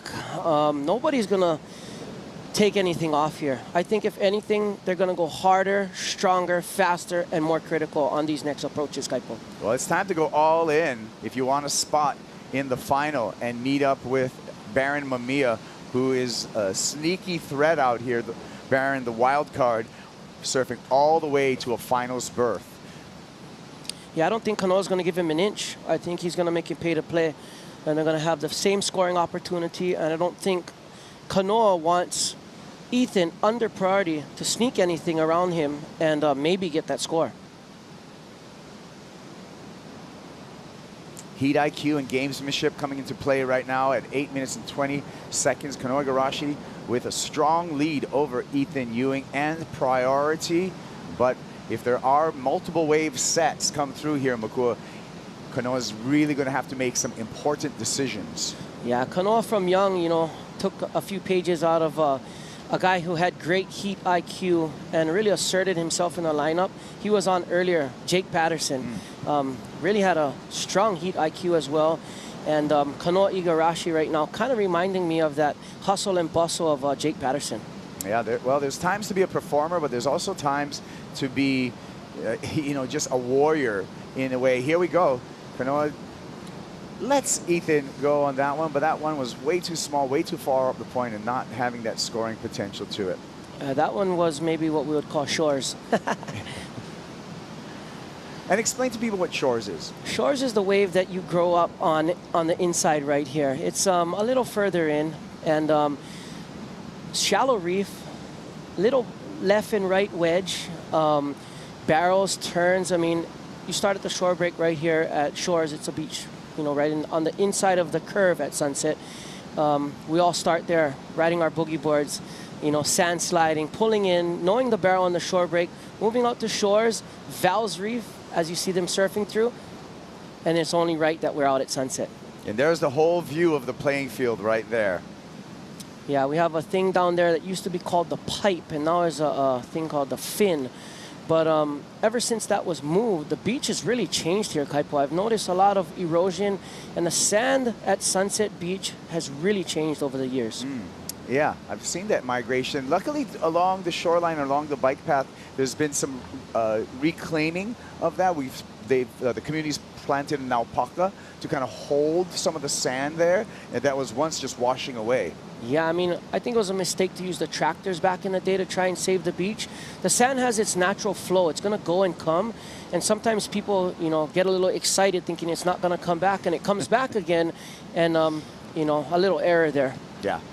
There is what we're talking about, the bike path and that native plant, that naupaka, that is grows in saltwater air, needs very little fresh water, and also, gosh, there's a mo'olelo about that one, but that'll take too long. We got a legend about that plant. I'm not going to bore people. That's going to be another show. All right, 5 minutes and 40 seconds on the countdown. And advantage still to Igarashi. Yeah, you know, the Waves are just taking a break. And not much going on in the lineup, Kaipo, but, you know, talking about legends. Talking about legends, 88 world champ Barton Lynch. And I want you to put on your surf coach hat on right now. What would you tell Ethan Ewing? I would tell Ethan Ewing to not sit there and just let time tick by. Get creative in that lineup. Start moving around, and I would head to the point, because we know at the point they're steeper and they stand up, and he only needs 2 big turns on them. And if he can get 2 big turns, he can get that 8+ score with those 2 critical turns. While you're sitting wide, you need a set, and there's not a lot of them, and he's sitting right next to you, so he's in control of you, and they're not steep and strong enough in between the sets. I'd be getting to the point and looking for something different. There you go. Listen to Barton. He's an incredible analyst. He's been a very, very successful surf coach, and nobody can argue with that 88 world title either. I was going to say, if anybody knows how to win, to become a world champion, you have to have that winning mindset. Oh, yeah. And still a little bit of grommetness into it. The guy's an exciting guy. He gets into the water all the time, surfing, foiling, towing. I was just going to say, man, he looks fired up, old BL himself. And yeah, we've been doing some downwind foiling out there, out the back where you see those white caps. Just another toy and another way to enjoy the beautiful, warm ocean that we have here in Hawaii. Ethan Ewing, I don't know how much enjoyment he's having right now. He more likely a little bit of frustration, you know, coming so close to getting the score that he needed to turn the heat, and coming up just short, about a half a point short with that 8-point ride. Ewing now repositioning himself. Kanoa is really on his shadow. You can see Kanoa tracking Ethan Ewing as Ethan does this reposition. Wants to get away from him, and is going to do so. Ethan Ewing now has got to put on the gas. Big whack there. Nice start for Ewing. Flaring, cut back into the whitewater. Full rail commitment, unfortunate. Wave just didn't give him that second section. Man, sometimes you got to get lucky too, because he is very good. Had that wave doubled up and gave him another opportunity, I would say he would be in that advancing position, but it's up to the judges, and that wave just kind of petering off. Yeah, that first turn was a big turn. That first turn was money. He just needed something to bookend that beautiful start on that wave, Ethan Ewing. Well, I'm telling you right now, that first turn was comparable to Kanoa Igarashi's first turn. I mean, right here off the bottom, just laying everything into it. Coming around, another beautiful wrap, Kaipo. This is going to be interesting. Well, the water angle, you're going to see a lot of spray fly. Oh, yeah, this boy puts it up, and he lets it fly. Ethan Ewing, I mean, ladies and gentlemen, welcome to the new generation of sunset surfers from Australia. And just right there, just decides, you know what, he didn't see much more in front of him. Oh, I love this in slow-mo. Yeah, I mean, right here, just absolutely perfect positioning. I mean, that could be a cover shot right there. Yeah, and you know what you alluded to, I saw a little fanning in there as well. Yeah, that's what you started saying that earlier. I was watching the hands and the body whip. I mean, you know, I'm not sure where that score is going, but my gosh, not for lack of effort, that's for sure. Yeah, score comes under 6.8, still not enough for Ethan Ewing, still needing that 8.21. Igarashi hanging on to his priority so he can pull the block in these last 90 seconds. Now waves are coming through, and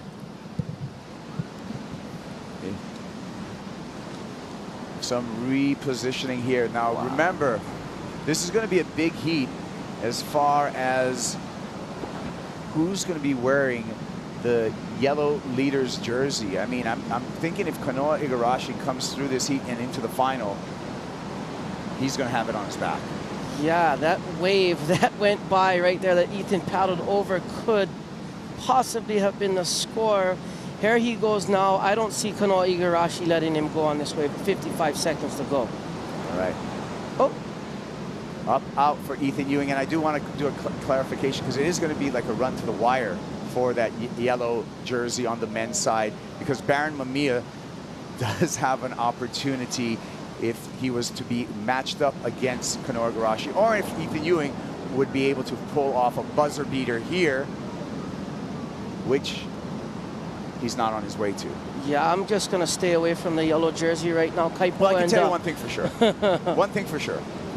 Whoever wins the women's final will be wearing the yellow jersey. So that one I can confirm. The men's jersey, there's still a little bit of math to do, but that's why coming up, this women's final is going to be ultra important and ultra exciting. But right now, let's just set our men's final, because it is going to be Kanoa Igarashi who's going to be coming up against Baron Mamiya in the men's final. Thank you so much, Kaipo. Oh, thank you, Makua. Great talking with you, and now we're setting it up. Don't go anywhere. When we come back, the women's final will be in the water.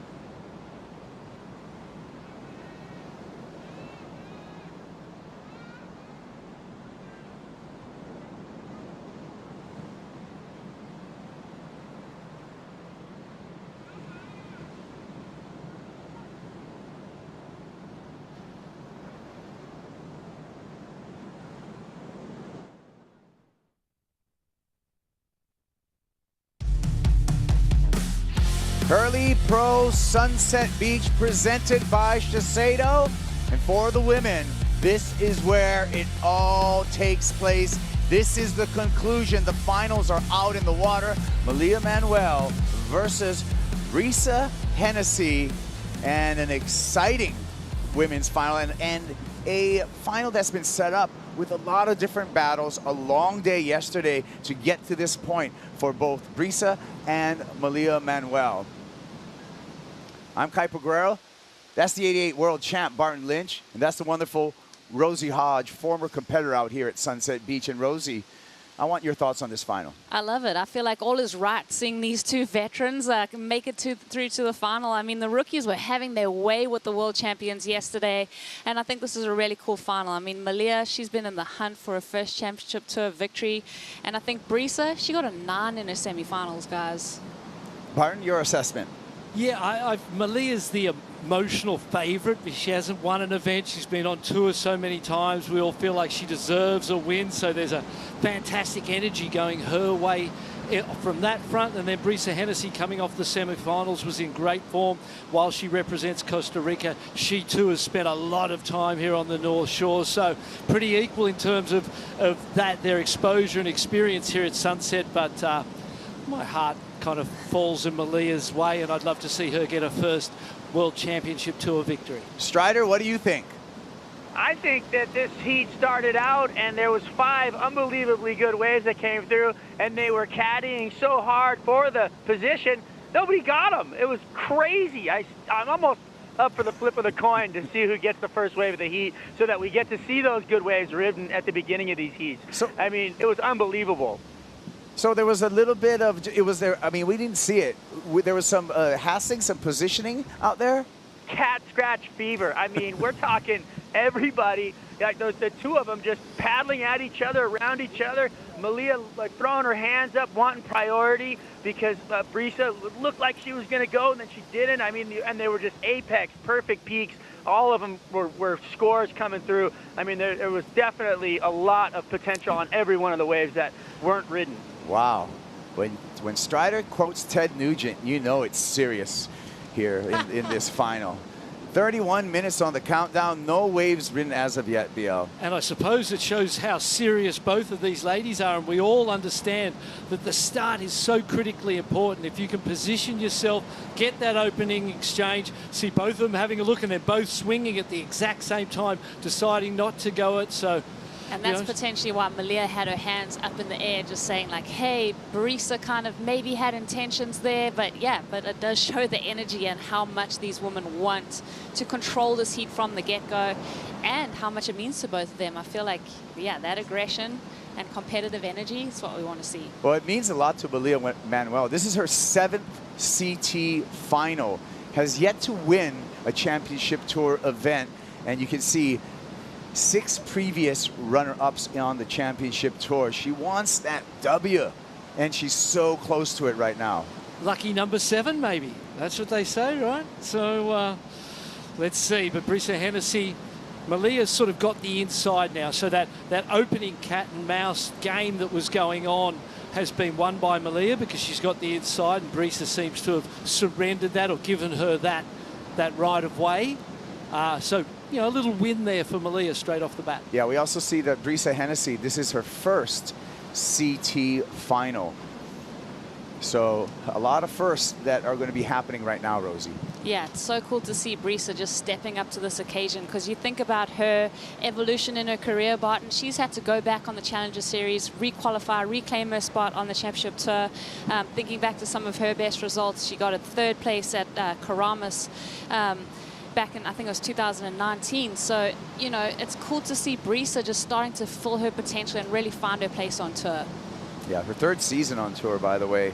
Let's hear from Kanoa Igarashi because his surfing was incredible, and he's a finalist. Kanoa, just making your 3rd final on tour. How are you feeling? Yeah, I feel good. This is, yeah, what I guess what we all want to do is make finals and win. And yeah, I guess, yeah, 2 more waves. I just saw your coach, Tommy Whitaker, just walk past and say, stop smiling, stay calm. Is that what it takes? Yeah, he's just a hater. No, I mean, he's right. It's, you know, there's so many heats throughout the year, and, you know, and there's so many ups and downs.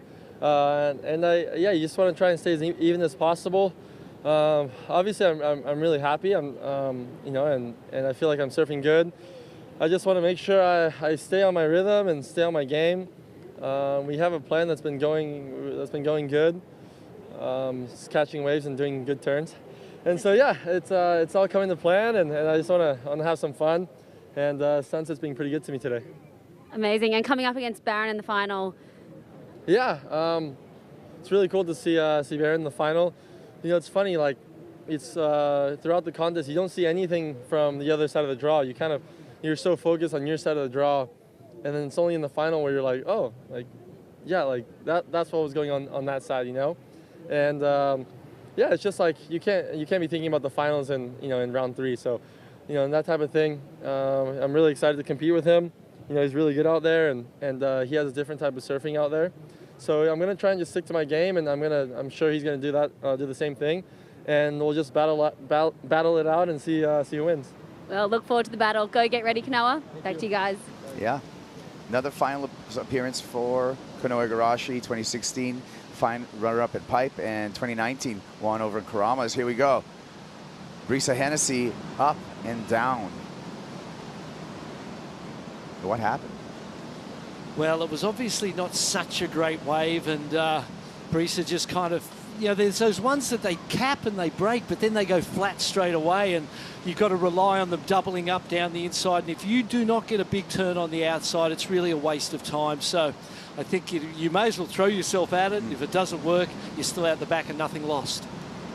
Right back up on her feet. Brisa Hennessy, foam climb there, handles that one. Inside section to the lip, and puts it down. So able to ride out of that one. So that's going to be the first meaningful score in this final and the exchange. I wouldn't be too worried if I was Mamiya, you know, with that wave. That's going to come in, I don't know, at a guess, you kind of go around a 5-point ride, something in that range perhaps, and, you know, it's not something that you would imagine is a keeper score. But then, you know, things can go inconsistent. All of a sudden, what happened at the beginning has an influence at the end. So getting busy is a good thing, Rosie. Yeah, also feeling like to shake off that aggression of the first parts of the heat, just to kind of, you know, you can almost tend to tense up a little bit after having that little bit of an encounter. So just getting waves and feeling that freedom, I think it's a good strategy for Brisa to play underneath that, underneath the nose of Mamiya. And being in her first final. And, you know, so you go, may as well get surfing and get comfortable in this thing so it becomes and feels like other heats. Yeah, good point. And representing a nation, this is the first CT final for a Costa Rican. Wow. So you put that into context, BL. You're representing a nation. Yeah, and history made regardless of the result. Right. Yeah, fantastic, 5.83. So good little starter, and that does bring some pressure to bear. Yeah, a reminder to our audience here, the winner, you got to win it to wear it. Whoever wins this final gets that yellow leaders jersey in Portugal. So a lot up for grab, not just, you know, your first championship tour win, Rosie, but also that coveted yellow leaders jersey. Yeah, I mean, wow, what a feeling for both of these women to take that rankings lead at this point in the season, at this point in their careers. I'm sure it'd have different implications for both of them and how they go on throughout the season. But Mamiya, after in a post-heat interview, just saying in her semi-final that she actually shed a little tear. Like, she's wearing her heart on her sleeve at the moment. Brisa's the same way. I mean, you can tell she's got this huge heart. So, I mean, both of these women are just passionate surfers. Yeah, and what a difference a year makes. In 2021, Mamiya Manuel missed the cut for the championship tour by 1 place. The WSL did give her the wild card for 2022. 2021, Brisa Hennessy fell off tour and had to scratch her way back on through that Challenger Series. And now they're sharing a final together, Yeah. BL. What a fantastic story, isn't it? That just speaks to the commitment and the dedication, the consistency, and just never giving in and just, you know, doing the reps and keeping the faith. And both these young ladies have done that. Yeah, Rosie, just the drive to be able to never give up and just to be here. Incredible. Yeah, and reinventing yourself too. I mean, for Brisa to, you know, there's a different kind of formulation that you would be surfing towards for the Challenger Series to qualify for the Championship Tour. And now she's really become this Championship Tour surfer where she's making big finals and not making many mistakes either. Like a well-rounded competitor. Mamiya, she's got that veteran feeling. Probably, you know, last year missing out by 1 spot. That will ignite some kind of fire. Absolutely. 23 minutes and priority to Mamiya Manuel. She takes a peek at that first wave of the set. Does not take the bait there. Remains holding on to priority. Wave number 2 coming through. And a roll in for Mamiya Manuel. Good sized wave here. Nice easy arc to start off. Patient off the bottom. A little snap there for Mamiya. Looking for this wave to stand back up on the inside, and it does not. So that's going to be the start, BL, for Mamiya Manuel. Nice clean wave, nice clean surfing, good size set wave. Thinking to the 5.83, there was just a little more sort of aggression and drama and energy in that 5.83. And I feel like if you reflect on those finals of Mamiya in the past, sometimes the turns can feel a little soft and not quite as aggressive or as committed as they could be. And unfortunately, I don't like saying it, but I feel like that first wave felt a little bit like that to me, Rosie. Yeah, we see Mamiya. This is kind of that kind of in-between set wave. It's definitely a bit bigger than Brisa's, but it is just an easy roll through all of these turns. Doesn't quite engage the rail on that maneuver. For me, Mamiya's game plan throughout the event has been to be on the bigger set waves. And looking at the equipment that she's riding, I mean, it's got a bit of length to it, so she is looking for the bigger waves to make that impact with that longer board. Reynolds Hayes, the water caddy, giving some encouragement and some information to Mamiya Manuel as we anticipate her first wave score. No indication as of yet from the judges. Yeah, and it's going to help us understand how the judges are feeling about this final, whether they just want to see that radical, aggressive commitment, even if you do lose control in it, but the drama and the excitement of it will bring the scores, or whether the set waves, that consistent, deliberate approach, making sure you're on the good waves and just surfing them in that good controlled way and maximising the score. It's going to be interesting to see how the judges feel. Well, there you go. And it's to that point, a 6.33 Kaipo. So the judges feeling like the wave itself, the size of the wave and that beautiful clean surfing that she did warranted a better score than the 5.83. So opening advantage to Mamiya Manuel. So this may have played well for Mamiya, Rosie, I feel she surfed that wave safely, but now knowing that she has secured a score, she can be more risky on wave 2. Yeah, and just holding that composure while Brisa was on the inside, getting those kind of smaller waves. Malia's like, right, getting the set wave for me is what I've got my numbers on so far. But Barton, you're so right, like that bigger wave and getting the nod from the judges, Malia's going to be calibrating that, and that kind of sets the tone for the rest of the heat. She's like, okay, 6.33, that was a cruise for me. Now if I get more aggressive, I'm getting excellent. Yeah, exactly, because she must have, she surfed it within herself, didn't she? But I suppose surfing it within yourself gives you that platform of consistency that you can then build the final upon, as you were saying, Rosie. So great start, good signs. Positioning right now interesting in that Mamiya Manuel, Barton sitting on the inside of Brisa Hennessy. What's that strategy? I suppose you're in that position so that you can bait her into things. Mamiya would make the decision first in this case because she's going to be closest to the breaking part of the wave, you'd imagine. And then her making that move is going to make Brisa make a decision. Do I block her? Do I not? And then that decision making can create some stress and some pressure. And now she's sneaked away and found an insider. I like this. Yeah, here she goes. Under the priority, just takes a sniff at that one. But I like the intent and I like the explanation from Barton Lynch. 19 minutes on the countdown here. And Mamiya Manuel is going to get this insider. So this is the backup score for Mamiya Manuel. And just that wave just fades off, Rosie. Yeah, that was one like Barton was alluding to earlier. It kind of peaks out in between over there and then just hits that deeper water, deeper spots in the reef and backs off completely. All right, so once again, what's at stake here is both their maiden championship tour win as well as possession of the yellow leaders jersey. And the case is the same thing for the men. You got to win it to wear it. Baron Mamiya, the wild card, warming up for his matchup against Kanoa Igarashi in the final. Amazing final, both been in such great form. Well, look at the difference. Kanoa in the background, cruising, you know, on getting his phone, focused perhaps, on his phone, yeah, and Baron already shadowboxing. Well, I suppose you're going to paddle out at 10, 15 minutes. Take your time on the paddle out.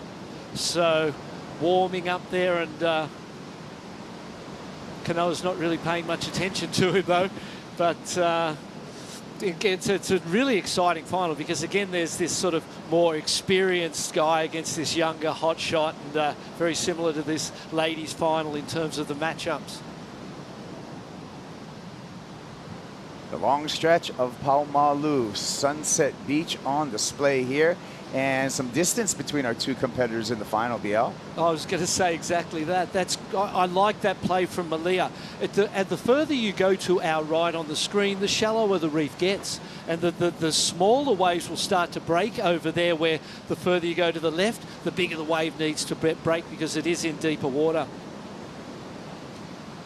Brisa Hennessy looks like she's intent on using her priority right here. And here we go with Brisa. Drops into this one. Oh, and no opportunity there.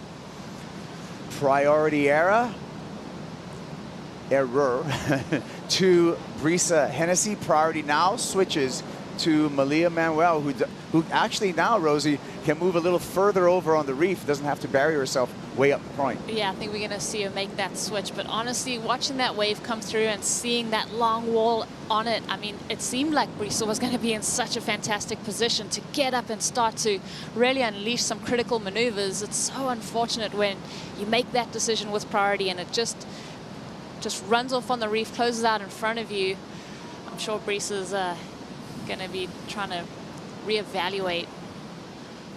And you hand over the priority, and it feels so good to be Mamiya Manuel in this situation where you've got the best wave out of the two scoring rides.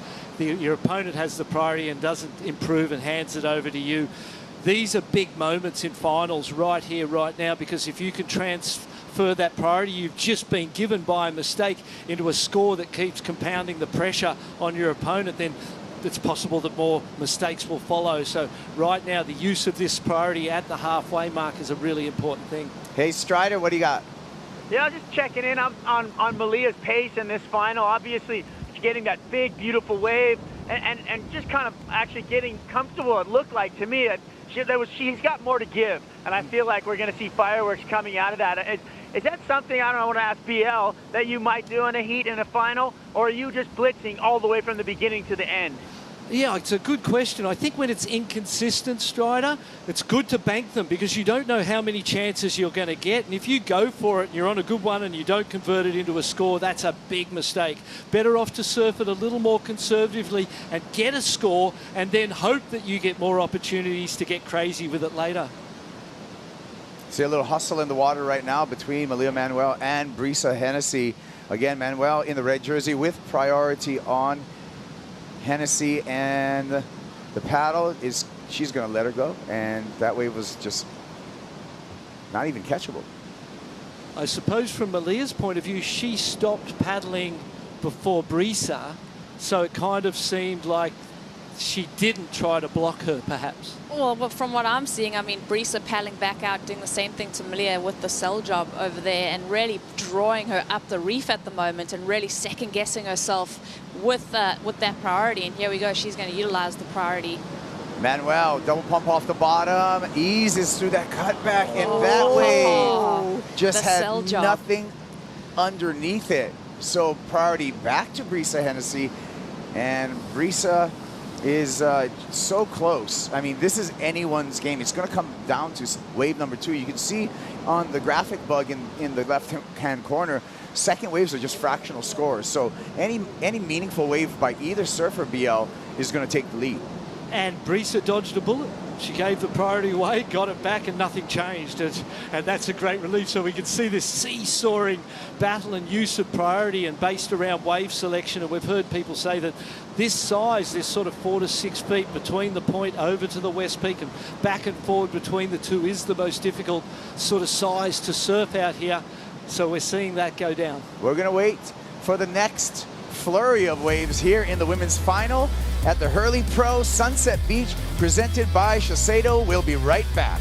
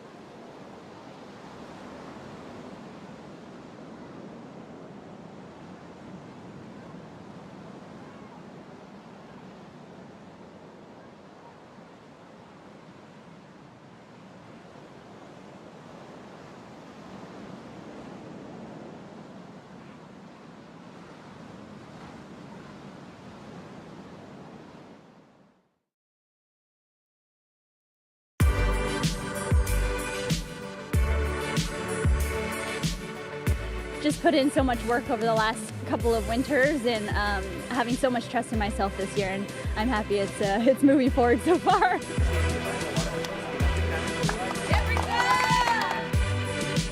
Lights up that first section.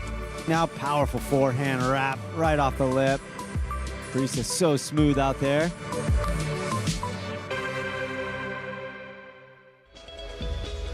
We're back in the final for the Hurley Pro Sunset Beach, presented by Shiseido.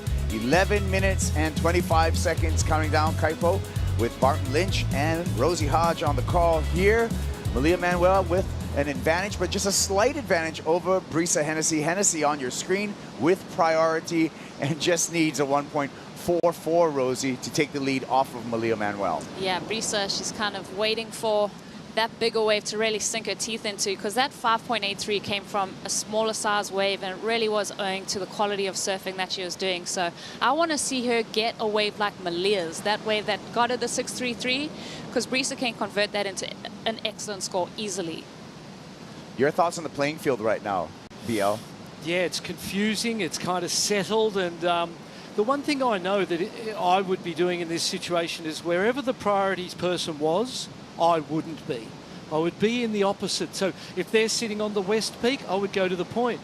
If they're at the point, I'd go to the west peak, and I'd just open up that opportunity for luck to go my way. Because if you're sitting near them, you know, they're in control of you. But that's such a hard game to play just with these multiple waves in the set, because you could sell that first wave and the second one can be so much better. That's what we've seen here at Sunset. So yeah, it's tricky to try and separate yourself and let your competitor really have the run of it. And to your point, if you're not there, then you have no influence of making them go that first one and you getting the second one or whichever. So it's such a chess game, isn't it? And when you consider that they're in a random environment that nobody knows what it's going to do next. Yeah. None of us. I know. And you're trying to figure it out. It's a fascinating game to play professional surfing and competitive surfing, because it's about you in the ocean primarily, and that's a complicated situation.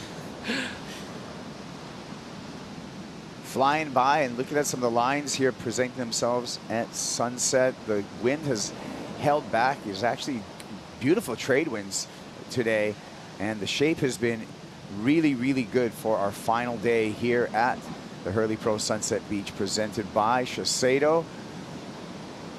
And now scratching to the west, both of our surfers as they see something on the horizon. This wave breaking and may allow a roll in right now for Brisa Hennessy. And here she goes, dropping into this one. Nice snap for Brisa. Patiently waiting down the line to place her next turn. Has to hop over this to double up. And that wave just gives up. So all the score is going to come out of that first snap, but Brisa will take the lead off of Mamiya Manuel. Yeah, I mean, you look at that wave and you start to like tense up, because you want to see that second combo maneuver. After that first one was so beautiful, BL, with that bottom turn underneath that cresting lip, and the way that she placed that maneuver, the roll in takeoff, well maintained. But this right here, just that bottom turn, oh, so much aggression, so much spray, and you just kind of tense because you want to see her get another opportunity with that wave standing up, and it just dissipates into the shoulder. Well, I looked over at your face, Rosie, at the end of that ride, and your face looked like my face was feeling, you know, where there was this sense of, I don't know, a little bit of disappointment, because it started so good. It was a set wave. The first turn was aggressive, and in our minds, I'm sure you too, we were like, well, that was better than Mamiya's turn. That was more powerful. If she gets one, oh no, she didn't get it. Yeah, you know, so kind tough. of let us down that little bit, but it's definitely going to be the third best score of this heat, and the second best for Brisa. Yeah, Brisa will take the lead. The question is, by how much? Still anticipating the numbers from our judges. We're down to 7.5 minutes. Again, priority with Mamiya Manuel. 5.23 drops for Brisa Hennessy. Situation, Manuel with priority and needs a 4.73.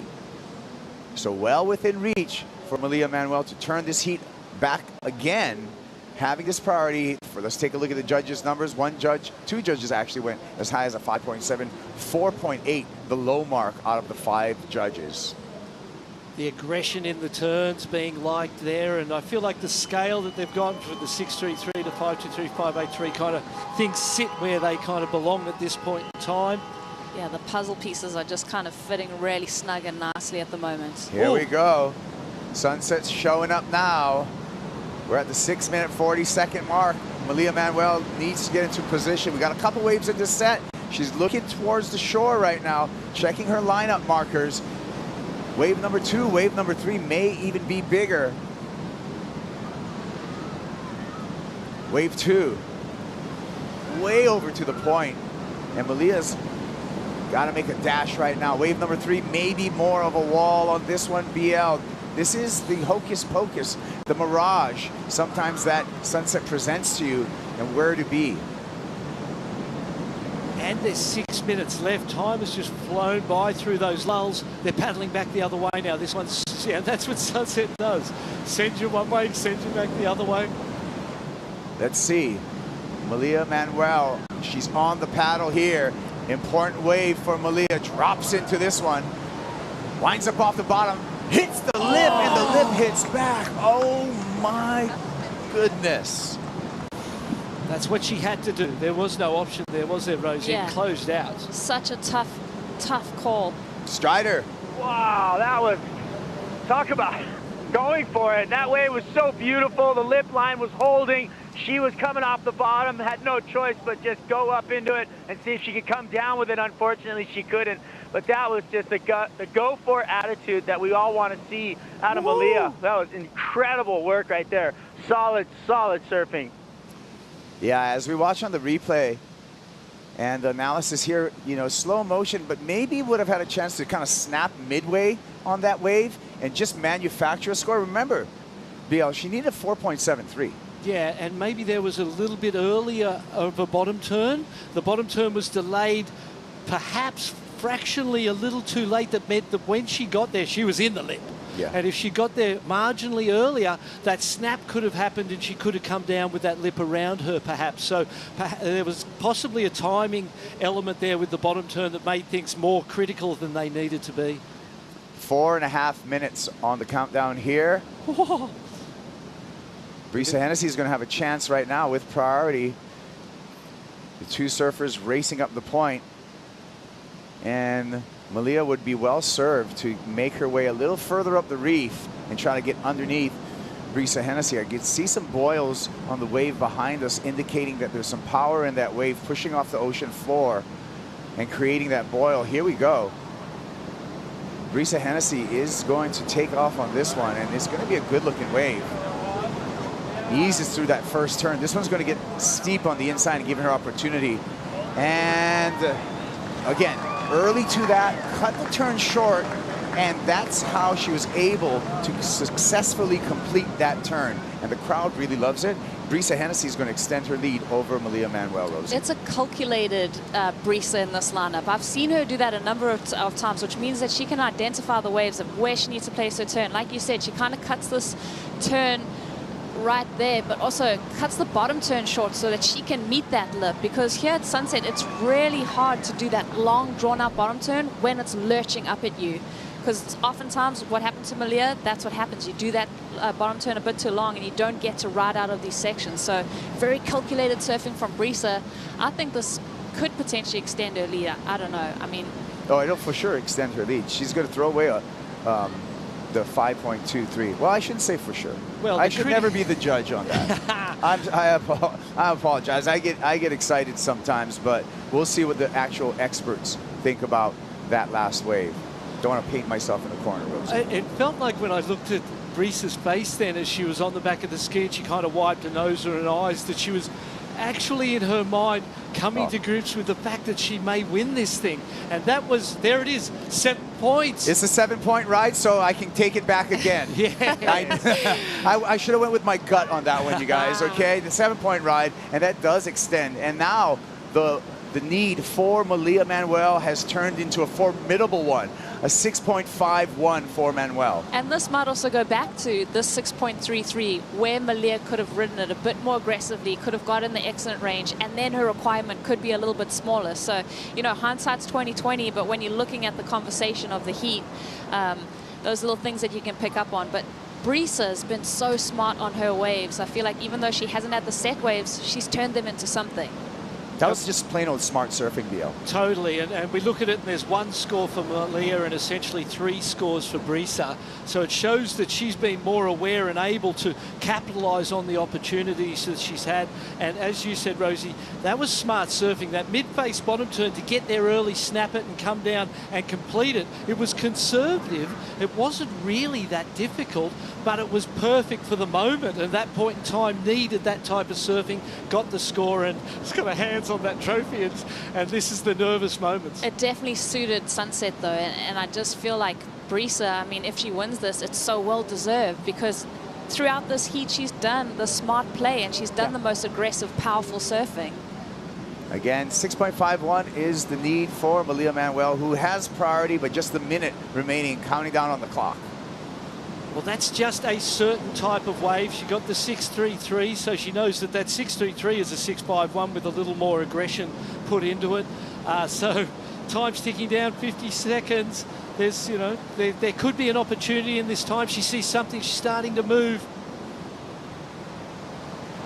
40 seconds. That's going to be 2 more waves when you think about swell period out here at Sunset. So wave number 1, nerves of steel. Mamiya Manuel paddles over that one. 2 more waves behind that. It looks like Mamiya will have an opportunity for that 6.51. 20 seconds. It's going to have to be a go right here. And here she goes. This is it. Hold the presses. Mamiya Manuel working her way down the line. Oh. Okay. Well, now we can go ahead and print the news. The news is Brisa Hennessy is the 2022 Hurley Pro Sunset Beach presented by Shiseido. There's your champ, her inaugural championship tour win, and this feels good for Costa Rica. Oh, it feels good for women's surfing. A great result. The family there super excited. That's Brisa's mom in the black. She's probably just beside herself. Just incredible. Brisa's mom, Katie's been with her throughout her whole career on the championship tour. Getting on tour at a very young age, she needed a chaperone. Mom was there every step of the way, and this is a big, big moment for the Hennessy family right now. Strider. How you doing? Pura vida! Can you believe it? You put in so much work. You've been going hard. You've been doing everything it takes. You had a huge run.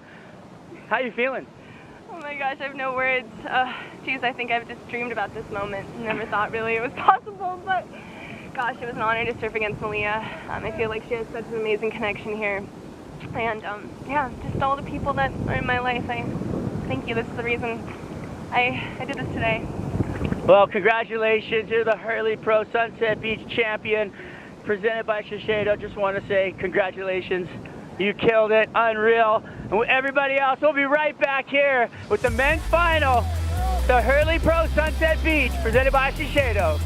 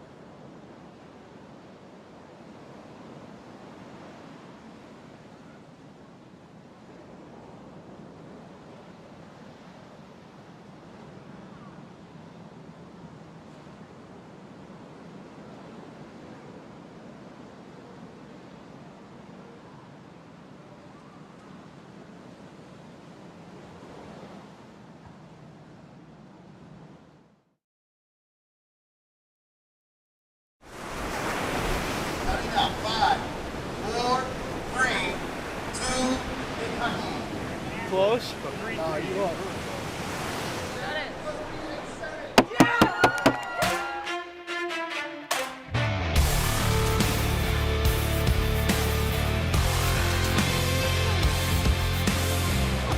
Surf that wave.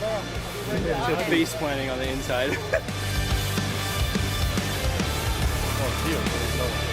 Pulling the trigger Rashi on this one. Down the line speed, up and at the lip. Another hard slashing tail wafting turn. The men's final is on. A wild card local boy here to the North Shore of Oahu, trying to bring a big title back to Sunset Beach here on the championship tour as he takes on Kanoa Igarashi, a kid that's still only 24, but he qualified back in 2016. He's always been a super talent. Ever since he was about 9 years of age, he's turned into a household name, exactly where he's expected to be in the final of a major championship tour event. Joe Turpel with Barton Lynch and Rosie Hodge for the call here as we're still celebrating for Brisa Hennessy getting that big win over Mamiya Manuel, BL. Yeah, I just can't help but feel for Mamiya as well. While there's that excitement and the joy of seeing someone win, knowing that that's the 7th final for no wins, and I saw it in the face of Mamiya's at the end of that final. It just kind of broke my heart. And then in the spirit of surfing, Brisa earned every bit of that win, and she has been spot on, not just on finals day, especially the 9 she had in the semifinals, but she had the highest scoring wave from yesterday as well. Such a warrior, Brisa. Super excited to see this woman on top here at the Sunset event, but also, Joey, #1 in the world, getting into Portugal. Yes. And just imagine where she was kind of sitting in her life after Mexico came and went, and she had fallen off tour. And then turning the Challenger Series into a huge positive and putting herself into the #1 spot, heading into stop #3 of the season. A special moment for Costa Rica, a special moment for her friends and family here on Oahu. Still waiting for the men's to start, so we haven't started a 35-minute final.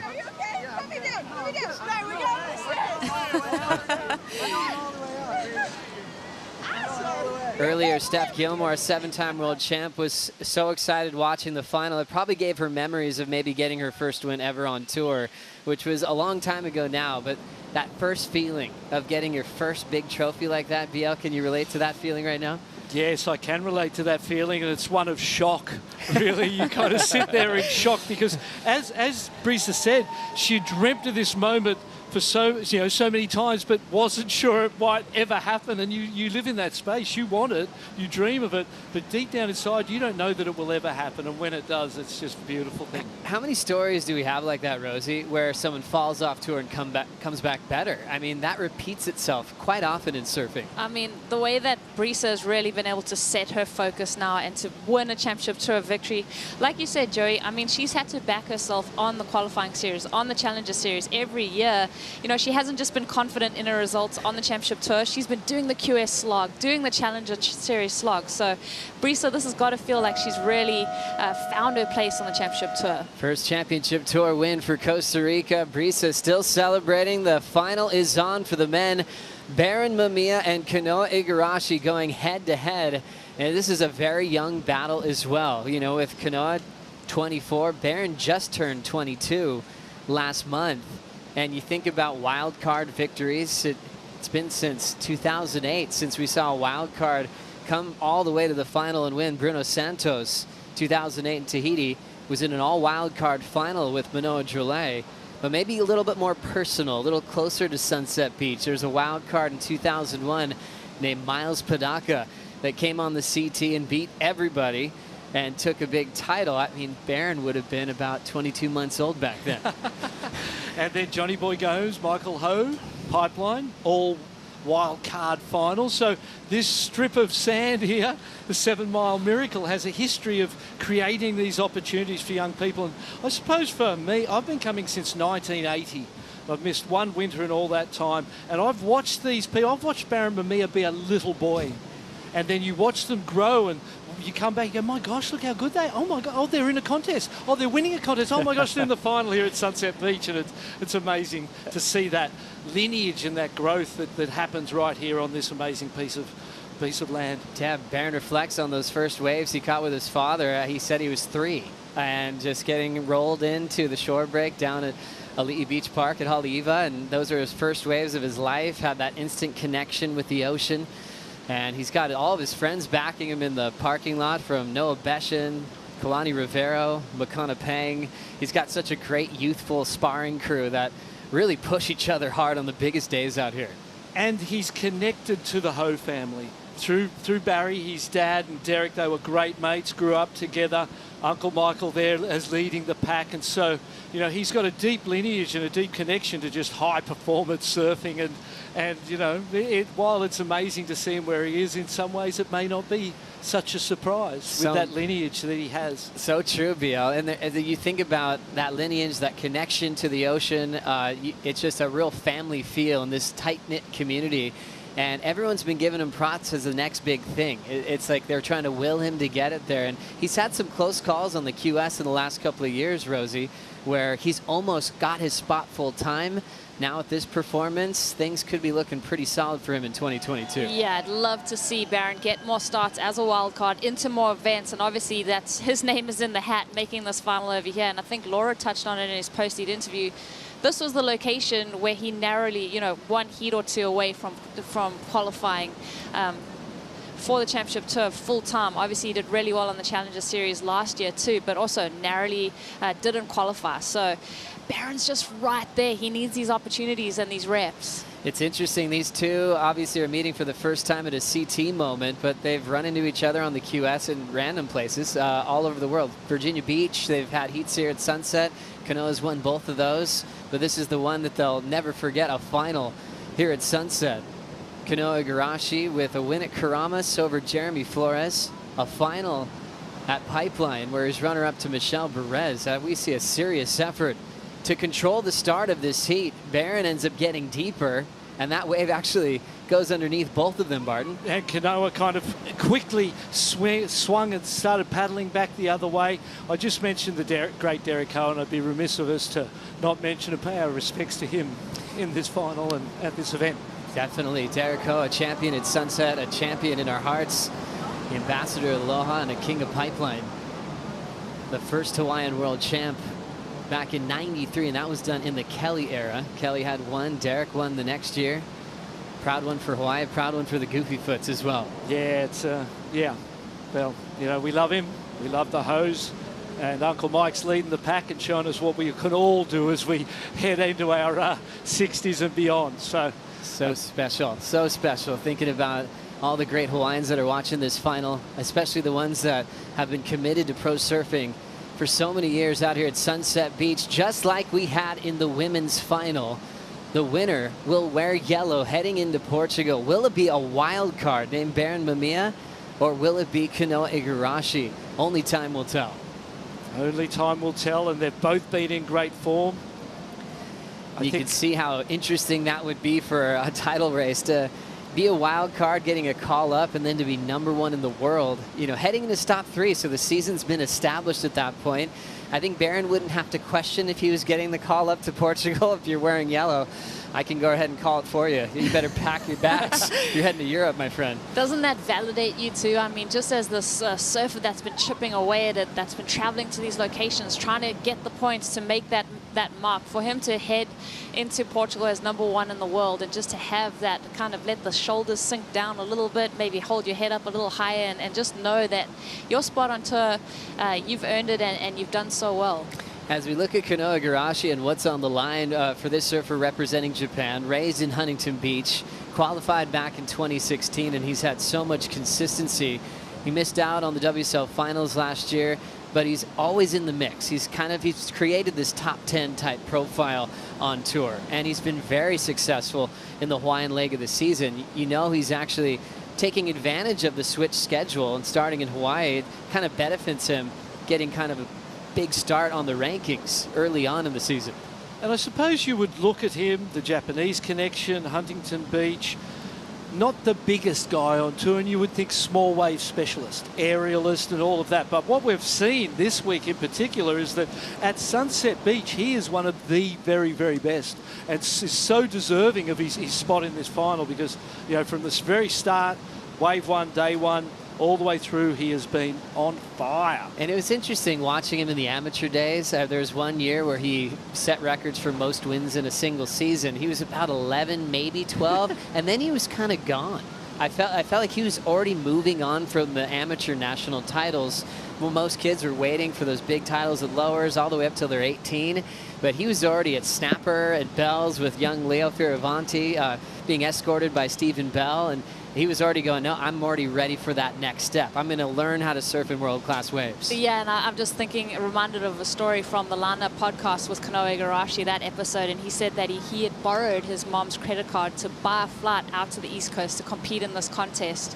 And, you know, his mom found out. I was like, what are you doing, blah, blah, blah. He's like, Mom, just relax. I'm going to win. Everything's going to be good. But, yeah, so Kanoa, like, he's had these big ambitions. He's been hungry, and he's really looked outside his realm, and it's cool to see what a savvy traveler he is, right. too. I wonder if he was grounded for that. You know what was interesting as you bring that up? When he did win that $100,000 at the U.S. Open, the first thing he said was, I'm giving all this to my parents. He wanted to just pay back. So he knew he was taking investments from them, and he knew their sacrifices. They left Japan to raise a pro surfer. That was actually their intent, and he knew that came with a lot of sacrifice. And the first thing he did when he won a big check in Huntington was his parents. He wanted to take him on a trip, treat him well, pay him back. What a legend. Baron Mamiya has the priority. And he will paddle hard to take this wave, and it rolls underneath him. Priorities switching right back to Kanoa Igarashi in kind of a similar fashion. The women's final got off to a very slow start. We're seeing a couple of mistakes early in the men's final as well. I want to know Barton's reaction to that, because your body language, you were holding your head, just scratching your head, but watching Baron, just such a concerted effort for this wave. He's like, nah, I want it. Digs in so deep, BL. And there was a little moment where the paddle might have needed to just keep that frenetic pace to the stroke rate to get over and into that one. And you recognise that when your opponent gets a 0.5 and you get the priority, there's your first opportunity. And then when you don't capitalise on that opportunity, it can hurt. So now Baron definitely hurt there, BL. Baron's just kind of fishing around, trying to shake off that loss of priority. The best feeling is if you just get into a wave real quick and just forget about it, put up a number on the board. That wave didn't let him in, so still not much for scores, but priority changing back and forth early in this final. And you can see those sets of coming a little bit further to our right on screen, which is towards the point there, and it's shallower water, and it doesn't take as big a wave to break over there. So I imagine during this final, at some point, we're going to see the surfer without priority dart over there and try their luck at something different just to try and mix things up. Things do get pretty shallow out there, doesn't it, BL? And it's interesting in Hawaii, sometimes people don't talk about the tides too much, but more specifically at sunset, it's definitely something you want to be aware of. And it loves a low tide. The lower the better at sunset. Obviously, the further you go towards Sunset Point and towards the boneyard, it goes dry in there. So, you know, we talked about it being a deep water wave, but as it gets smaller, it becomes a more of a, you know, Indonesian, Tahitian style reef break on a shallow reef. So many faces, as we've discussed all week here. There goes Igarashi paddling over to have a little look further and deeper, and I think that's a pretty good move. If I'm Baron, I'm not necessarily following him. I'm thinking, well, I may as well keep some distance, stay over here. Hasn't been a set for a while, got to be one soon. Maybe he'll be too deep for the set and I'll be in just the right spot. The stressful moments of a final when you're so close to a trophy and you just can't get started. It's up to the ocean and the patience. And not just at sunset, but a lot of venues around the world, Rosie. You start off with this big hype reel, and all of a sudden it goes flat. It's the ocean almost saying, calm down, we'll get things started in a moment. That's our ever-evolving playing field, and that's what makes our sport unique and what we love about it. Yeah. I mean, you really are at the mercy of what's being thrown at you. And just to note, you know, Kanoa Igarashi had such a great semi-final against Ethan Ewing. It was, you know, they were trading off excellent scores. Baron Mamiya, Caio Ibelli, that one got scrappy towards the end. So, you know, who's going to have the momentum? And we yet to see someone open up with anything. So who's feeling more confident in this final? I mean, taking a buzzer beater the way Baron did, and it was a wave that Caio let him have. It didn't look like much at all. So in that moment, you're going, okay, maybe Caio made the right decision. And he had 2 big blasts that just got the score as he took that into Val's Reef. Baron was so elated to get that adrenaline pump feeling of getting the score at the buzzer to be fired up for this final. And for Caio, obviously, if he dealt with the immediate moment in front of him, the only option was to go that wave and not let him get it. What if something's behind it? What if no what ifs.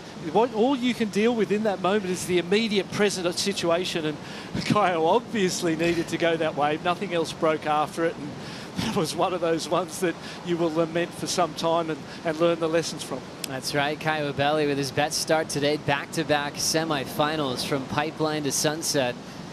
As we see a wave maybe materializing. Under priority, Baron Mamiya further to the inside. He still couldn't get that wave. They're sort of still wide, aren't they, of that shallower part of the reef, so it takes a bigger wave to break there. That one, it threatened, didn't it? It threatened to break, but sometimes those ones that threaten are the one that you get up and then they go flat really quickly. So it needs to have a serious draw on the reef, and you need to be able to feel that water drawing up the face to know that it's going to get round and give you enough water. Score some big points. There's 10 surfers on the top 34 with wins, with CT wins. There's 3 surfers with 1 win apiece. That's Jack Robinson, Kanoa Igarashi, and Jadson Andre. This was the 1 win for Igarashi. Going back to 2019 at Karamas, he really made no mistakes in this final. Really the finals day, as he got past some gigantic names all the way through Jeremy Flores for that big win. The waves were absolutely pumping, and there's something special about the emotion that people just let pour out of them when they get that first win. I think listening to Kanoa after that win, that was something special, Joey. Here comes Kanoa now on his opener. Big section that he was waiting for. He did have the 0.5 before that, so big completion heading his way. Now Baron will have priority out the back, so meaty section to work with. So smart in the water. Studying that playbook with Tommy Whitaker, knowing exactly where to sit for this final. Let's have another look, Barton. Pumping, first little snap, waiting for this inside to stand up. This is a beautiful turn, timed it beautifully, flared it with that upper body and the arm positioning to make it look like something more than it most probably was. And it was just beautiful. And it was, you know, a very average wave, really, but just surfed beautifully. He has that theatrics about his approach. Yeah, kind of like making sections more dramatic. He likes to play the show as well. There's that big closeout turn. Hit it with authority, Barton. Oh, it was timed perfectly. And you watch behind this in real time. Once he pulled through there, Baron Mamiya came into screen and he was just looking in. He wasn't looking out to sea. He was definitely checking what had happened and how good or not and how far he'd surfed or not. So you can tell there that Baron's a little, you know, Kanoa's got Baron's attention on him a little bit because first final, big situation for the young Hawaiian, so a lot of pressure. There is an energy about Kanoa. He loves sport. He loves carrying himself in a very high-class way. He dresses well. He's great in interviews. He knows more languages than most people on tour.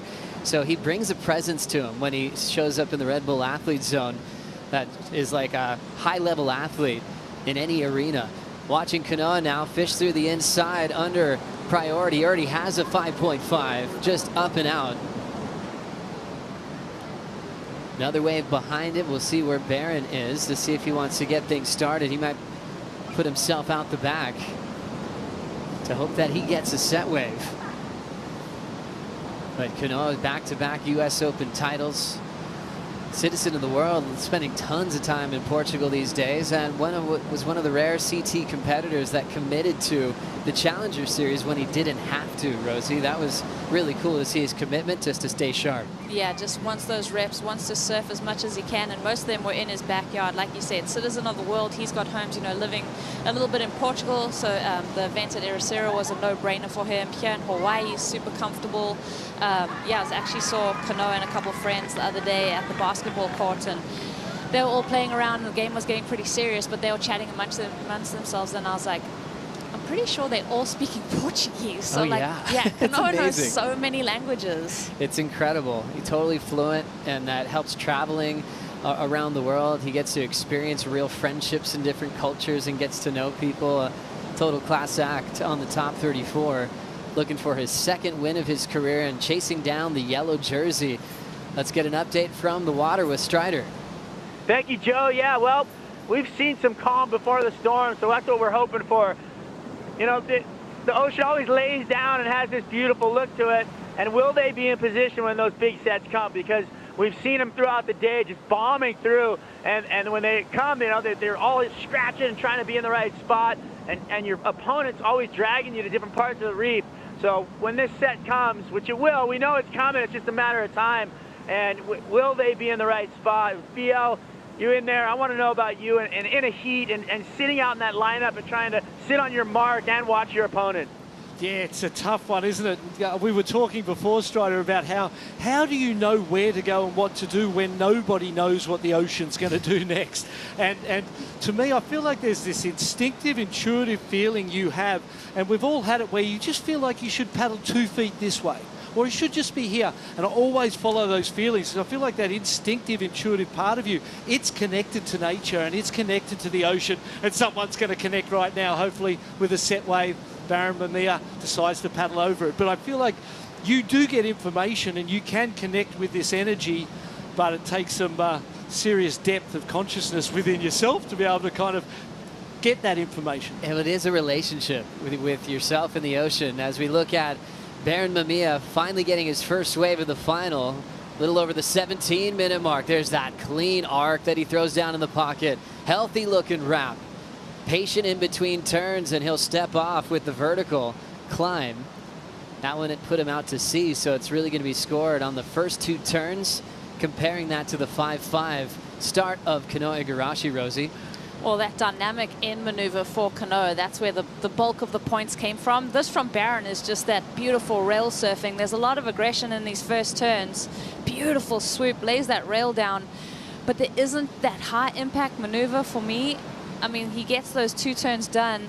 The scale, I mean, I don't know how the judges are going to really approach this one, where it will sit underneath or above Kanoa. I don't think it's going to be above Kanoa's. It's interesting. What do the you big think? section of Kanoa, the 1 turn, and then a totally different recipe with a 2-turn combo BL. Yeah, and there's always that less is more, and there doesn't need to be a lot of work if the work is amazing, and Kanoa's was amazing. The more we see this, the more I like it. Yeah. At first, in real time, I was like, oh, it's kind of a bit flat, wasn't really great, but they are beautiful turns, and he did everything he could do with that wave that was on offer on it, even to this last little foam climb. I feel like I'm with you, Rosie. I feel like Kanoa's was a little more exciting, got you on the edge of your seat, even though it was just 1 turn, but it was one great closeout re-entry. 2 couple big arcs on the open face for Baron Mamiya, as Kanoa had the closeout hack for a 5.5. Let's get some insight from a Sunset champ, Makua Kai Rothman. Things are starting off a bit slow out there, Makua, but hopefully things will pick up with a lot more scores coming through. I'll tell you what, Joe, Baron Mamiya just took it to town on that wave, and guys are saying that it's not going to be as much as Kanoa's. There's no chance. It's definitely over Kanoa's by at least a point, I would say. I mean, I can't see the scores from here, but out the back, Joe, we do have Kanoa up and riding. Kanoa Igarashi hitting that first section vertically. Solid control to start. Right out in front, he kind of has to fish his way back into the pocket. And he's running out of room, but still energy to throw down a roundhouse. Incomplete. Didn't really have a low score yet. A 1-3-4 gets him in the lead. We'll see that change. And meanwhile, the score does come in for Baron Mamiya a bit higher than the 5-5, a 6-8-3. So a lot of separation to put Mamiya out in front. Yeah, amazing. So I suppose the quantity of the turns, the fact that it stayed open, It was a little bit smaller than Kanoa's wave, but here we go. Baron Mamiya up again. He's got to be feeling great. He knows how to get a big score. A serious frontside arc with a ton of power and finesse. Flares up again as he frames that layback hack. Well done for Mamiya, and his camp is losing their mind. What about the attitude in front of Kanoa, in front of Kanoa too? Strider Wasilewski, the local boy, is blowing up out there. Yeah, that was incredible.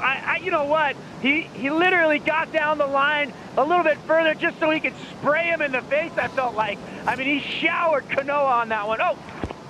And it looks like he showered Strider when that spray finally landed.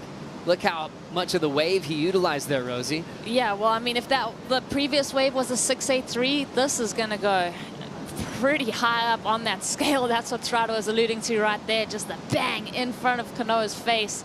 And you know, Baron, he's such a humble guy, but like when you get him in this competitive situation, the fire is lit. That first maneuver was so insane. Maybe some of the better turns that I've seen from Baron throughout this event. Yeah, I think it's going 9s. I think it's going high 8s. If that was a 683, it's definitely got a few points, a couple of points on that 683, no question about it. Bigger wave, both turns were more critical, and this one was a real money turn. Watch, he lays that back arm in, pushes the back leg out, gives it everything he can, drifts the board, maintains complete control. That is going to be potentially an event-winning wave. Then Kanoa Igarashi on his last of 417 here, Rosie. Yeah, just gets that hit off the top. You see his legs kind of go a bit narrow. He has to reposition his stance on his board. Like you said, Joey, he really had to bring it back around on the open face. So one hit there that really had a bit of substance to it. And then end up just sort of fishing through some points. So still standing by for last of Mamiya, who put a lot of force in that last two-turn combination. And that finish, that way a lot of surfers can frame that up. Sometimes it can be a placement kind of layback. That had a whole lot of meaning, using so much of his rail. One of the better versions of that turn we've seen in a while. 8.17, 683 before that. The wild card from the North Shore of Oahu now has Kanoa chasing a 9.5. Baron is Kanoaing Kanoa. Like, this is what Kanoa is so famous for. I mean, even in that semi-final against Ethan. So, yeah, cool to see this guy get stuck in. And even the little sort of fall at the end of Kanoa's wave didn't feel like a good sign. There was kind of like almost like a surrender and a loss of focus in there, and it's like the warrior kind of went, ah. Yeah, and he kind of fell at the end of it, and I went, oh, that didn't feel good.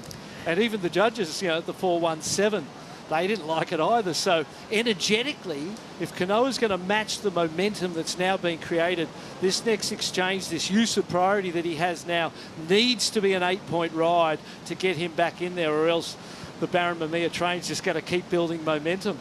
Well, you're looking at the two top dogs on the leaderboard right now. Who will be in yellow? So far, Baron's holding that first place position as the fight for the yellow jersey continues in this final.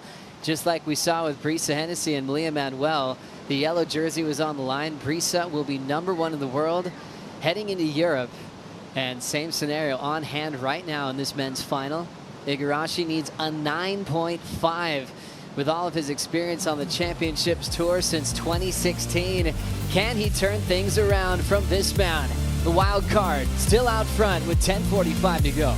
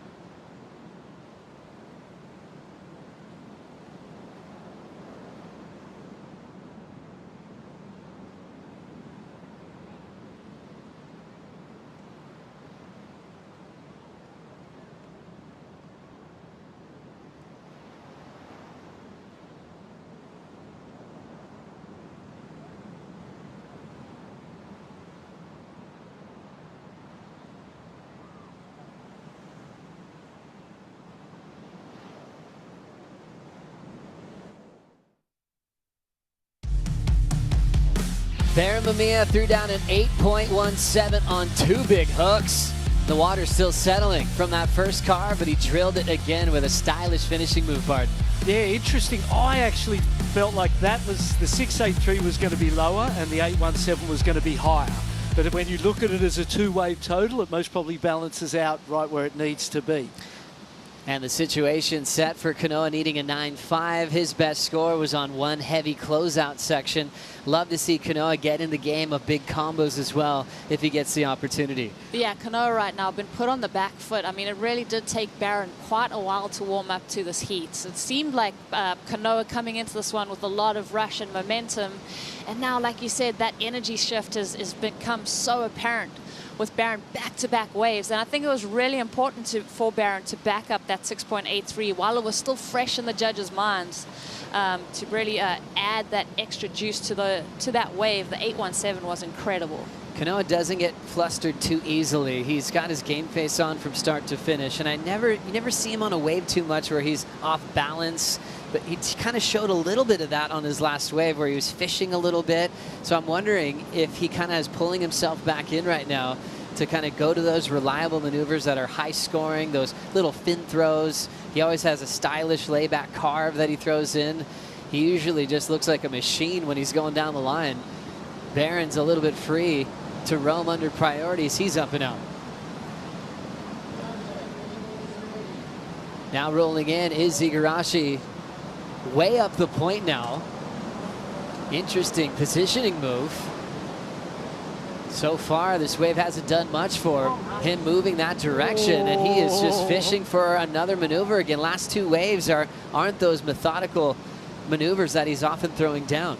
It's an energetic thing, isn't it? You can feel the energy change, and the Kanoa we've watched on these last couple of rides is not the guy that we've seen surf all week. And you imagine that all of a sudden those thoughts come into your head, because you go into this final going, he knows that Baron's incredible and has a lot of experience out here, but he hasn't got a lot of experience in finals. And you'd be thinking, you know, oh, I think I might have this. Strider, where did Kanoa catch that wave? Well, just positioning out here, we got, 2 different heats going on. Kanoa is way up there by the boneyard, taking off on those point waves, trying to identify those steeper sections. And you've got Baron way inside up here on the bowl. And, well, I'm inside. We're going to have to go out in this one. Thank you, Strider. Yeah, interesting to see the big split for Kanoa. Obviously, he's feeling the heat, trying to manage his time. He knows if he gets something decent up there, he can break down the 9.5 and not need it on one wave. The more time ticks away, it's going to put him into a corner where he might have to wait for just one bomb. And there haven't been too many of those in the final, Rosie. Yeah, it's going to become a lot more tricky as we see this time wind down. One thing I will say about Kanoa, if he gets that score, it's going to make that victory even more sweet for him as we see that airdrop through. But there definitely has been a little bit of a glimpse into his vulnerability here, just the way that he gets a little bit hung up, and it's not that precise surfing that we're so used to seeing. Interesting section here. He just blew the whole board out the back. Break down that part of the reef up there, Barton, and why can it be kind of challenging to surf at times?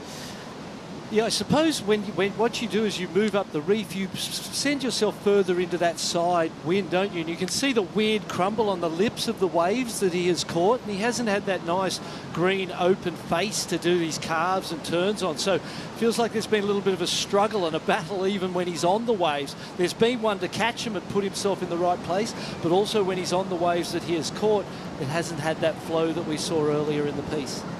Remember, Baron got a spot into pipe from a great performance at the HIC Pro, finishing runner-up to John. Got the call up there, almost had Kelly, then lost it with 2 seconds in that miraculous Kelly wave. Then he got the call up to Sunset in a final with a chance to potentially win and maybe be in yellow as the paddle battle continues. Baron does have first priority. Kanoa's getting back into the takeoff zone where Baron's been, and there is a wave on the way here. I mean, you can just tell the desperation of Kanoa trying to sell a wave to Baron just so he can get that priority and regain some kind of control in this heat. There's only 5 minutes left. Look at this one. Beautiful peak, deep. Both paddling, sprinting for it, kicking. Baron's starting to move in. Kanoa's going to get this, perhaps. Nope, they needed to be a little bit further up the point. The advantage up the point can be that sometimes it does barrel back in there, and that could be a real point of difference. Just hustling to try to find something to work with. Kanoa Igarashi is right in the space of Baron Mamiya. Mamiya will use priority on this wave. Wide open face. Big wind up, layback hammer in the pocket. The wild card drills it again. His two-turn combos have been aggressive and reliable in this final today. And if the 6-8-3 was what it was, that was better than the 6-8-3. Two committed big turns. Both of them had volume and aggression in them, and that is definitely going to put more pressure. If Kanoa needed a 9.5, he may need more than a 10-point ride at this point with under 4 minutes on the clock, and Baron Mamiya's got both hands on that trophy. What an amazing situation.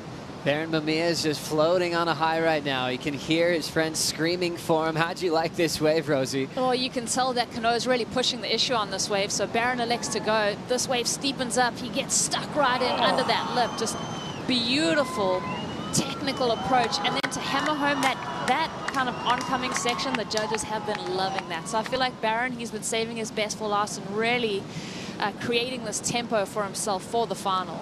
So fun to watch him surf. It feels like you're watching a movie. He's got that real freestyle punk rock kind of approach where he looks really loose and not maybe overcoached for form in his life. He's just really relaxed and he's letting it all hang out. And then when you get to know him as well, I've done a bit of coaching with Baron, and he is a very sharp, very smart, very calculated young man as well. At the same time as you said, that serve, he's got that wild, radical abandon in it. At the same time, that head, it knows what it wants. It knows where it's going, and it might be going there right now. What a great balance to have on tour. Mamiya's got 2:45 left. Kanoa misses an opportunity out the back. He was chasing a 9.5 before Baron went that wave. Now he's in a severe combination. An 8.83. Best wave of the final so far for Mamiya. Kanoa needs to break down a 17-point total. I know that feeling. You know, Rosie, when you're lying there and you hear the score come through and you all of a sudden you get this rush of, oh my goodness, I'm going to win this event. Oh my goodness, there's 2 minutes left. He's comboed. Oh, what a fantastic moment for the young Hawaiian. Well, you think about all the highs and lows those years. He was like maybe 1 or 2 heats away from qualifying. Even this past year at Haleiwa where he was in that mix. He's in the talk on the morning show. And the next thing you know, he goes down early. His spot's gone. You know, you talk to him today, he wouldn't have it any other way, knowing what his future would be like to potentially get his first major win of his career at home with his friends and family waiting for him. That's incredible. And remember when he missed out by 1 place of qualifying, that was the following year wasn't on. And he said to me that he could see the reason why he was 1 spot out, and he could see the fact that he was 1 spot out, but it might have been a good thing because the tour didn't even run. So always finding those positives in any situation. So important in life. Well, anything that he's been through up to this moment, it all leads to this, right? All the disappointments and the highs and the lows. Kelly alluded to it with the Pipe Masters, with the Pipe Pro win. It all leads to these big moments that make them so much better. Entering the final minute of the final, and Kanoa with a pretty serious combination against him. Let's see if he can pull off a miracle here. Igarashi will catch this wave. He needs to go for broke on every single section. Big committed carve to start. Quickly off the roof with a lively float. Is there anything left for Kanoa here? 48 seconds. Well executed maneuvers. Does he have enough time? Well, he does, but barely. And then you look at the combination situation, you go, well, maybe he doesn't have enough time. And then without priority too, everything's starting to look a bit better for Baron. Baron was so focused on the situation, now he can't stop checking his watch. He wants to close this thing out. We mentioned at the start of the final, Miles Padaka won this event as a wild card for Hawaii at the CT level back in 2001. And we're just moments away to make it official for this young legend growing up on the North Shore of Oahu. I can't wait to watch his face. I just can't wait to see this emotional reaction. What a moment. As we're into the countdown, it is official. The local boy here from the North Shore of Oahu, Baron Mamiya, is the champion of the Hurley Pro Sunset Beach presented by Shiseido. Incredible victory. Strider's there with him. He's got his hands over his eyes. Take it away, Strider. Baron, dream come true, my brother. Local boy. You're now #1 in the world. You're the champion out here at the Hurley Pro Sunset Beach. I know it's emotional, but give us a couple words on taking out this event as a local. Yeah, I can't believe it. I literally can't believe it. I thought pipe was like the event I was going to do really good in. You know, I'm so comfortable at pipe, and I wasn't really like super prepared for this event, but you know, I just kind of in my mind was like, you know, just adapt to whatever the conditions are and just figure it out. And yeah, I mean, I can't believe it. Baron, I've known you as a baby. Now you're a man, and you're #1 in the world. I just want to say congratulations from myself and everybody else over here on the North Shore. We're so proud of you, brother. Thank you so much. I really appreciate it. All right, back to you guys over there. We're going to let Baron gather himself, and we're going to come inside and celebrate. What a special moment for a young man realizing his dream. And maybe before he even realized it could be true, it's just happening in front of his eyes.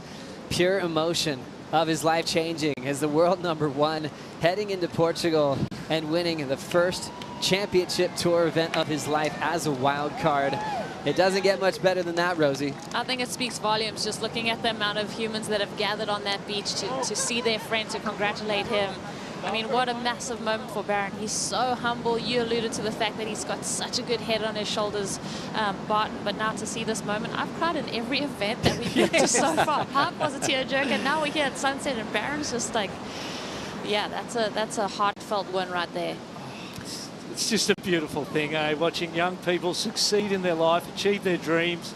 It's a magical moment for this young man and for our sport to see these champions of the future come through the sport. And this event has been that, hasn't it? On the male and the female front, we've seen a whole new generation of young surfers come through and dominate here at one of the most difficult waves in the world. And it's a sign of the times, and this young man's going to be a big name in the future. And he's #1 in the world. Oh, my goodness. Oh, my goodness. We have so much to celebrate on the 805 post show. Crowning champions for their first ever CT wins right here at Sunset Beach today. Stay tuned for all the highlights and the celebration on the podium right after this.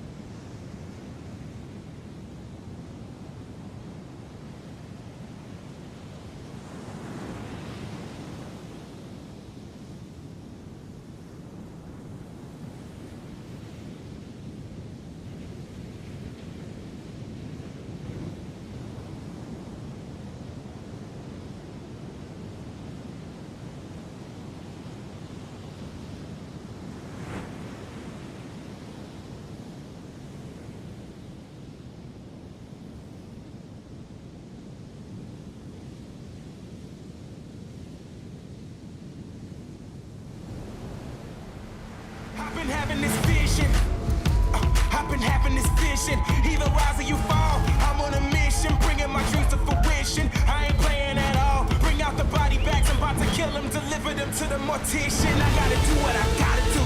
That's for my fish, back in my face. I gotta do what I gotta do. I pray to God, he never came. I'ma do me, I'ma do me.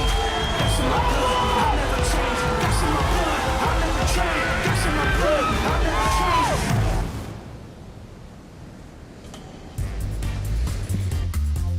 You're watching the 8:05 post show as we just completed an amazing event here at the Hurley Pro Sunset Beach presented by Shiseido. Baron Mamiya, he's the real deal from right here on the North Shore to #1 in the world as a wild card. Maybe second best to the rides in the lineup. The chair up the beach by your best friends. This is the moment you dream of all your life, and it's all happening in real time. All the rankings are changing. His year is changing dramatically as now he might be thinking about a title run this year in 2022. Thanks for being with us on the 8:05 post show. Joe Trappell, Barton Lynch, and Rosie Hodge as we take in that emotion. You know, when you can just script where you'd want to win your first event. All the horns on the street on Cam Highway and in the parking lot were going crazy. As soon as the horn went off, the horns kept blaring in the parking lot in support for the local boy. Oh, it's an amazing moment. It never gets old. How many events have we called and you end up here to go, oh, it's such a wonderful thing. And that's an amazing story. And it's so great to see this young kid come through and achieve greatness today. The yellow jersey on his back. And then you look at Kanoa Igarashi, who he beat. And he was in incredible form. So yeah, that was such a great final. Both those surfers were just amazing. But Baron, I mean, that was a huge for him to carry all the way through that event. And I feel like he brought his best in the final, and that's what you have to do. And you can tell he stayed in that place. He was so good in post-heat interviews going, I'm not celebrating yet. And that's when the emotions just poured when he realized it had happened. And he was backing himself at Pipe more than he was here at Sunset Beach as we check out his road to the final, because he had some crazy challenges throughout the day today. Quarterfinal to start with a Hawaiian named Seth Moniz, one of his good friends, but it looked like Seth was really going to open up in that heat, Rosie. Yeah, that's such a great matchup. And even Seth at the end of that one, he was like, hey, you know what? I lost to Baron. I'm super happy for him. I want to see him go all the way. So that Hawaiian spirit living on, and really so cool to see those guys, that camaraderie between them. And then Baron to save himself in a heat that probably Caio's going, that was mine. He could have shut it down with priority, and he just got the door slightly open, and he took advantage of it. And you don't win any event without one of those heats along the way, where it's a slippery one, it's a grindy one, and somehow you pull out that win. And he could have just as easily have lost that semi-final if Caio Ibelli had used that priority in a way that he most probably wishes he did now. But as it turned out, he got through that and then took, as you said, Rosie, the best form of the event that he has shown into that final. As we look at the other half of the draw as well, what a great result for Ethan Ewing. Obviously, Kanoa Igarashi, #2 in the world. His best start to date in the first couple stops on tour. Jack Robinson, a rookie named Jake Marshall, really stepped up when he beat John Florence the other day, Rosie. Yeah, so good to see. I mean, all the young blood on the tour making it into the quarterfinals. Just really cool and refreshing to see this new upswelling of talent. Let's enjoy Baron surfing on finals day. He earned every bit of this to come out swinging. Gally right there, the coach for Jake and Baron, said, hey, why not ride a 6'4" this morning? And Baron agreed. That carve looked insane with that extra rail line, Barton. Yeah, well, you can see that he was able to put absolutely everything that he had into those turns, and he was able to drive the rail, and that aggression was what got us all on board and got the judges on board. And he just found his rhythm. He picked points well. He wasn't really sloppy with his turn selection. Seth was a little beat up and bruised from the last couple of weeks, and he just really couldn't get started. Yeah, Seth, I mean, we know what he's capable of. We saw it at the Pipe Pro, and he said he was a bit beat up. He hurt his neck on the Wednesday day of competition. So, yeah, Seth gets the rest now for Portugal, but Baron was on a heater. And he was really still-faced in this semifinal, and Caio had gotten a bit emotional before he paddled out for this matchup, Yo. Yeah, it's you'll see he needed a 3.3. I think he got the 3.8 at the end, just squeaked it in and rode it all the way through to the inside, because he knew he got the outside turn, but he wasn't sure if that was enough. And it might not have been. And he got this little bonus inside here. All of it added up, got the 3.8, got through to the final. and created history. That was a huge turning point because Caio had priority and was like, yeah, you can have it. Doesn't look like there's enough on it. He might be thinking about that move for a long time. And then into the final against Kanoa. Things finally got started after a bit of jockeying, and his recipe for 2 big turns really was the big difference. Definitely, and just seeing that aggression right in the face of his competitor. And like you said, Joe, it took a while for him to warm up into this final, but then went back-to-back waves and just lit them up. And I suppose the fact that Kanoa didn't put pressure on him early, and Kanoa was a little bit off game and only had that 5-5, and it was like, okay, it allowed Barron to build that momentum without the pressure being applied, and Kanoa felt like a different guy in that final, and the momentum and the energy all went this young man's way. So incredible. I think Noah Beshin's probably lost his voice from all the screaming he's done first thing in the morning, cheering on one of his best friends, and what a feeling, getting chaired up your beach and about to celebrate with everyone that you love the most right here in Hawaii. It's going to be a similar story for Brisa Hennessy. As we know, representing Costa Rica after about 9 years of age. All of her competitive surfing was right here on Oahu, so she's had a ton of time at Sunset Beach. It was another emotional story as well, where we had a fresh look at a quarterfinals. I mean, I was trying to dig through, BL, when the last time the world champs weren't involved in a final series, and it's been forever. It's just, it doesn't happen. It was an event in Cascais years ago where Carissa and Tyler were knocked out in round 4, and Steph happened to be injured. It's so rare. It truly felt like a change of the guard moment. And it happened on both sides of the draw, both genders. You know, John Kelly gone, Steph, Tyler, Carissa gone. It was like, whoa, and both of them lined up almost identical regardless of the gender, as we see there. There's the W next to Brisa Hennessy's name. Brisa Hennessy had the high score from yesterday in the high 8s. She turned that into a big 9 today. Really showed no weaknesses on finals day, Ro. Yeah, I mean, Brisa was the woman to beat. I mean, from that semi-final against Betty Lou, I mean, looking at Betty Lou and the way that the surfing that she's been doing, she was such a tough competitor. Brisa just took that heat stranglehold, started with the 9. And then you've got to go India Robertson, Molly Picklum, Luana Silva, Gabriella Bryan. All of those young ladies were incredible this event. And really, I'm sure if you're the established guard, you would be a little bit worried moving forward, because the signs are ominous. These young ladies are incredible. It definitely feels like something's changing. Tribute to a talented rookie class as we check out Brisa's run from that quarterfinal that she had yesterday. This was yesterday afternoon. Waves were still very solid, and it was against Molly Picklum. Remember, Molly's the one that took out Carissa Moore. This is a big heat, Rosie. Yeah, huge heat for Brisa. I mean, besides the surfing that Brisa had done up to this point, she also said she had one of the beatings of her life that she felt up there. So, you know, these women, the endurance, the fitness, all that training, it all came into play. And Brisa obviously putting in so much time and effort behind the scenes. And it's kind of interesting with Molly and also Brisa. They both work with Micro, so they spar together a lot, and they really let each other have it. That was fun to see those two go back and forth. And then this wave happened today, straight into a 9 in the semifinal.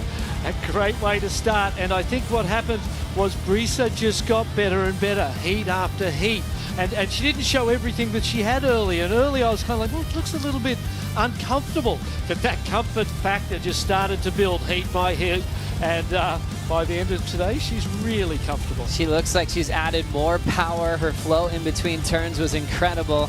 Her relationship with Glenn is insane. They just have such a great package working together in the water.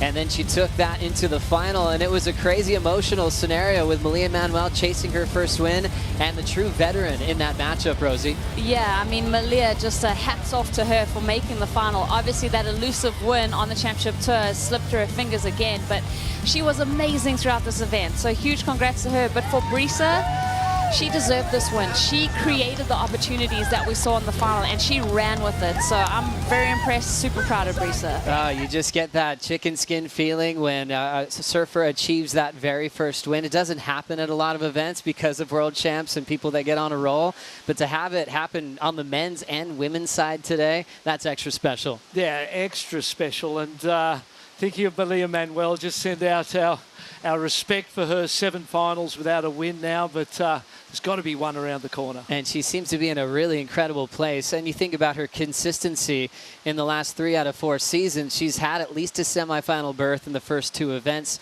now a final, so a step better. And I think that's the benefit of kicking things off in Hawaii as well, Rosie. 100% for Mamiya. This is a great start to the season. And as that wild card, WSL wild card for the season, I mean, that just might just also alleviate that pressure for her as she's filling in a different kind of role. Yeah, start thinking about relief of that mid-season cut, because that is in the back of everyone's mind. Mamiya is going to be feeling fantastic, probably knowing now that G-Land is looking like a great possibility on the back half of the year.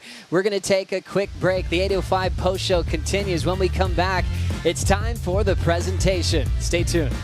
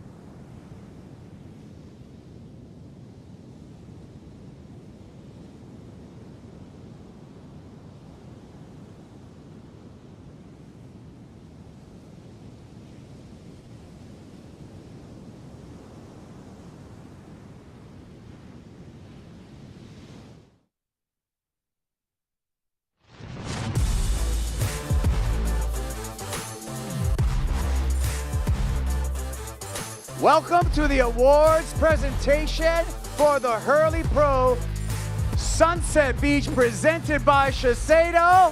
What a great day of surfing. Let's give it a hand. Oh, the second stop on the championship tour right here at Sunset. We started off in Hawaii, and what a performance and what a start it was. How great was it to have Sunset Beach back on the schedule for both the men and the women? Let's give it up. That is so, and of course, we're so grateful to be kicking off the championship tour here in Hawaii, the birthplace of He'enalu, the birthplace of surfing, both culturally as well as a competitive sport. I'd like to mahalo nui, the Kanaka Maoli, the natives. Also, to all the Kama'aina who live here, thank you for your support.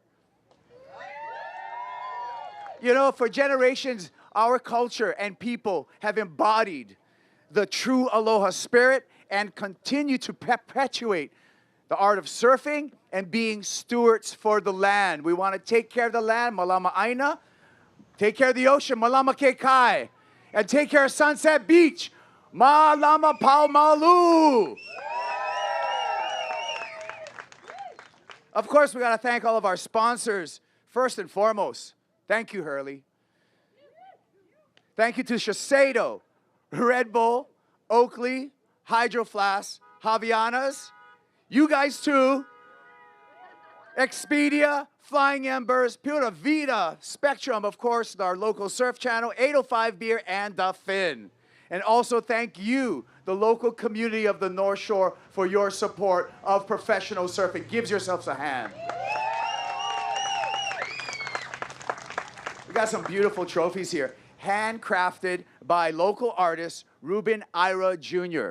These trophies are made from upcycled surfboards. They're one-of-a-kind pieces of art, and they have a special value to celebrate this Hurley Pro Sunset Beach. So these are some beautiful, beautiful one-of-a-kind trophies. We also like to thank Lulu's, Lays, and Bouquets locally here in Haleiwa for the beautiful lei that we are going to be presenting to our finalists as well. So let's get it on and present some trophies. With me is Jessie Miley Dyer, Senior Vice President of Tours and Head of Competition, to help out all of the awards presentation over here. All right, let's get to the men's. Men's runner-up, an inspired performance here at Sunset Beach. A great performance overall here in the Hawaii leg. Let's give it up for runner-up, Kanoa Igarashi.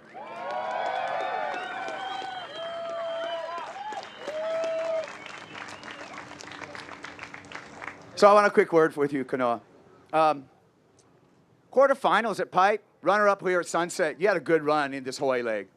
Yeah, wow, I'm actually really happy. You know, coming to Hawaii for so many years now, growing up in Huntington Beach, this has always been the place where I really needed to work, and I've always had a lot of struggles, and just with my surfing, and over the years I've had to really work on it.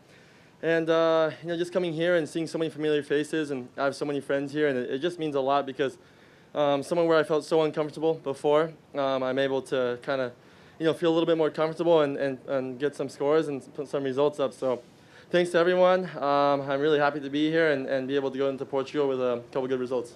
Great job. Let's give it up for Kanoa Igarashi. All right, I'd like to call the women's runner-up, and a Hawaiian who made the Garden Isle very proud. Hailing from Kauai, let's give it up for Mamiya Manuel.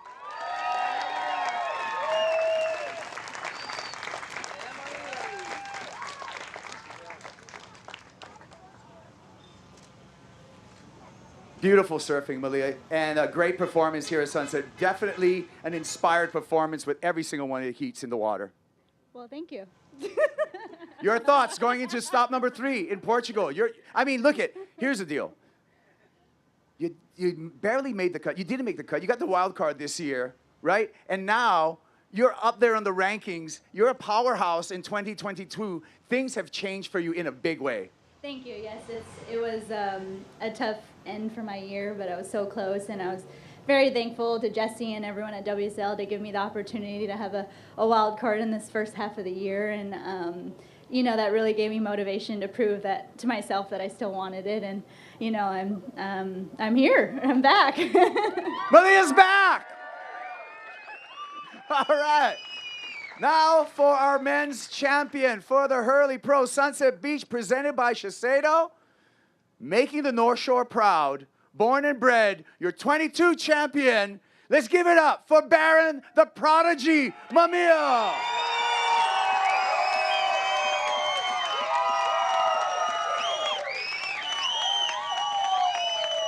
Wow.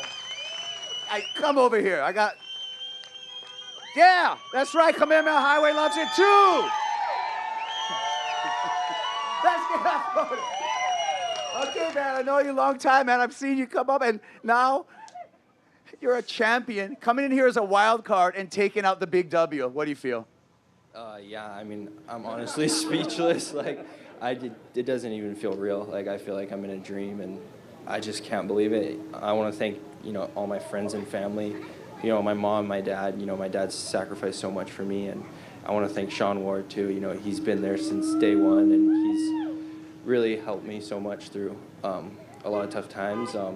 Yeah, I just can't believe it. I just want to say thanks to everyone for coming down, and yeah. I got another question for you.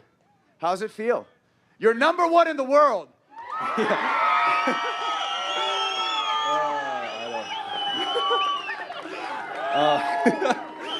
Honestly, I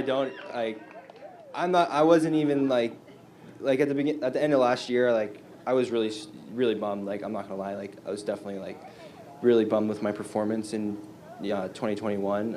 I didn't make a heat on the QS, and I just was coming off an injury, and there was just a lot of things that were just not going my way. And, you know, this is just, I can't believe it. You know, I wasn't even on tour, and I got into pipe through a wild card, and then I got another wild card here. So, I mean, I'm super stoked. Baron Mamiya!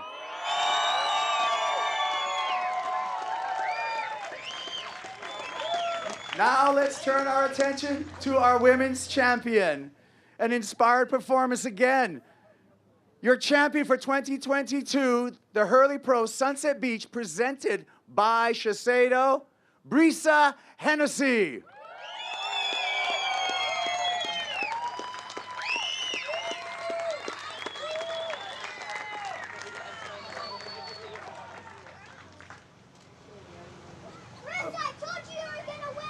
She told you were going to win. Good job. Well, good prediction.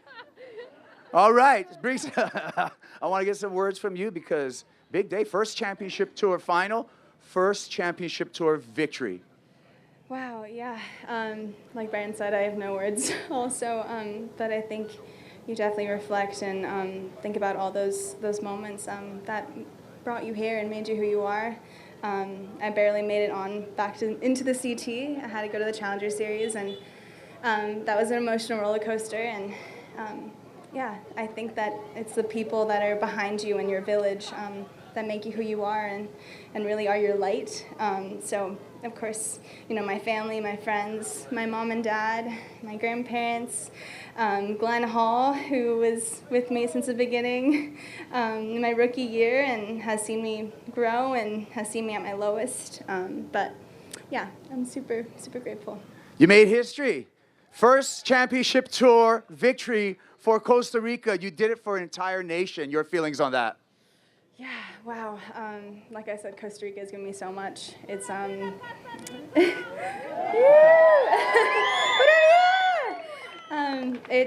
it's literally given me the gift of surfing, given me the gift of the ocean, and given me the gift of connection to so many people around the world. So I hope I can carry the love of Pura Vida around the world, and hopefully, yeah, inspire people. Well, Brisa, I hear you look good in yellow because you're going to be in the leader's jersey when we hit stop number 3 in Portugal. Let's give it up for Brisa Hennessy. Back to the 805 post show. Thank you so much, Caio. That was incredible. Our champions on stage.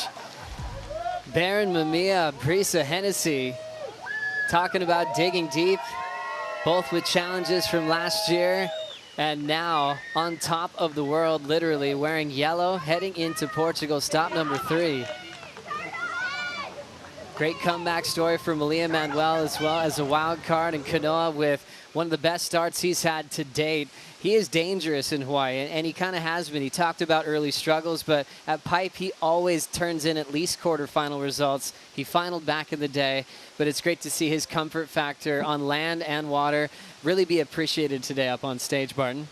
Yeah, well, you know, he wants this dream, doesn't he? He wants it bad, and so you can't get it without performing here in Hawaii. He said it made him uncomfortable. He didn't like it at all, and he's learned to love it, and he's becoming more and more comfortable. Yeah, really cool. And looking at Baron, you know, he's quiet for words because there's so much emotion inside of him. I think he's just slowly letting out. I'm sure later on tonight with his close friends, it'll just all let out of his system as he'll prepare for what might be a title race kind of year for Baron Mamiya. Yeah, so amazing. Even just to hear him summarize 2021 for him was such a write-off, and then to be in this big moment and realizing his potential going into Portugal world number 1.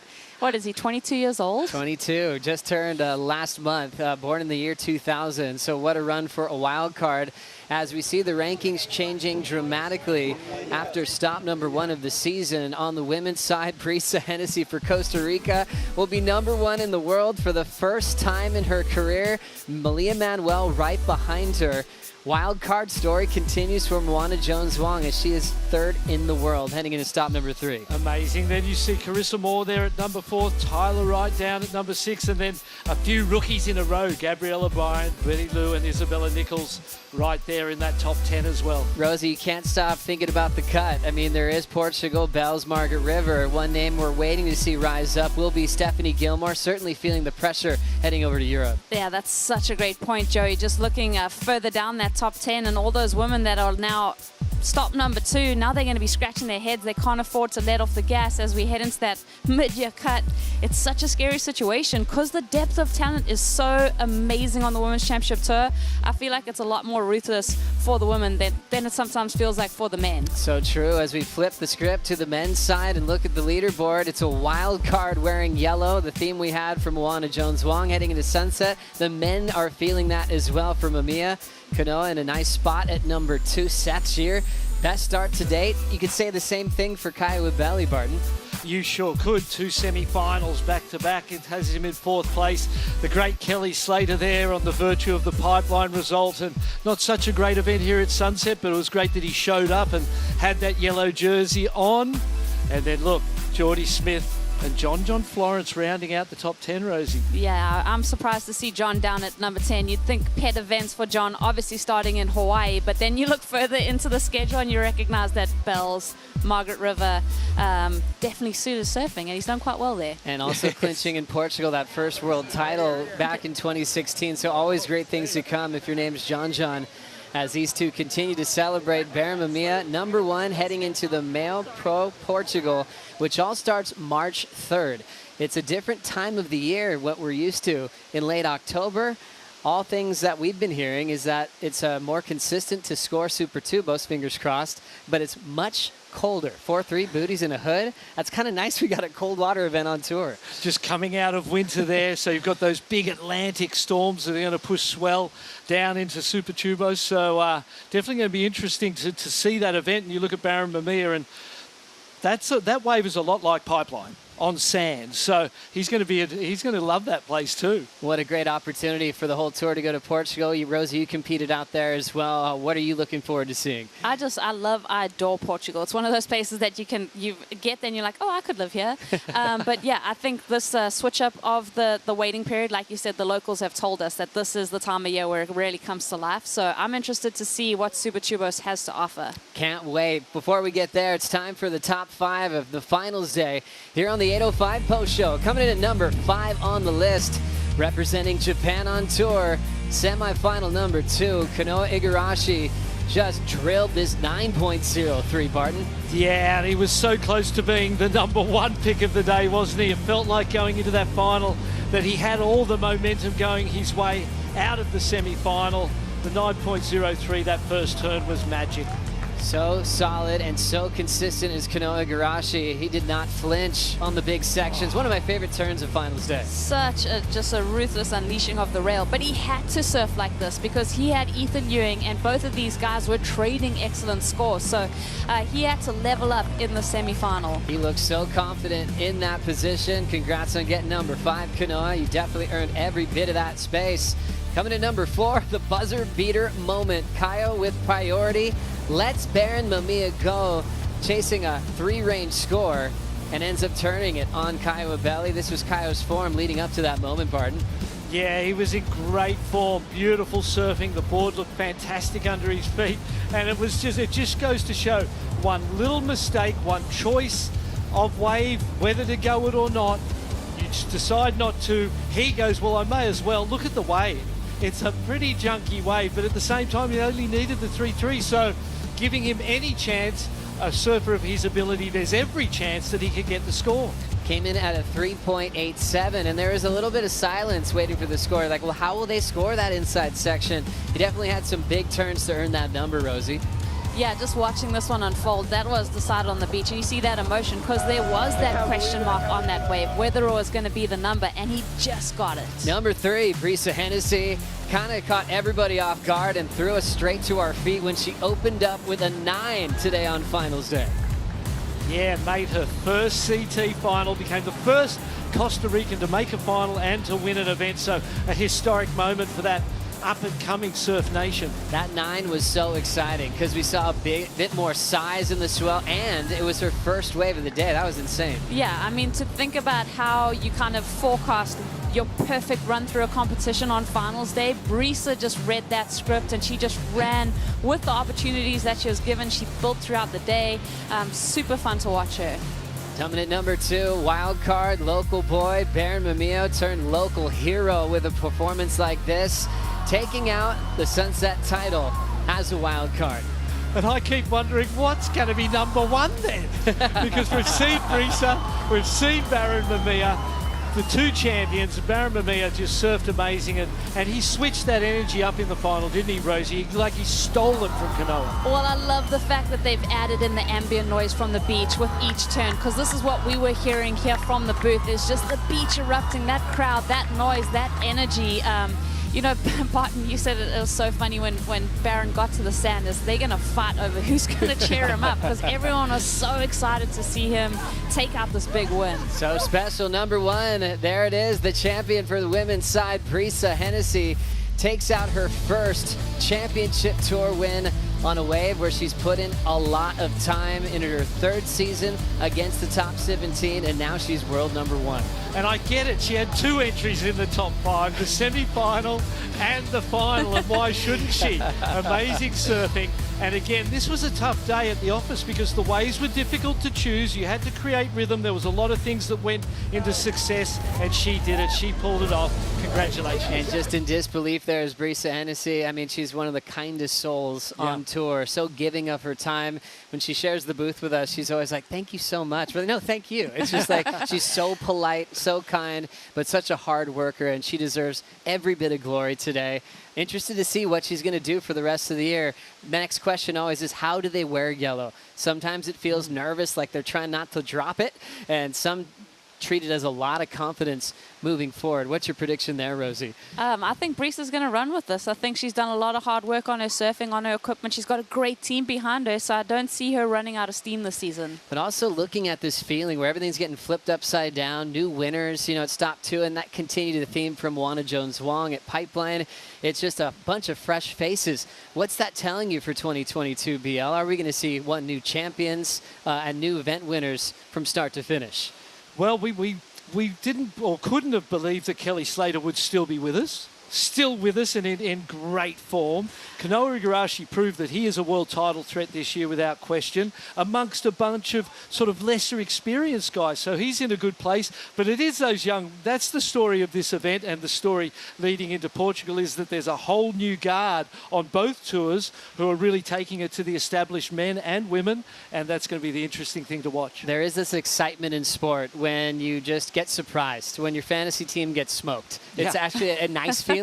Because you're seeing good surfing, you're seeing all this hard work, and it's a testament to how hard it is to call yourself the best surfer in the world and to be on the top 34 or top 17. Definitely. Well, I think the question for me now is, who's going to be the Rookie of the Year? I mean, you're looking at all the young faces. You're looking at all five of the rookies into the quarterfinals of this event. Like, who is going to take it? Who's going to take that top honor? And there's people that are going to be left out from the back end of the year that you'll be just blowing your mind on why they're not in the jersey for the second half of the year. And with that rookie charge, 5 in the quarters out of 8 spots, you know, there's going to be people missing heading into G-Land. Big names missing, and there were big names not in that top 10 on both sides that we just looked at. So ominous signs for the established guard. They better pick it up because the young guns are coming. Well, it's been a pleasure, you guys. For Barton Lynch, Rosie Hodge, I'm Joe Turpel. Thanks so much for watching. For the rest of our crew at WSL and our amazing production team, thank you so much for watching. We'll see you at the Male Pro Portugal, presented by Rip Curl on March 3rd. We'll see you on WorldSurfLeague.com. Aloha. The top contenders are getting a shake-up at the moment, and it's refreshing. Be a standout in one round, and then he just can't back it up. He's got to be one of the favorites as we. I'm excited for him, but there's still work to be done. I think she could be. And everything I do, nice little finals day. I do it to be the best at it. Get a few good waves. See how it goes. Work hard, don't complain. Take it in and give it all out. All right, let's go. Caio Ibelli in the red jersey, off the lip, handles that, up into the lip one more time. Barron up and riding, big hack off the forehand, and he's claiming this one, Rock. Here's Ethan Ewing, and here's his dance at Sunset Beach. The real game, just incredible. Big numbers on the scoreboard, and enough ain't enough till the lights get cut, so we only look up and try to score more. I got goals that I put into the manifest. I said no to distractions that can't affect how I manage that, so I slowed up to handle that. Struggle that a road show that I can adapt. I'm a better off number one than I ever been, number two at any day. Even though I've been number 3, 4, 5, 6, 7, 8, 9. Let's watch Brisa Hennessy. Lights up that first section. Now Brisa coming around this section. Powerful forehand wrap. Counting down, men's semifinal 1. You don't want to squab, you don't really want to mob, you don't want to know your eyes when it comes to the best. You ain't never tried, you ain't never tried, you ain't never tried to survive over time. I've been doing this your my whole life. I've been doing this your my And the last score for Barron, a 3-8-7, and he goes to the final. Here goes Kanoa pulling the Trigarashi. He doesn't know how to go small, only big Arashi. Brisa Hennessy is the winner of the Hurley Pro and number 1 in the world. Baron Mamiya is the champion of the Hurley Pro Sunset Beach presented by Shiseido. This copyrighted event broadcast is produced by the World Surf League for broadcast around the world and may not be retransmitted, reproduced, rebroadcast, or otherwise distributed or used in any form without the written consent of the World Surf League.